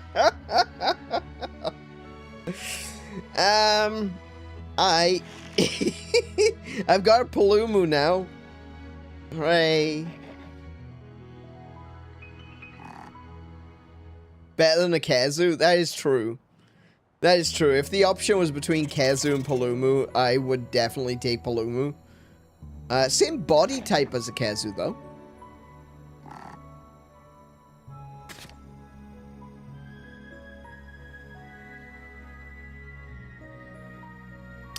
Okay. Edit name? No, I don't want to get attached. This 𝗬𝗁𝗵 will be released to the wild. Oh, look, he's all puffed up. Oh, I'll tell you, it never fails to give me chills. I know, same. Looking at a 𝗬𝗁𝗵. Oh no, you meant the awakening. Okay, never mind. Enjoy the moment. Agreed. Let's save the rite of channeling for later, okay? Gosh, the thighs on her too. I didn't notice that before. My goodness, she's... Man. They knew what they were doing when they made Korra. Holy crap, she's gorgeous. Seriously? What's up, you guys? Plenty, that's what. Take a look for yourself. That's a lot of paperwork. These are all requests, but why so many? Given the political climate, many riders have been dispatched to the Vermilion border to provide surveillance and security. His Majesty has delegated their duties to us as rangers. Of course. Okay. Yep. Has he now? More important things to do. You do all the busy work. Can't knock the vote of confidence. The king clearly believes we can handle anything they can throw at us. Harvesting fields, repairing damaged roofs. What? Does he think we're a bunch of handymen? Thanks, Dad. Yeah, appreciate. Thank you, Dad. Brilliant. I'm gonna go put some tiles on someone's roof. I hope that's okay. Hang on. Hold on a second. Hold up. Why are they sending letters to the king to fix the bloody hole in their roof? Do it yourself. Look, I understand sending requests to a king when something is beyond the abilities and the ken of the people who are actually, you know, running the fields. You can put a new roof on your house yourself, okay? You don't need the king to put a roof on your house. You call the king when you need the army to show up. Mind if I take a look?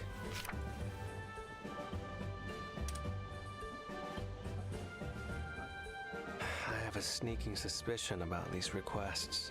Oh, do you know? Of course you do. Of course you do. Yes, I should have known. All right then, lay it on us. So, the majority of these requests come from people living near the border. So they want us to go out to the border. And just do some incidental spying. I got it. Got it. Cool.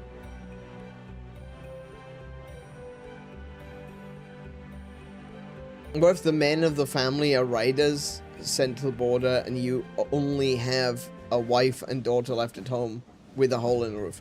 I guess. Yeah, sure. Fair enough. Fair enough. Yeah, I suppose in that situation, if the king is the reason that the men are not present because they're, you know, securing the border, I guess that makes sense. Yeah, absolutely. If the men of the village has been taken out of the village, then yeah, it's the king's responsibility to keep everything running in shipshape. I understand what you're saying, yeah. What does that mean? It means we're spies! I'm not entirely sure, but I'd bet it's related to our tightened border security and a distinct lack of unoccupied hands. Then it sounds like we should take a look for ourselves. Scanning over them, some of these requests even involve chasing down rare monsters. I'm down for chasing down rare monsters. That sounds good. So long as I can get eggs out of it. Now that sort of job sounds much more up our alley. What do you say? No pressure, of course. These requests aren't exactly kingdom-shaking, so there's no need to bite off more than we can chew. No, I say we go check it out. Simon, you're with me. Always.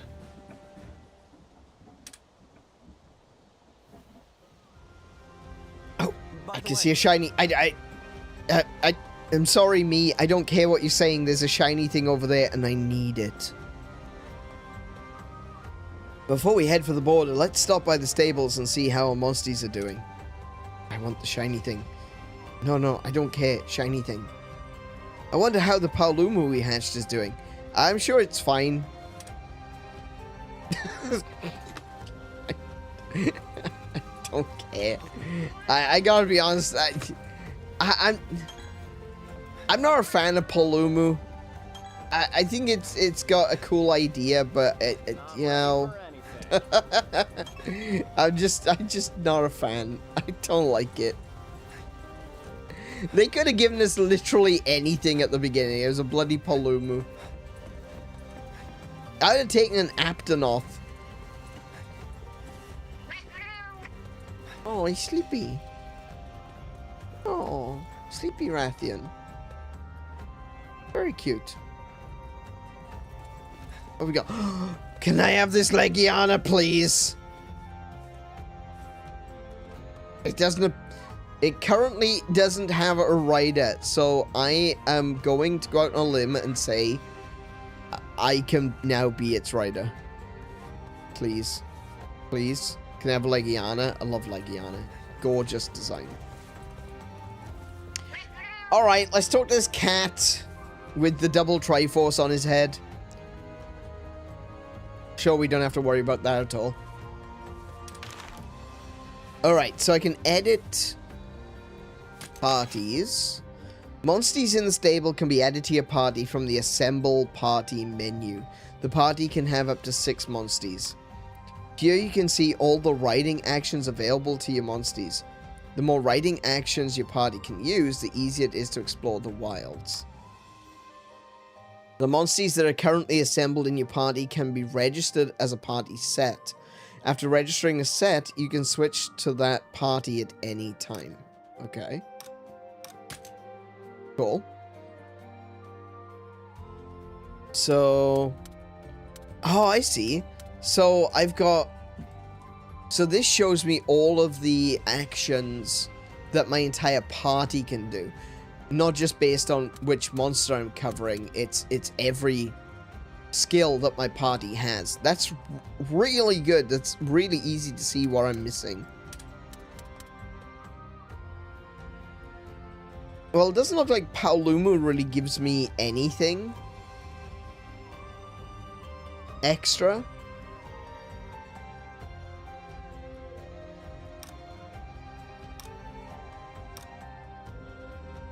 Yeah, it's got fly, jump, melee attack, and roar.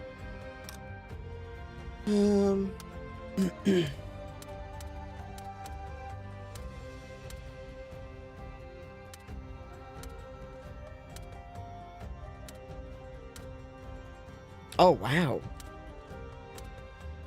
It's actually a little bit stronger than... It's got more HP, but less attack than the Kutku. Kutku's a little bit faster. Paolumu's got more defense than the Kutku. But Kutku has got a massive stamina recovery.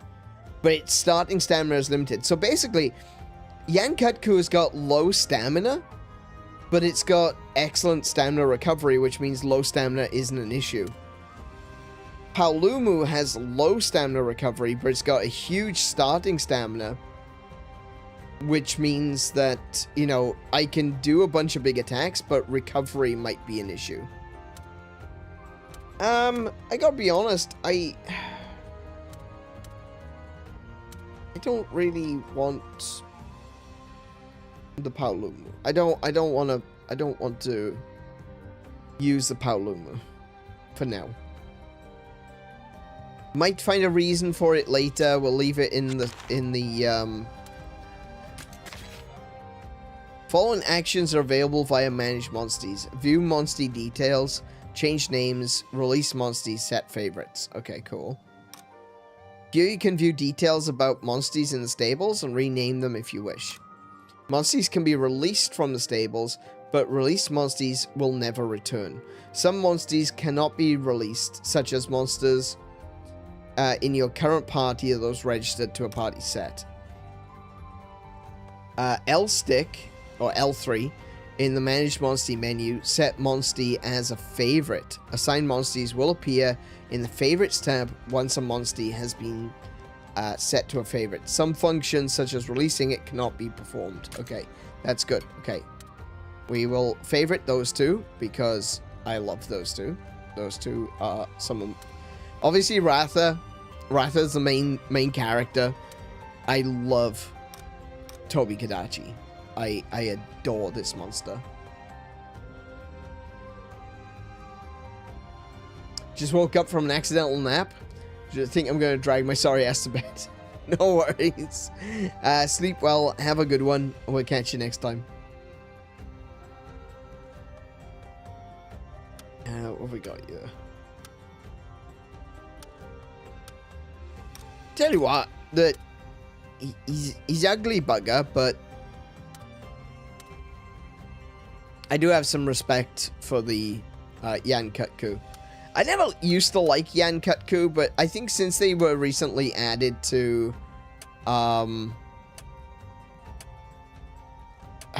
what's it called? To Wilds. I think I like them more. I'm not sure why, but I do. They're just big chickens. Can you rename 𝗂𝗶𝗁𝗁𝗂? That's a really good point. Yes, I can. Manage monsties. 𝗂𝗶𝗁𝗁𝗁𝗂. Manage monstie. Change name. Yes! Okay, his name's just Toby. There we go. Toby. Confirm. And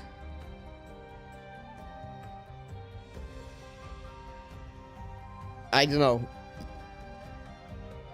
I don't know what to call him. Chicken wing. I'm gonna call him chicken wing.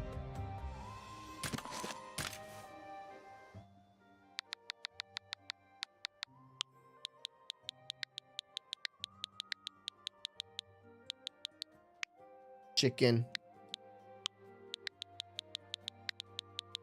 wing. Confirm. There we go. 𝗂𝗁𝗵. I can name the 𝗂𝗁𝗵 as well. I guess flying rat would be a good one. I'm not that cruel. I'm just not gonna bother. I'm not actually gonna call it flying rat as much as I would like to. Balloon boy. Okay, now I gotta find things to do. The Mufas are still here. Man, this game is gorgeous. Look at this. Look at this art style. Exit from the gate to the right of the village center. Okay, why am I doing that? I want to go to the armory, actually. Oh, what have you got? Who could have done this? No. I take my eyes off my fields for one night, and someone wrecks them. My master's sure to be furious. Your Highness, it seems that someone's torn a swath through the grapevines I look after. There were holes all over the place, too. It was such a pain filling them in. If you come across the culprit who made a mess of my fields, do you think you could get rid of them? I assume you're referring to a monster. Because, like, what do you want me to do? Do you want me to hunt a human being? If it was a person that broke in, can you get rid of them? Sure thing. I don't carry this big sword around for nothing. Find the vineyard vandal. Okay. Accept. Thanks. What a relief. Thank you so much, Your Highness. Was the harvest damaged, you ask? Funnily enough, the grapes themselves were left untouched. Why turn up the soil and ignore the fruit? I haven't the foggiest idea. Something eating soil. The ruined fields are past the main gate to the left. If the miscreant comes back, please send them packing. Out the main gate to the left. Alright. Oh. That's where I was going! Your Highness! It would seem the smithy is open, Your Highness. We better prepare our equipment prior to the investigation. Remember when you named your first Aeon after JC and Ho's battle cry was chicken wing? Oh yeah, good point. Ho's, why are you calling him Ho? Oh, we should name them after chat members. We should name the monsties after chat members.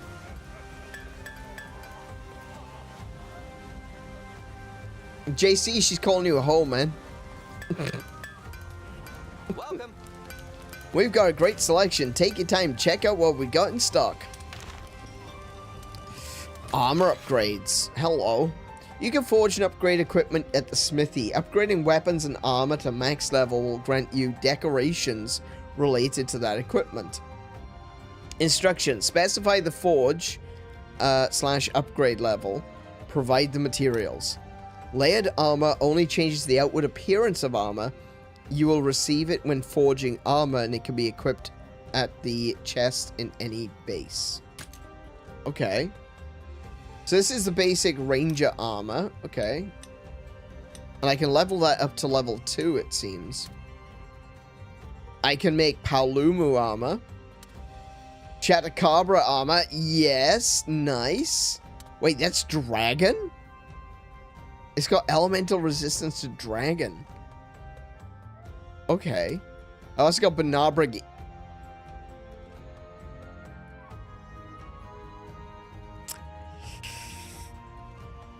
Now I could I could go for the 𝗦𝘄𝗶𝘁𝗰𝗵 here. It's just a dapper suit, that's all it is.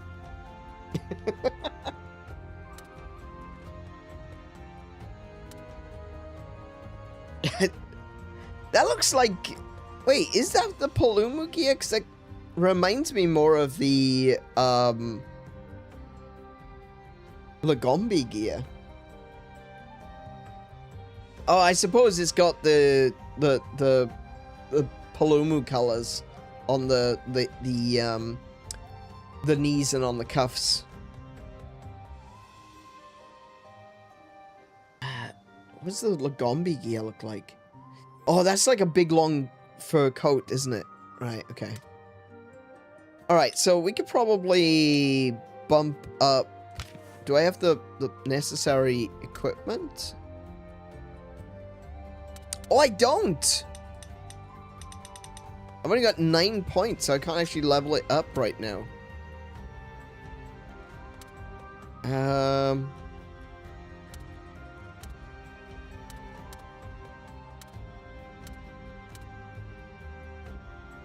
𝗶𝗁𝗵 is weak to fire, but strong against water.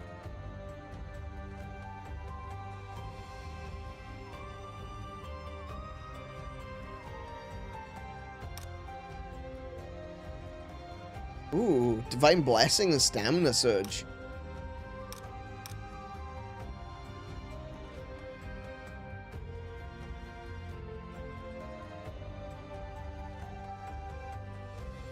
I think I want to do that.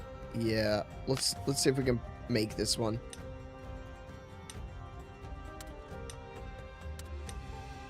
Oh, I'm 1 point short again? Man, that sucks. 𝗬𝗶𝘁𝗁𝗵, can we make a 𝗬𝗶𝘁𝗁𝗵? No, we can't do that either.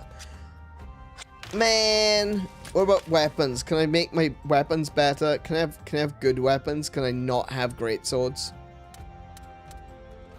I don't want great swords. That's more my speed. Hey! Yes, hammers. Now that's my speed.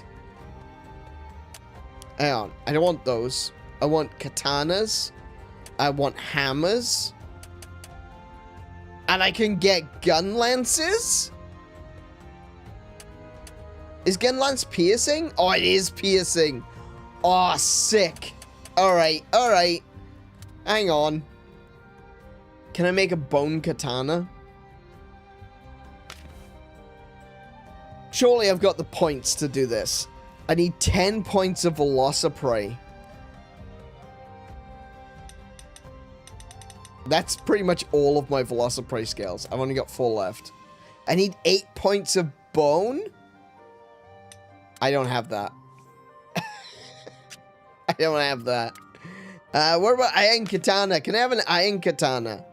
So I need low-grade ore. I can use 3 of those.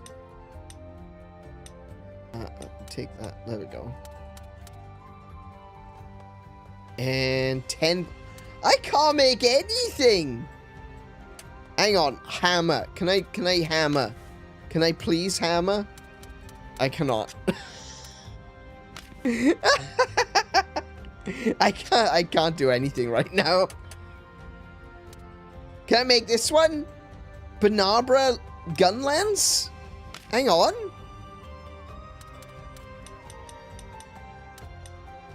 I can. Hold on. I can Banabra gun lance.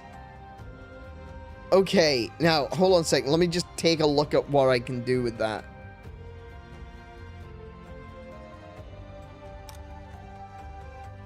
Quick reload, shelling, wyvern blaze, audacious wyvern. Okay. I don't know what those mean.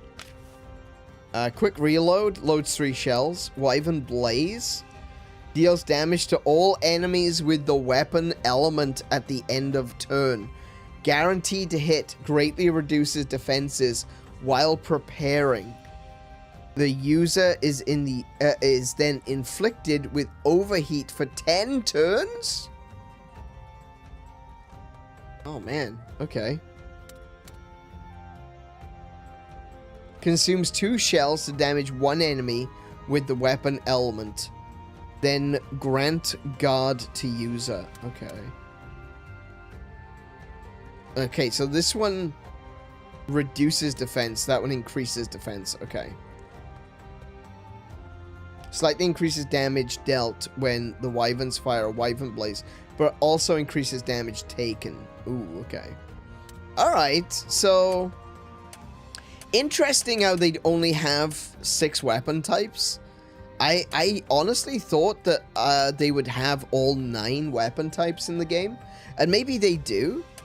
But at the moment, I've only got access to 6 of them.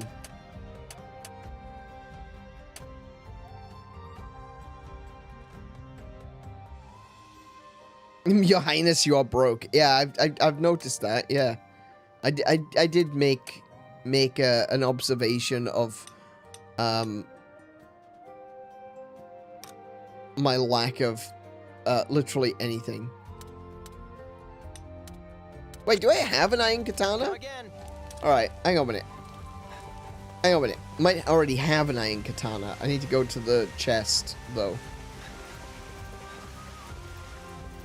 Hey, Swill! Welcome to the stream. How you doing, man? It's been a while. How you been?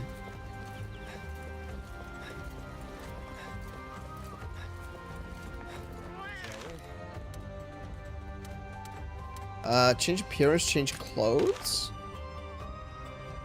No. Change appearance? No. No, I don't want to do that. Wait.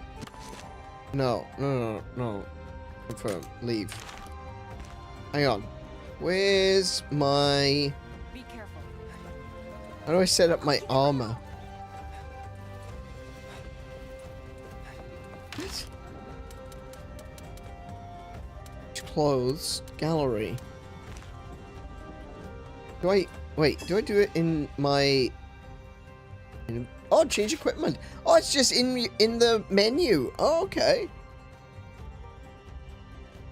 Here you can check your stats and skills and change equipment, weapons, armor, decorations. Equipped weapons, armor, and decorations can be saved as a set.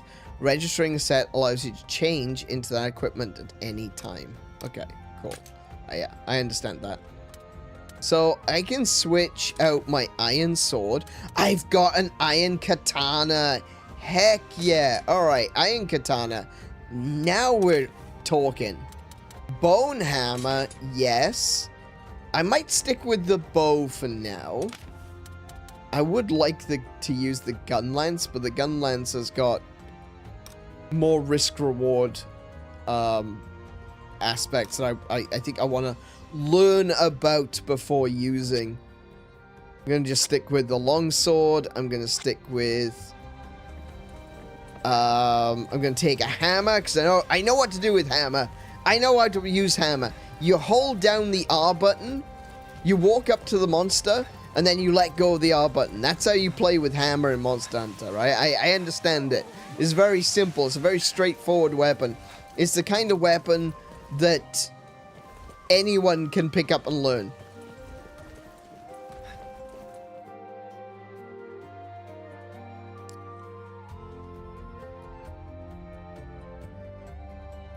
But yeah, Swill, how are you doing, man? What have you been up to recently? You still Yeah, I'm doing all right. I'm doing pretty good.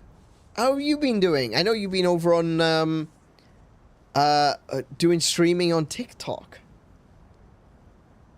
Now we're not going to hold it against him, right?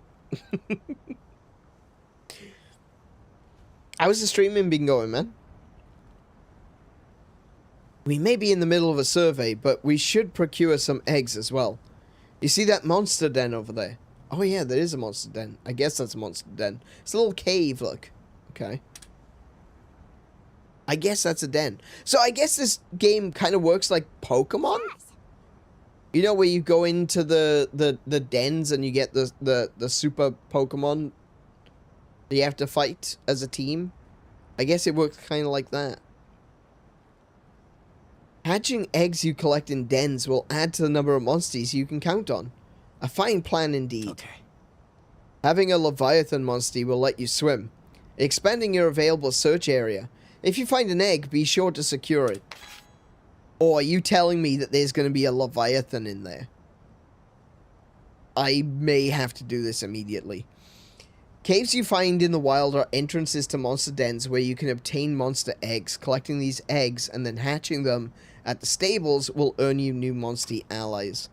Rare dens and super rare dens have a low chance of appearing, but often contain eggs of rare monsters that have extremely valuable genes.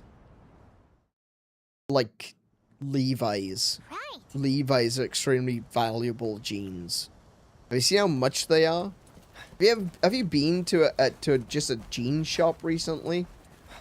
Levi's are valuable genes. I don't think that's what they're talking about, but Levi's are extremely valuable genes.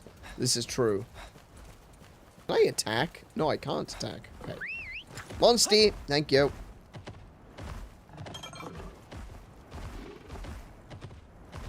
Oh, look, Simon's got the Legiana.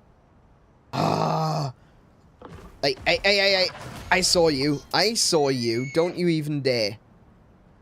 Don't you even dare. Oh, is that another? Is that another cave? Oh, it is. There's like 2 caves, like right here. 3 caves even. Alright. Not gonna lie, I haven't had a chance to stream. I have sort of put it to one side for now, as work is too busy and rarely get time. Brawl okay otherwise, surviving more the term. Yeah, I understand. Yeah, I completely understand. We've definitely had a few interesting moments recently. I've been not so well, Kiko's been not so well, but more than anything really, we are, you know, we're getting through it. We're getting through it, and that's it, isn't it? That's all you can really hope for, is to get through it. Eggs can be gathered by approaching them. You can choose to replace the egg you last gathered with another one. However, monsters are more likely to return to their den or wake up the longer you attempt to gather eggs. Oh. Once you gather an egg, you must make it back to the den's entrance before you get to keep the egg. If you lose a battle while carrying an egg, the egg will be lost. Oh, so he still can't get attacked while carrying the egg. All right, fine. I see where we're going with this. All right. Strange phenomena may occasionally occur in a monster den. Many gathering points appear. Many barrel felines appear. Many eggs appear with unlimited gathering attempts. Ooh. Your Highness! Okay. Oh, I didn't mean to attack the ducks. Oh, I got a fish. There's toads here. So, apparently the longer that I wait in here, the higher the chance of a monster coming back. So, let's take a look. What can we get? Just looking at the colors and trying to figure out what we got. There's blue with red dots, red with blue dots. This purple stripy one. I wonder what that is. Oh, it's just random? It's a fairly potent Leviathan egg. That's a Leviathan egg? What's the monster? Is that... I don't know what the monster is. Green and yellow makes me think... Najarala.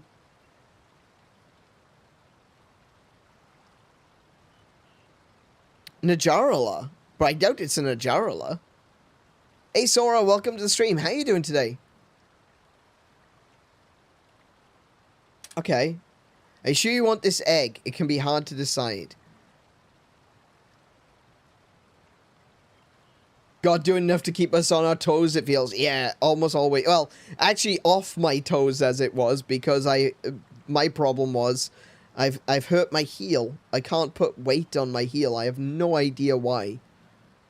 But I can't put weight on my heel. So, actually quite literally on my toes. I've been walking around on tiptoes for the past week. It's doing hell to my thighs.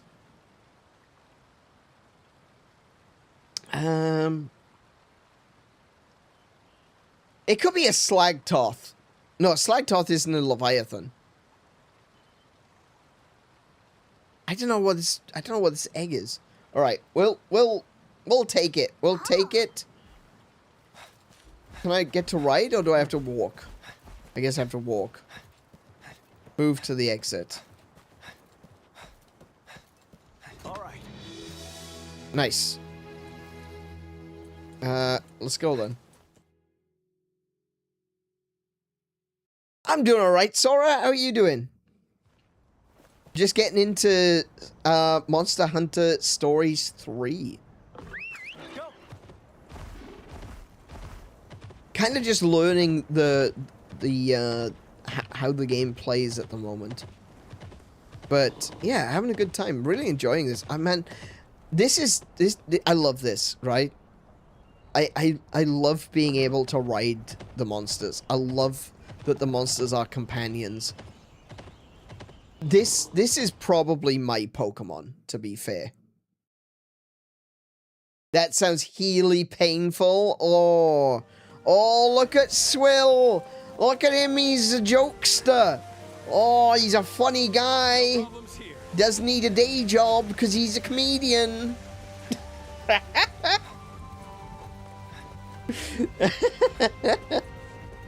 Your arms are empty, can you get another egg? No, there was a little box in the bottom right hand corner which indicated which egg, that there was only, you know, one box there. I could only carry one egg at a time. So I think I've got to go over here. Look at these cuties. Look at these cuties sleeping. Look at them. They're adorable. There's a Legiana flying overhead. Where is it? There he is. Look at these cuties sleeping down here. Oh, love them so much. Can I... Wait. What? How do I do my egging? How do I egg? Can you tell me how to egg in this trying time? I'm ready for anything.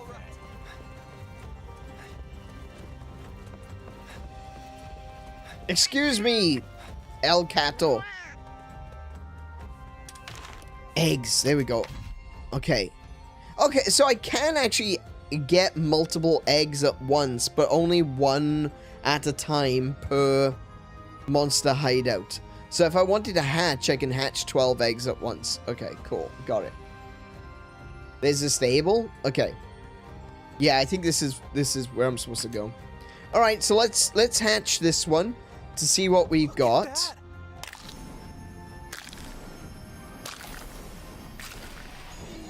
Oh, it's a Ludroth! Of course it is! Green and yellow? He's a little spongy banana boy! Oh, he's a dork. Look at his face. Oh, look at his face. He's a little spongy banana boy. He's adorable. It's funny how he's a royal Ludroth from the start, though. Because that's... You can tell this is a separate universe to the standard Monster Hunter games. because that's not how Ludroths are born. When a Ludroth is born, they all look the same. They look like the standard Ludroths. But once one becomes the dominant Ludroth of the harem, that's when it starts to express more sponge growth.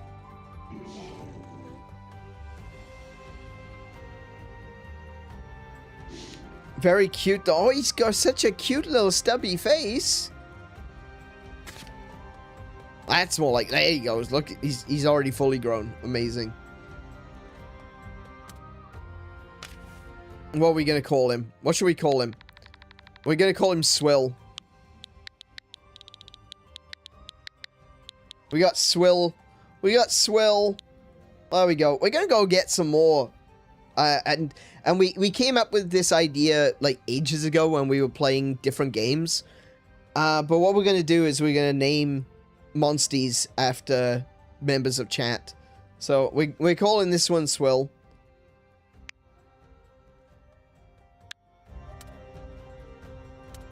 Confirm. Okay. Nice. Now then, I'm going to put Swill directly into my party. Because, hell yeah, brother. And we're going to go out looking for more eggs.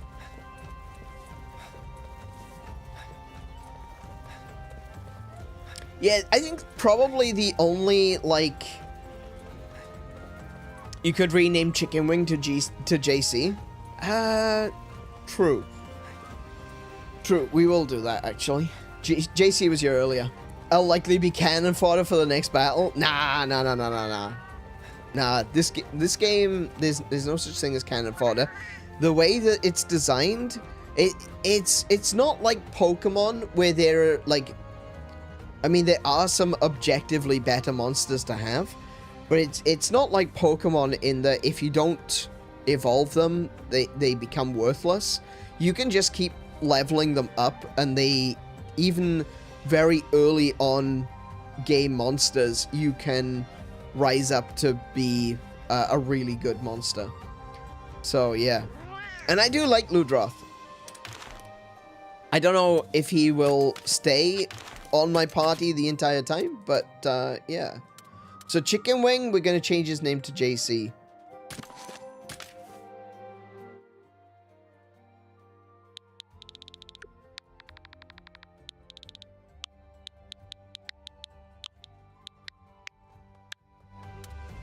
Confirm.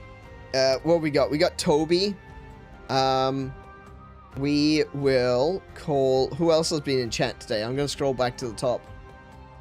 We got Kay. We got Sweet Dreams. I'm gonna call this one K. Oh, no, I'll keep K. I'll keep K for someone else. This is gonna be Sweet Dreams. I've got another monster specifically for K.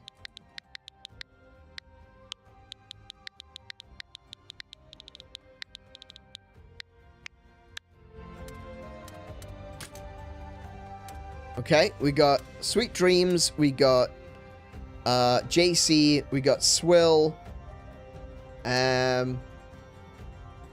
we had... Who else did we have coming through? We got Stylish. Do you know what? I would feel bad naming the 𝗶𝗁𝗵 after literally anyone. That would just be offensive, and I'm not here to insult my chat. So I'm not gonna call anyone. I'm not gonna call the 𝗶𝗁𝗵 anything. All right, 𝗶𝗁𝗵. We can just pretend 𝗶𝗁𝗵 is just called 𝗶𝗁𝗵. Okay. Roland was here first up. That's true. You're right. You're absolutely right. We're gonna go looking for more monsters anyway. So don't worry about it. Before we do any questing, I'm gonna go looking for new monsters. That's gonna be my first move. I want to see what monsters I can find. No problems here.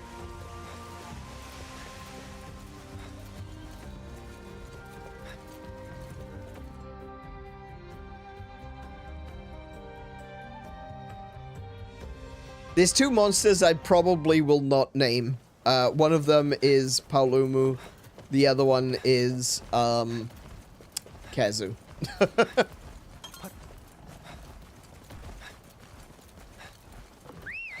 Let's go.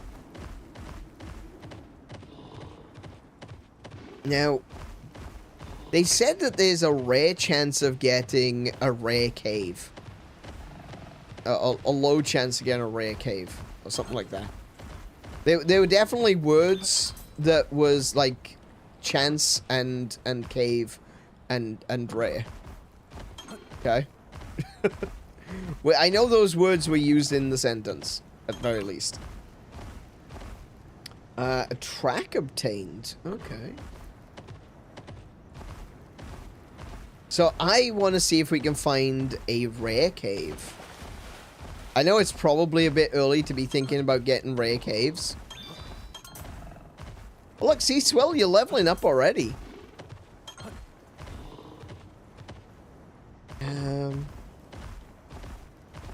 There's nothing that indicates on the outside what kind of monsters will be inside. Oh, hello.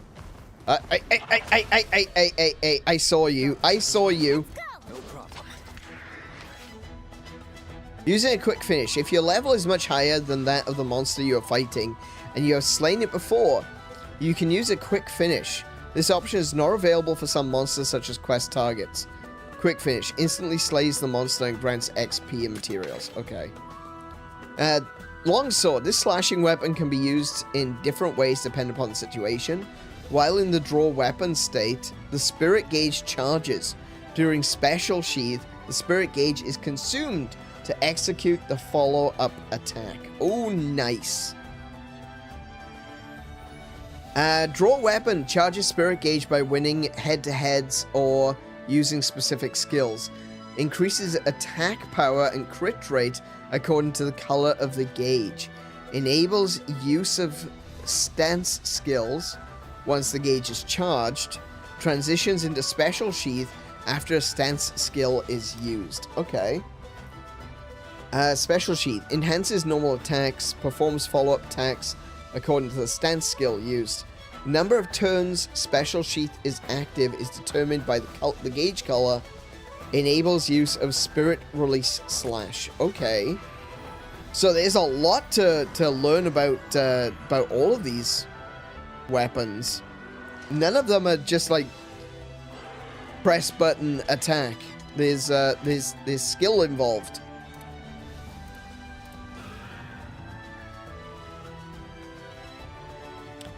Deals damage to one enemy with the weapon element, then increases the spirit gauge by 1 level. Okay. So there's speed monster. I'm gonna use Spirit Blade on this one. Oh, Legiana get... Legiana just wiped out the monster I was... Let's do this. I was targeting that monster. I was gonna learn how to use my longsword. Instead, you just wiped it out. Glowy, glowy, glowy, glowy.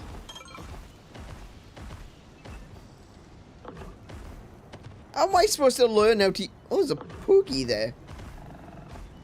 Tiger Stripe Poogie. What's this?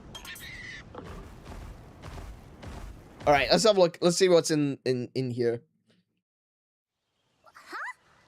Oh.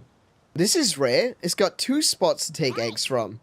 Oh, I can take 1 egg from each spot. Oh, okay. I understand. You don't want to spend too much time in here. Because if you do, the monsters will come back. But there's also lots of other cool stuff to pick up.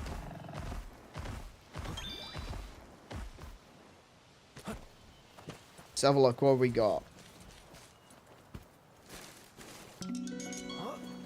It's a bird wyvern egg. Oh, that's going to be a velocidrome. Are you sure you want this egg? It can be hard to decide. I want the velocidrome. Yeah.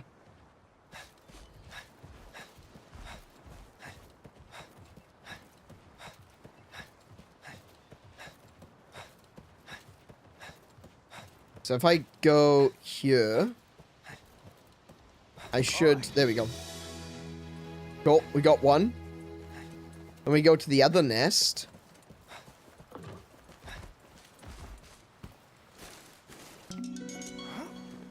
Oh, that one's different. That's different. It's more of a purpley color.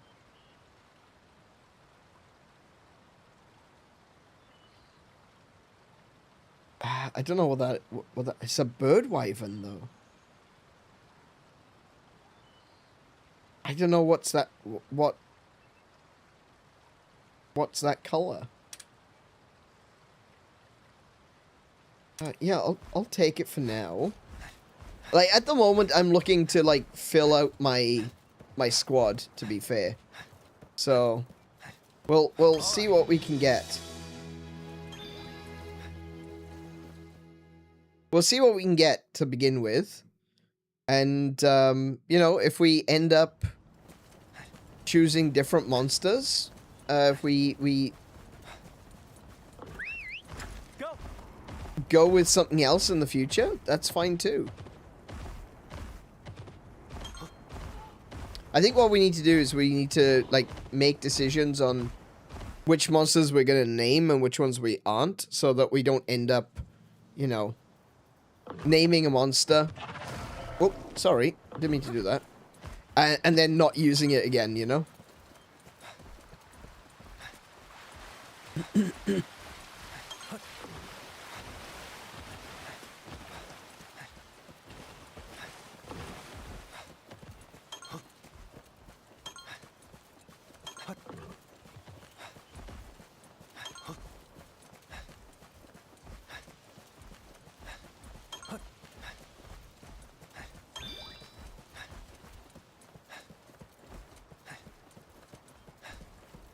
These seem to be fairly standard nests.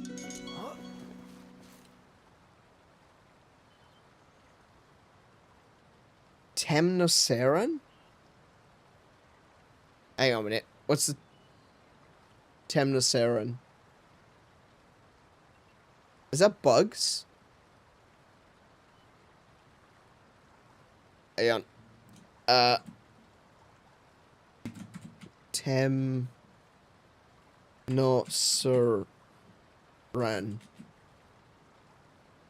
𝗦𝘄𝗶𝘁𝗰𝗵.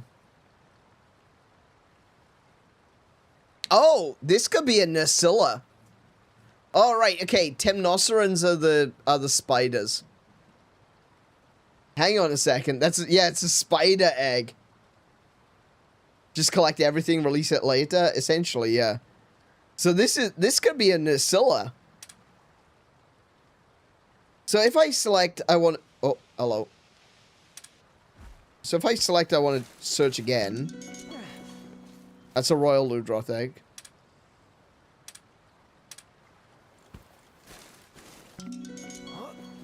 Fairly potent. Okay, so fairly potent.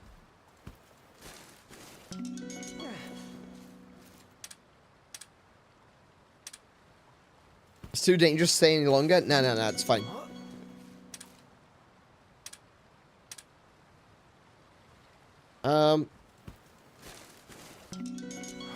No.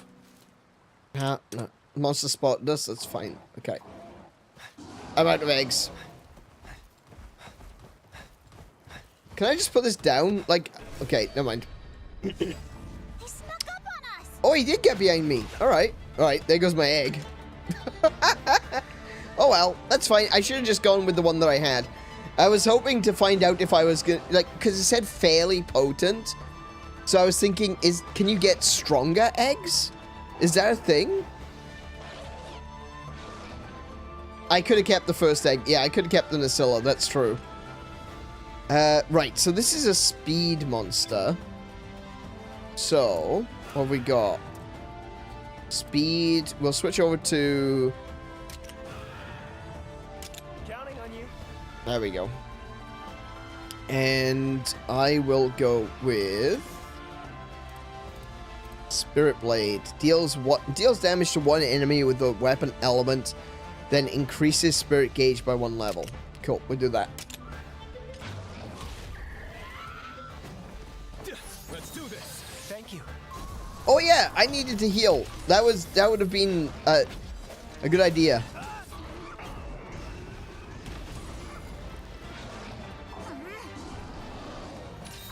Okay, so he's raging out right now. Okay, so Simon's about to life powder us, so that's okay.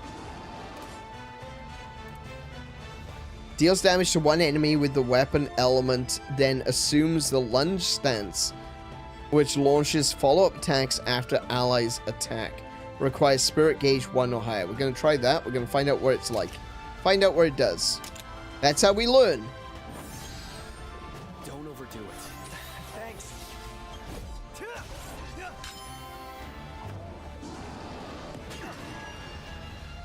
Ow.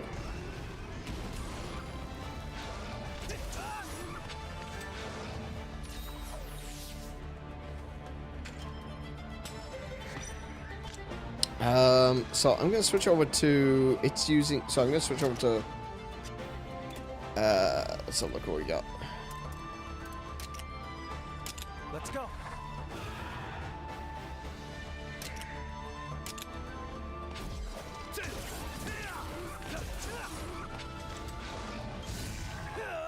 Got it. All right. Get him. Nice. I'll finish this. Got it.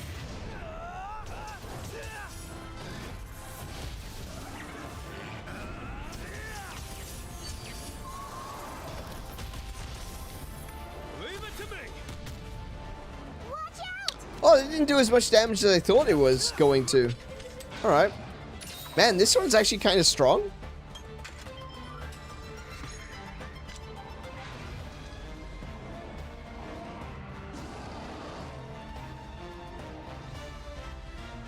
Press plus on the Switch for speed? What do you mean?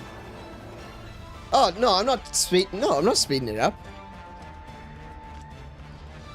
Right, it's currently doing strong attacks. This'll do it.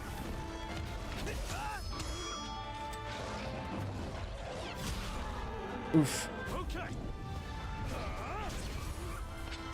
That's it.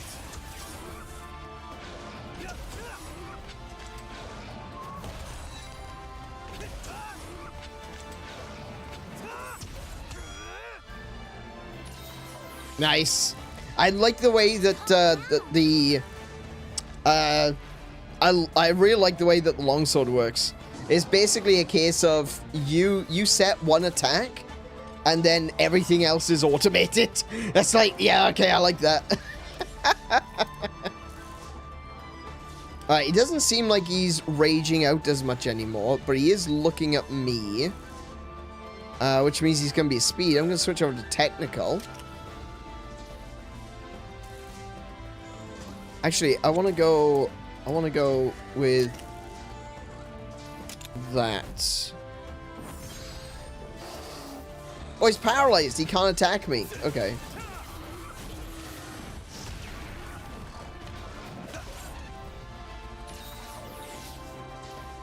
Okay. Switch over to...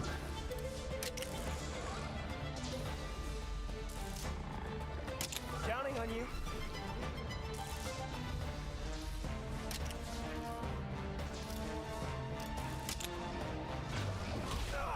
Oh! A heart is lost when you or your monster's HP reaches 0. If you lose all your hearts, the battle will end in defeat. All hearts are restored after battles. Battle allies also have hearts. You will not lose a fight if a battle ally loses all of their hearts, but they will be unable to help in battle for a few turns. Okay. Alright, okay. Now's a chance.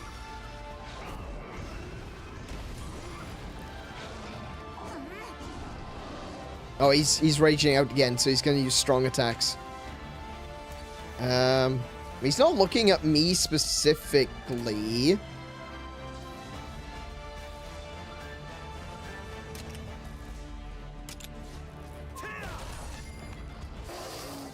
Oh, he's paralyzed still. Nice. Cool. Boom.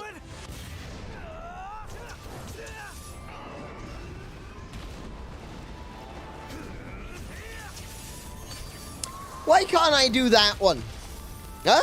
You want some more? Why can't I do that one? Man, this one just doesn't go down.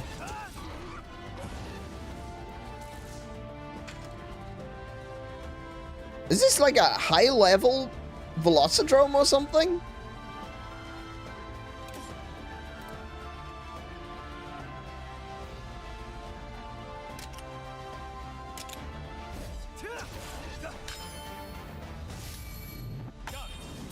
Well done.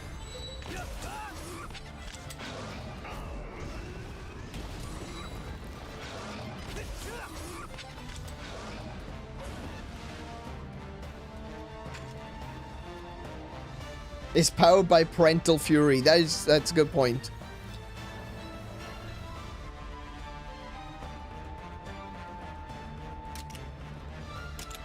Go ahead. Icicle Realm? Okay. Let's go. Fly.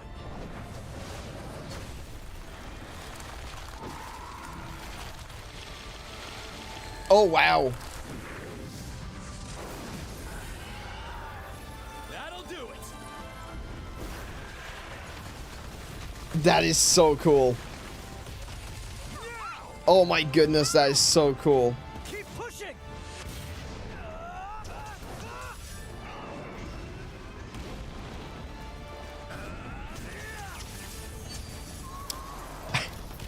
You know, I find it funny, right?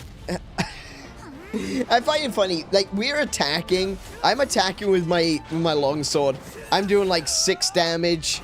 I'm doing 10 damage there. I did a special, which gave me 33 damage. And the monsters, every time the monster hits, they hit for like 45 damage. And it's just like, why am I even here? What is my point in all of this? Okay, right. Monster is gone. Oh, but I can't... Oh. Okay. I still can't put the egg back, though. Right. Okay, so I'm gonna get another Ludroth. But, I wish I'd just kept the spider egg.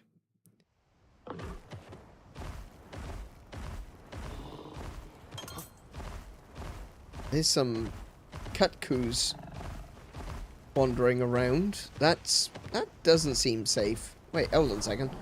Let me activate this checkpoint. I just realized. There we go.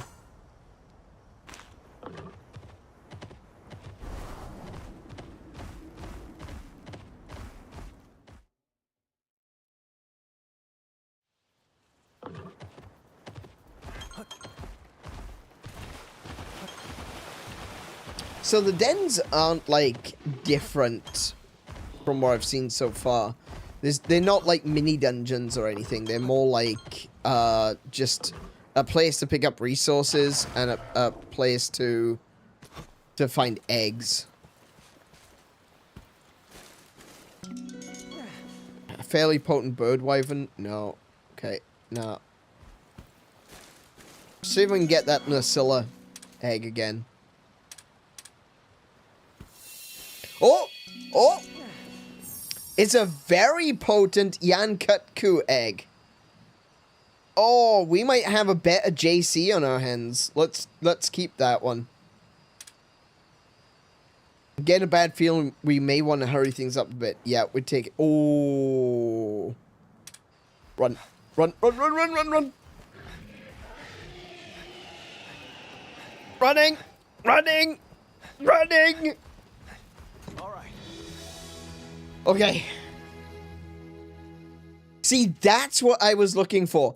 I was wondering if you could get very potent or special or something. And you can. So I don't necessarily want to go for, like, the basic ones. I want to be going for the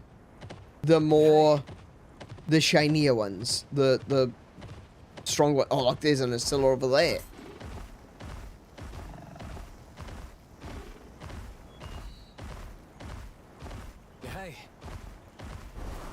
Have I changed my mind? About what? What have I changed my mind on? What is that? Oh, Gypsaros.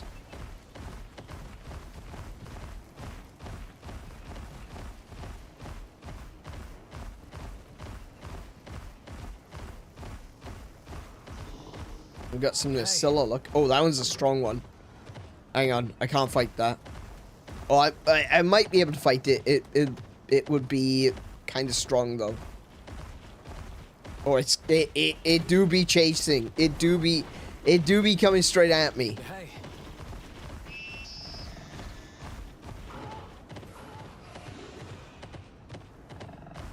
Oh look, there's some loot, Rath.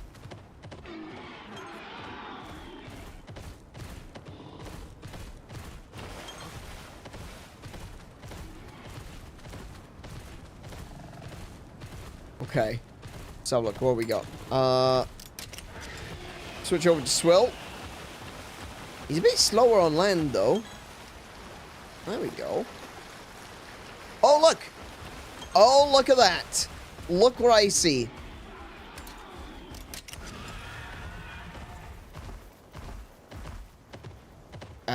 Jump? No? Okay. Look at this. What on earth is it? It's a rare den. There we go. There's two up here. That's what I'm looking for. Okay, that's what I'm looking for. What can I get in here? Oh, okay.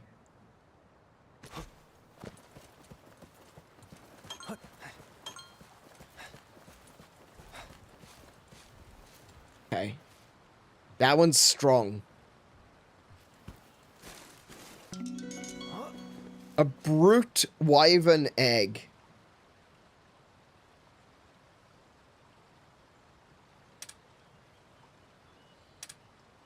I'm gonna go and hope for a special. Yep, keep going. Oh, here we go! An amphibian egg. A very potent amphibian egg. We should still have time to, so feel free to think it over. No, we going with this one. We going with this one. We got ourselves a shiny amphibian. Hey, pal, welcome to the stream. How you doing today?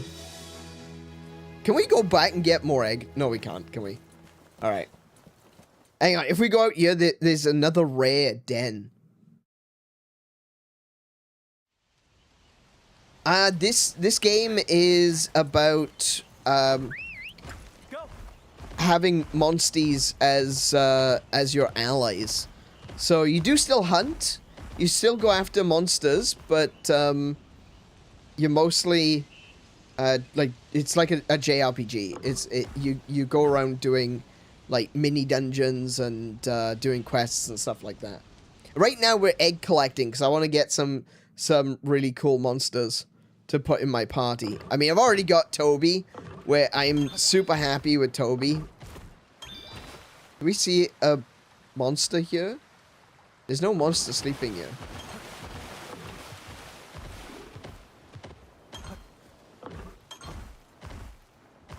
Cool.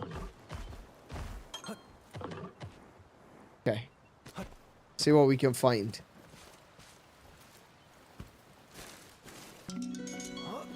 Okay, we got no. We're gonna put that one back. Oh, whoa! That was it. There was only one egg left. Ah, damn. There's only one egg to find in this den. Okay. Didn't get the best result there.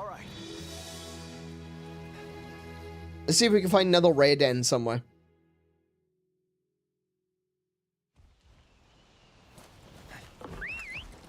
Good monster.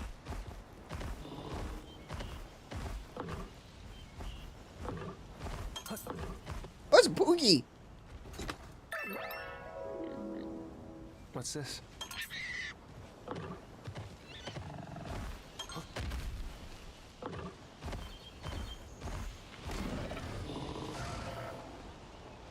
Oh, no, can't do that, apparently. Okay, apparently I can't go through there, but... what? Is it just like an invisible wall there? I can't go that way? What? What is happening? What is happening right now? Okay, I guess I can't go that way. And invisible walls? Excuse you? Gonna fly over here instead. Maybe my pockets are full. That's a good point, actually. Do I... No. I don't think it's that my pockets were full. Because, as soon as I picked up the egg, it said that there wasn't any more eggs to find. So I don't think that's what it was. Hey. I don't know. Why do you keep asking me if I changed my mind? I haven't changed my mind on anything. I'm just trying to do some egg fetching. We should probably look for... Can I see the map? Ah, there we go. You can view the geography and information about locales on the map screen. Markers can also be set. Okay. Minimap displayed while you're in the field. Use up to zoom the map in and out. Okay. Right, so this looks like it's the... What's this? I don't know what that is. Is that me? That's not me. Oh, that's my starting... Oh, that's the den I came out of. Ah, okay. Alright, right. Oh, look! Raid ends, they do appear on the map. Whoa. Okay, close. Alright, I got it. I understand now. Yeah, we're gonna go... I'll get to it. I'm going to get the egg hatch. Don't worry. Don't worry, relax.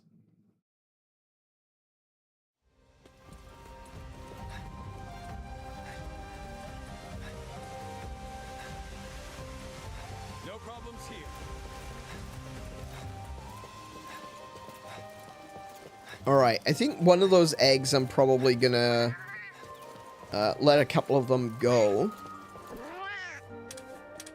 Let's have a look at my eggs. What eggs have we got? Oh, so I can't choose to only hatch some of them. I have to hatch all of them. Alright. So we're looking at a Velocidrome, a I don't know what the second one is.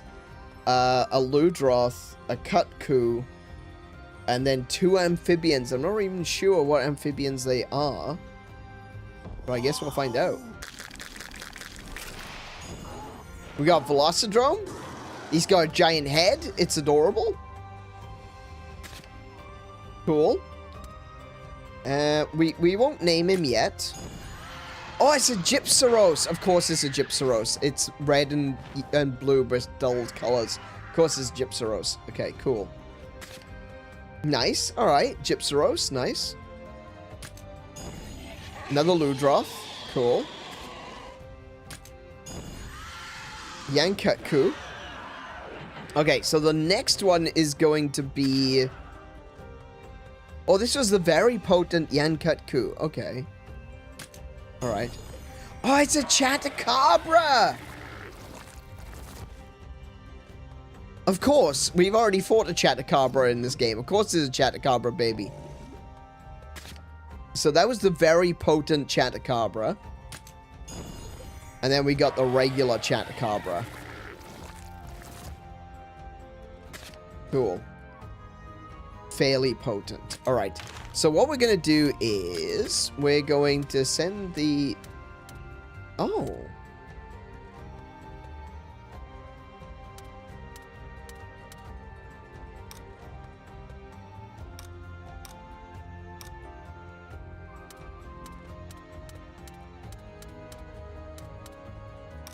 Wait, how do I... Hang on. How do I tell them apart?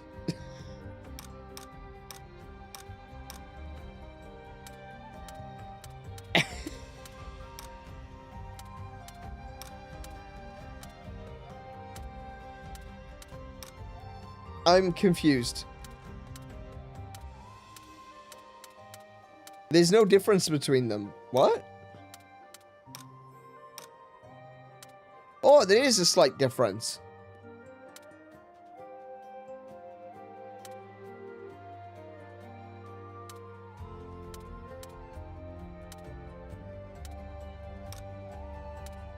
So there's a difference in, I don't even know what this is yet. I don't even know what that is yet. But there's a difference in that. That's okay.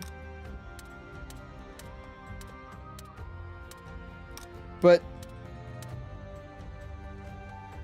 like, it doesn't tell me which one is the...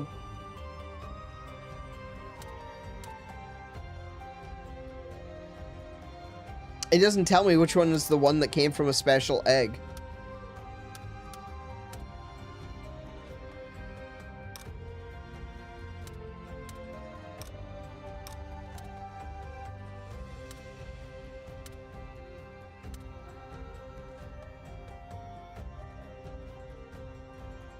Alright, I'm confused now.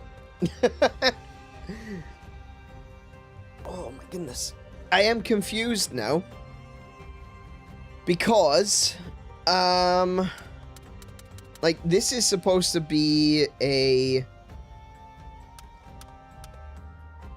This one's supposed to be a rare Cutku. Oh, it does have a... It does actually have more HP. Oh, it's got an extra star in its HP. It's got a bonus stat increase to HP.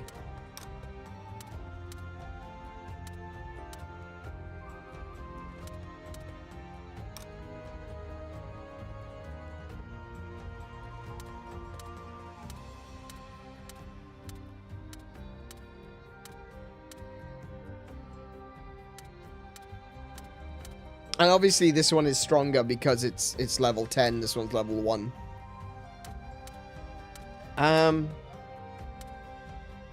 I guess this one's got like a rare trait? Because this one's got a speed icon here. I'm not sure how this works yet. I haven't quite gotten that far.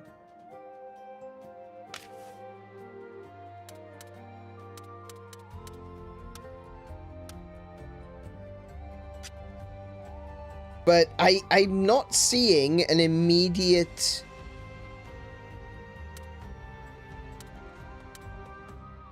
like, obvious difference between the two, except for the fact that this new Cutku has got a HP bonus.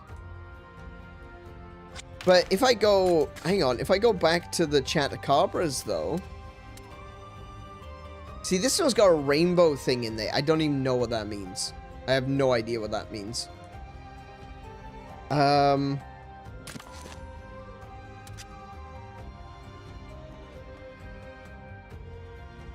I go to these two...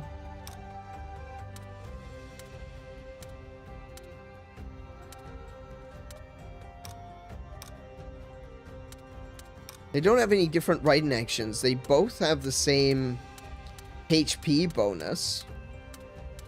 Actually, pretty much every monster I've caught has a HP bonus.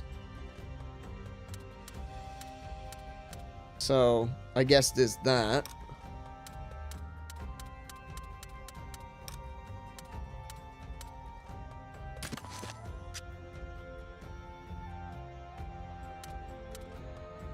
Yeah, okay, I actually don't, I have no idea what the difference is between the rare one and the less rare one. Okay. Yeah, color me confused.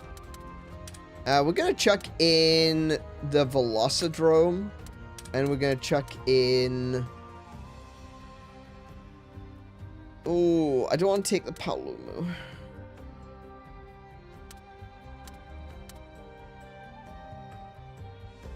I might release that Velocidrome because I can go and try and find a rare Velocidrome, if that even matters. I don't even know. I want to get another technical monster. So, let's go looking for another technical monster. Yeah, I suppose right now, I'm a little bit early to be looking for rare things, because I don't even know what makes something rare yet. So I guess that's something that will make more sense in the future. And, you know, maybe eventually I'll figure it out and I'll look at it and I'll know exactly what I need to do. Like, I'll be able to see it and go, oh, yeah, right, I understand now. That's rare. That thing there, that's what's rare about it. But now, though, I am not aware of the differences to be able to say. Now, I do have a couple of rare dens back down where we were before. So I'm going to go back down there. Hey.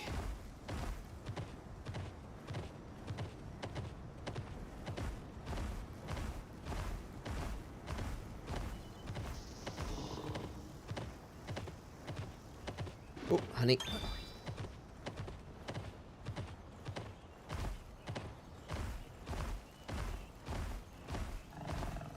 So there's a rare one up on top of this hill. Hey.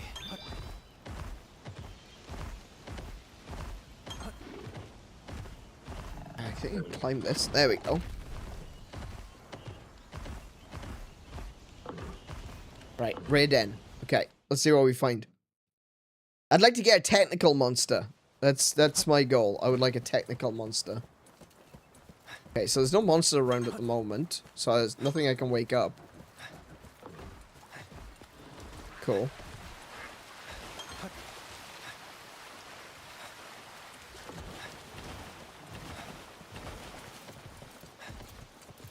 Double check. Just make sure there's nothing around.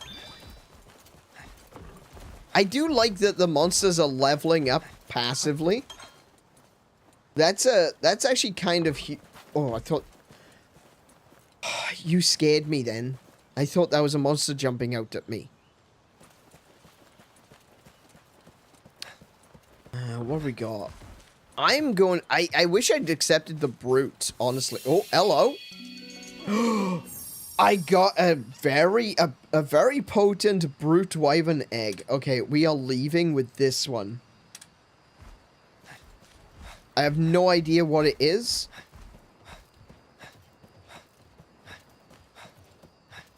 Kind of looks like an Engineath. Kind of looks like an Engineath. If I can get an Engineath this early on, that'd be awesome. Because that's one of the monsters that I like really want in my squad. I suppose I came into this game with certain, I wouldn't say expectations, but like they're monsters that I like, and they're monsters that I want to have throughout the game, you know? And Engineath is one of them.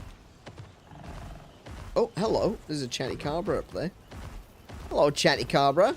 He's just chilling. No. Hold up. The border's up ahead. This could get dangerous. We should assess the situation from this overlook.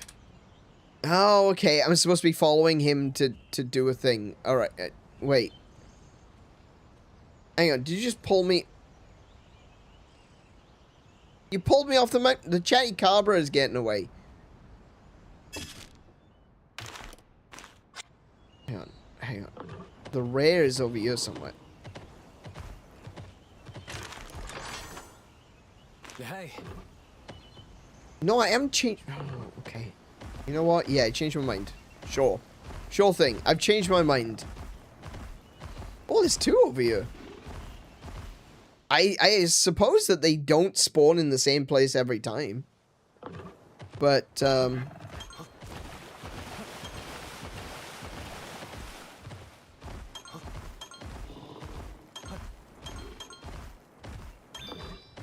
make sure I collect it as much as I can.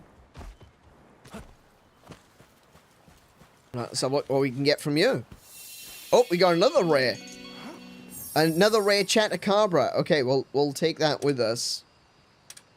See if I can figure out why it's rare. I want to figure out what the differences are. We'll check that out in a moment. But there's another rare den right here, so, like, I'm not too worried about grabbing duplicates. And apparently breeding is a thing, so, you know, we'll be able to breed monsters to get the best traits at some point. So it might be a good idea to have a number of very potent monsters. You want to see where the blue and yellow egg is?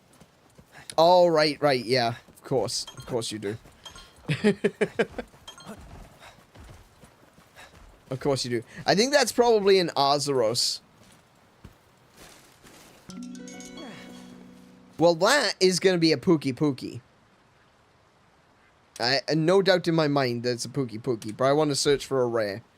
There we go. There it is. There we go. We got a blue and orange. It's a bird wyvern. Well, it's not an Azuros then, is it?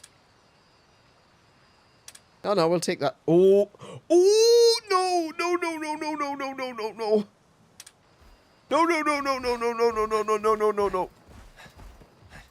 Run. Oh, no, he's red. I'm out. I am out.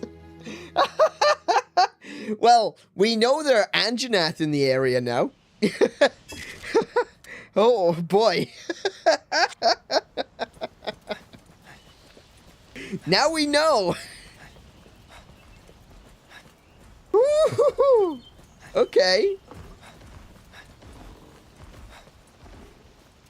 Let's see now. Okay, I'm gonna need you. Where's the rare one? Was it over on that island? No. Where's the rare one? There's an outlook up there. I could go for the outlook.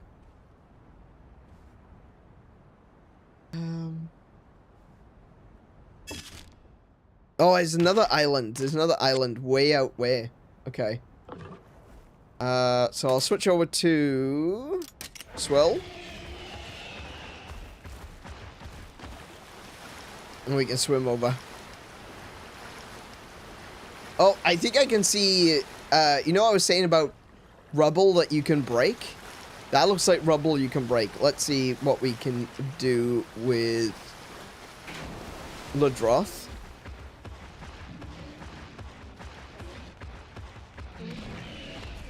Nope.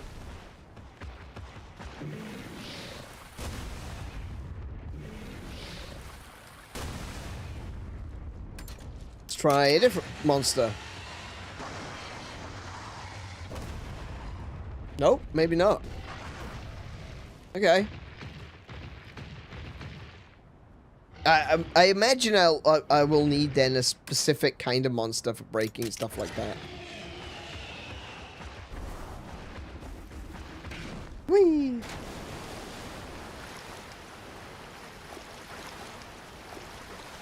Where is that? Oh no! Oh no! Oh no! There are Plesioth in here! Oh heck! Okay.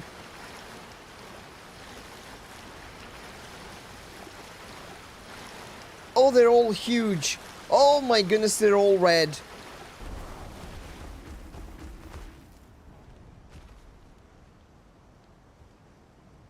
Oh, okay.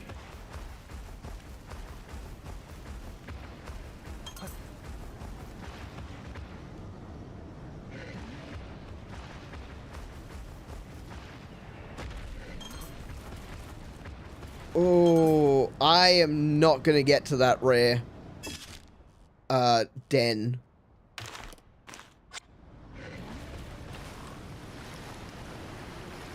Am I gonna... Can I get past? Ooh.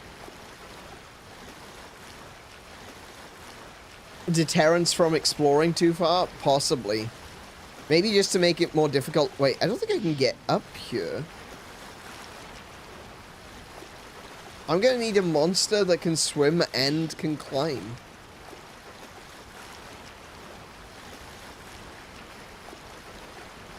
That's awfully close. Yeah, I can't get up there. Oh no. Oh no, I've kind of cornered myself. Okay. Yeah, okay, so I can't get it. Maybe I can fly over? Using updrafts, perhaps? I don't know.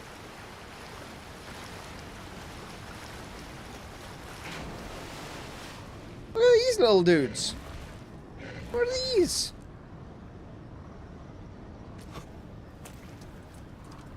Hello?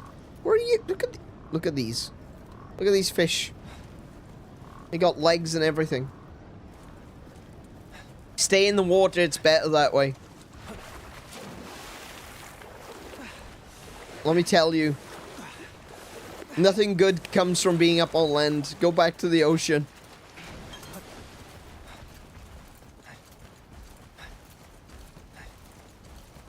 One day you're thinking, you know what? That air looks breathable. We're gonna have a crack at that air stuff. That air stuff looks it seems really interesting. And then the next thing you know there's politics. There's just horrible people doing horrible things.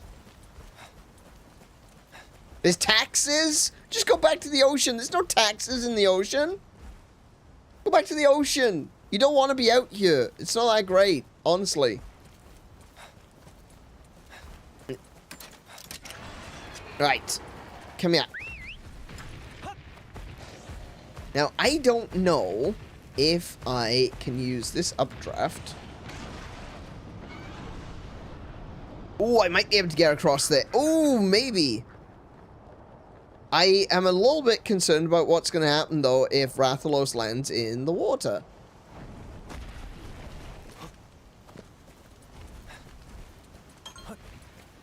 I don't suppose Rathalos can swim.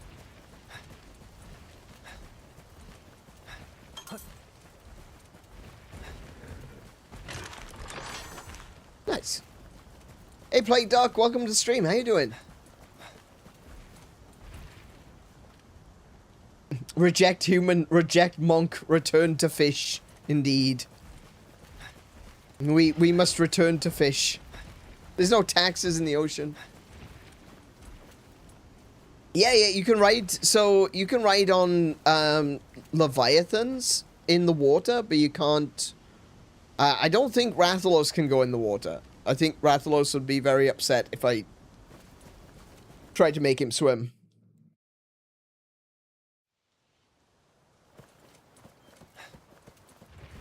You say return to ocean, but you refuse to go in the ocean?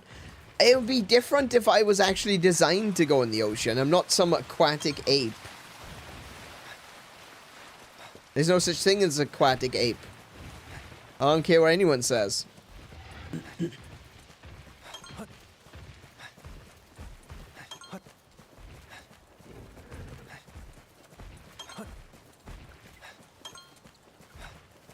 Collect all the things. Collect all the things. Right. See what we can find. What is that? Hang on. What is that dark blue with orange dots?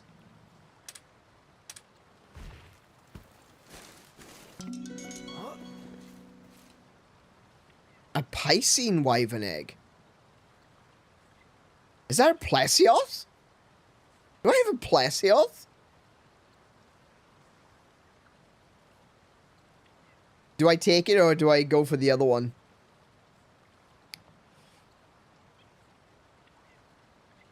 We ball. We ball. We got a rare. Okay, hang on. Hang on. Oh, okay. That's a Piscine wyvern egg too. All right. We're out. Time, Prince. It's too dangerous to stay any longer. Let's run. Let's go. There's no monsters here, though. Wait. There's no monsters here. All right. Okay. All right. We're going to take the eggs back. We're going to hatch these ones. And seeing as it is coming up to midnight, we might have to call it there for this evening. Right, let's have a look. How do we get across there? The best way to get across. We may have to Ludroth our way across.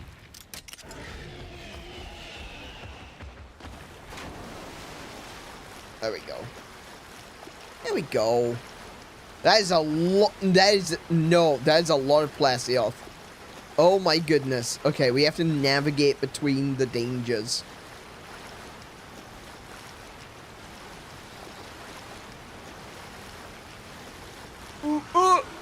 Oh my goodness, someone came up after us.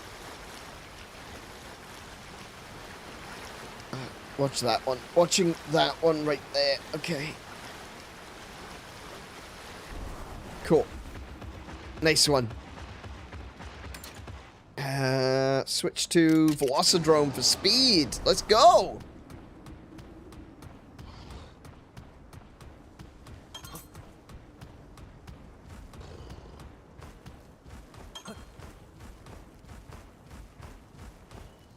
I was thinking he would actually be faster than this, but alright, no, it's fine. He's about the same speed as everything else. The shiny. Take the shiny.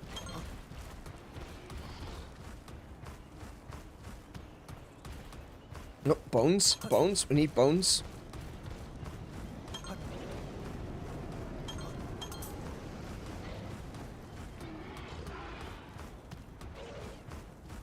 Alright, what we got there? Some Cutcoos. Alright, we good.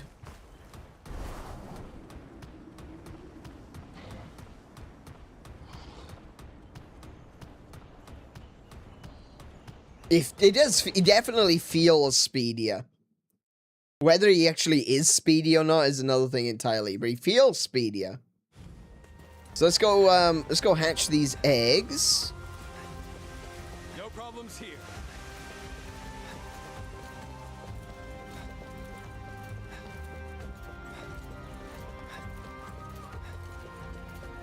We got some shiny eggs, so let's see what we got. Hatch eggs. We got 4. We got 4 eggs. I think that's gonna be an Anjanath. Oh yes! Oh, fantastic! Oh man, Angie! So cute. Look at his giant head. I'm pretty sure moving about as fast as your car. I don't know what more you want from it. I mean, yeah, true. Fair enough. Oh, look at him! He's adorable. He's got such a big snoofer. Yes! We got a Chatacabra. Okay, yep. This one is a blue Yankutku.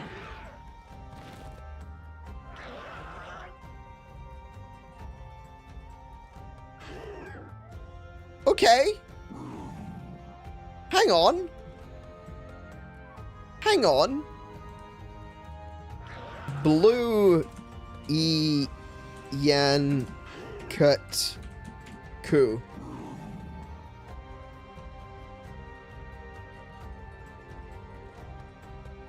Yeah, this is a Cutku subspecies.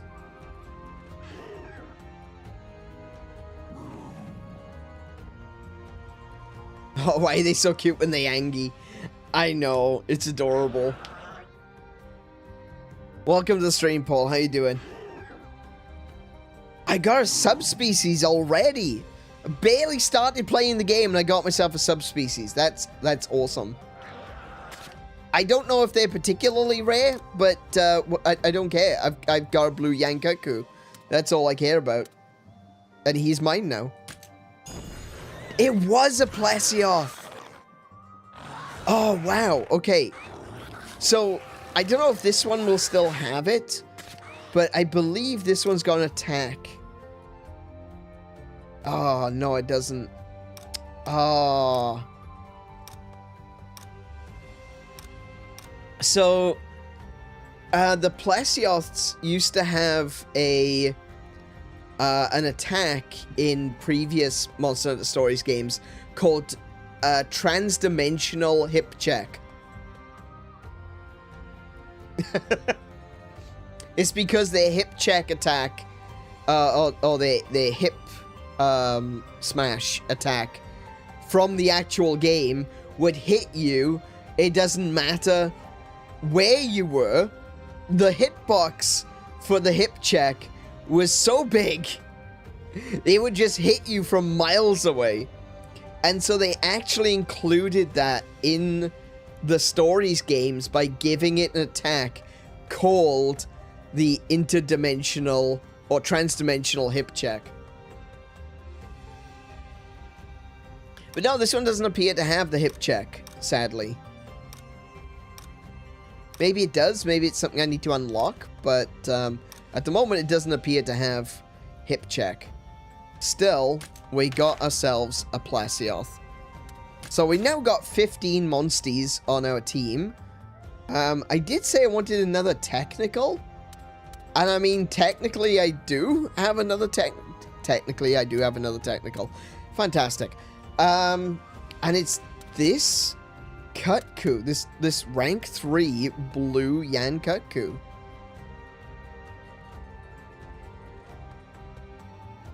What has he got compared to... He's got Crushing Beak. Now he's got Beak Drill. Blaze Ball. This one doesn't have Blaze Balls. Maximum Tackle. It's a speed attack. Wow. Okay.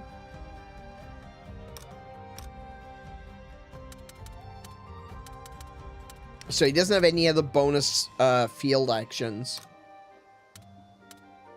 His stats, though.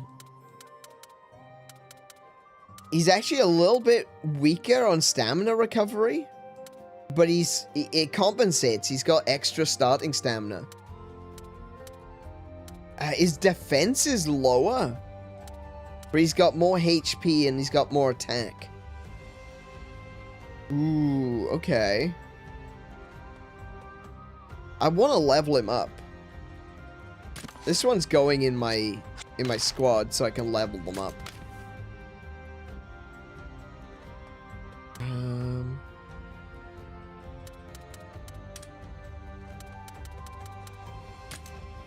And can I swap? Oh, you can't remove Ratha. Okay. Oh, okay. Wait, so that means I have to basically have to drop Swill. Oh, no, I don't want to drop Swill.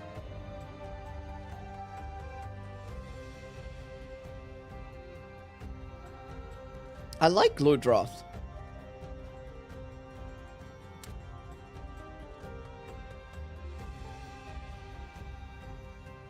I swap out the Velocidrome for Anjanath. Well, there we go.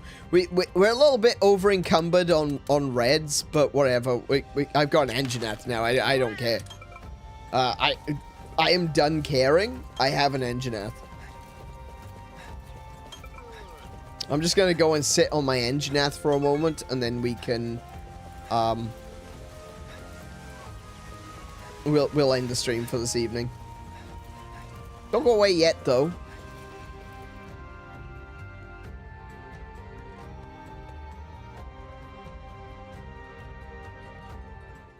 Okay. Angie.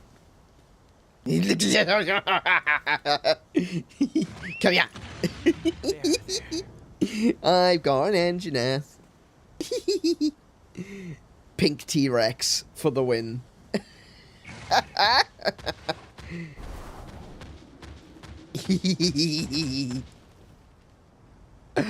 Alright, I already really like this movie, right? This game. Yeah. What more do I want? I mean, you know, you start off with a Rathalos and a 𝗏𝗁𝗁𝗁𝗏𝗁, and I love Toby. Toby is one of my favorite monsters ever in this series. I got myself a blue 𝗏𝗁𝗁𝗁. I wasn't expecting to get a blue 𝗏𝗁𝗁𝗁, but here he is. That's really cool. And of course I got big boy Angie. Man. What a cool monster. Alright, so we didn't do much by way of story in this game. We've basically done a bunch of tutorials. We've been told that we need to go somewhere over there. I'm not really entirely sure where I need to go over there, but over there is where I need to go. So, I tell you what, we'll stop screwing around, and in the next episode, we are going to come back with a full squad of monsters, right? I might actually do a little bit of extra monster hunting while I'm off stream as well. But what we're going to do is we're going to have a full squad of monsters starting in the next episode, and we're actually going to get on and we're going to do some of the actual story. So I need to be cautious not to go places where the story is. I'm going to try to avoid that, but I'm going to do a little bit of den raiding to see. It looks like the dens mostly spawn in similar places. Like, this one's still gold, that one's still gold. Oh, that one's gold now.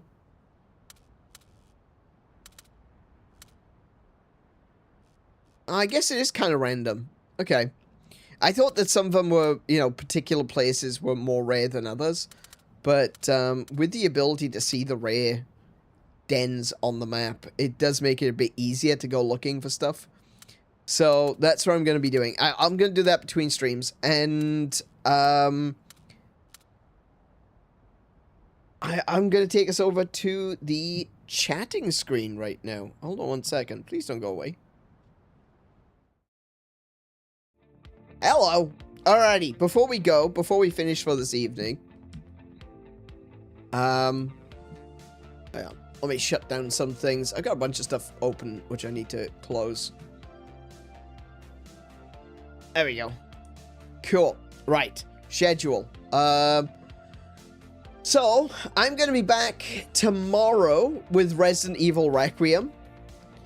And we've got an underground lab to raid. So that's going to be interesting. Went into a room, went into a place, figured, oh, I'll just find the keys to the helicopter in this nice, normal house. It was not a nice, normal house at all.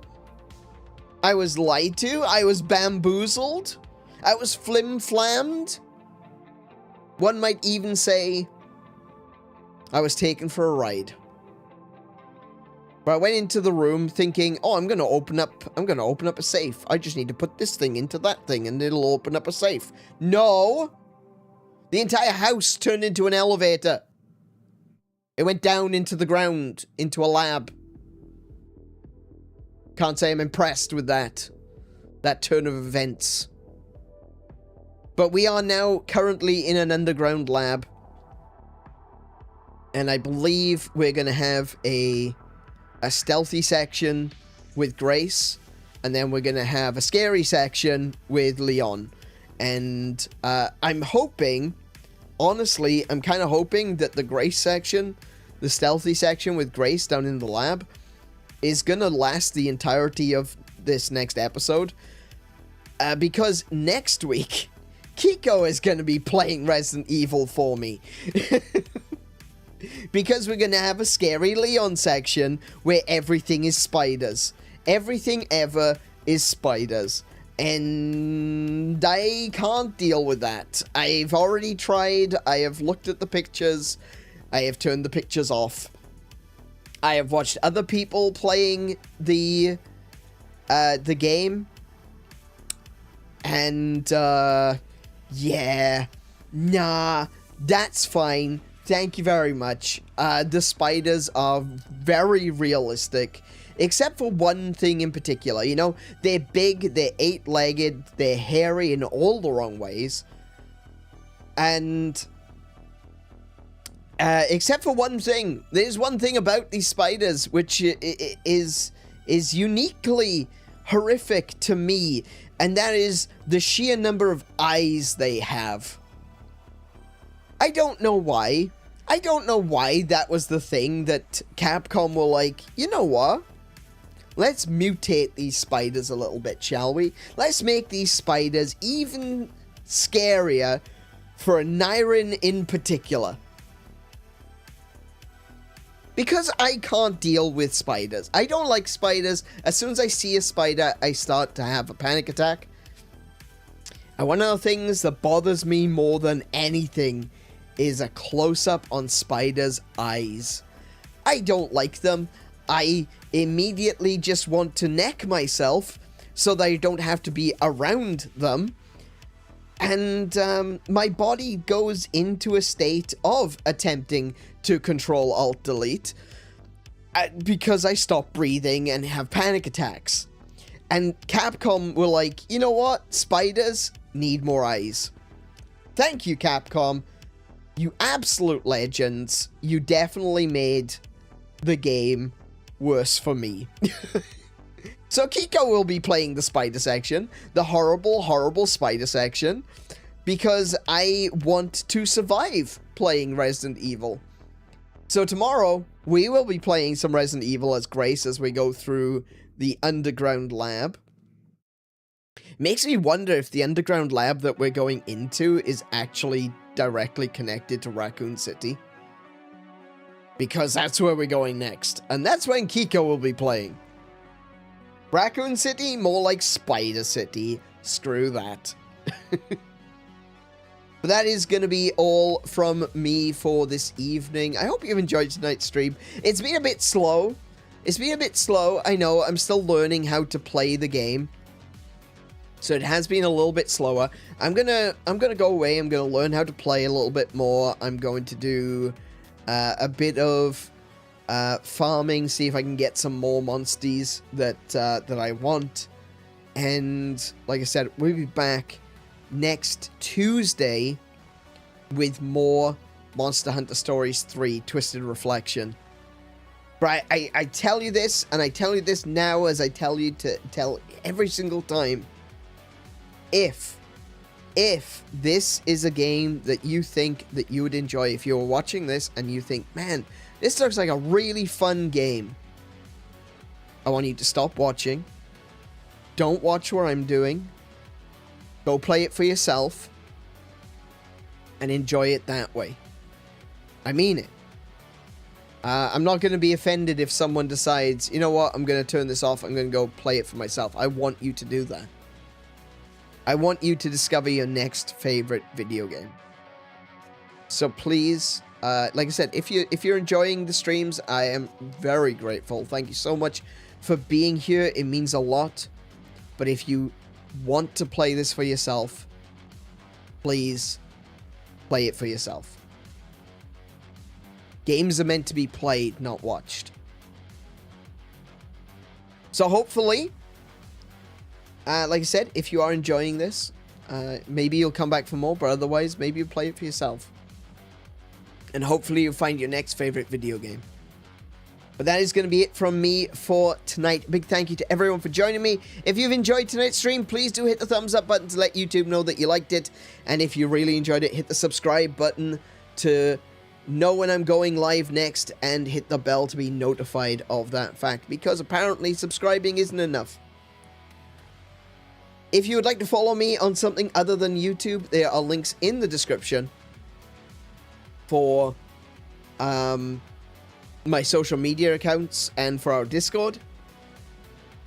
And with that, that's going to be the end right there. So big thank you to everyone once again. Be good to yourselves. Be excellent to each other. Play more video games. And until I see you, peace, love, and high scores. Good night, everyone.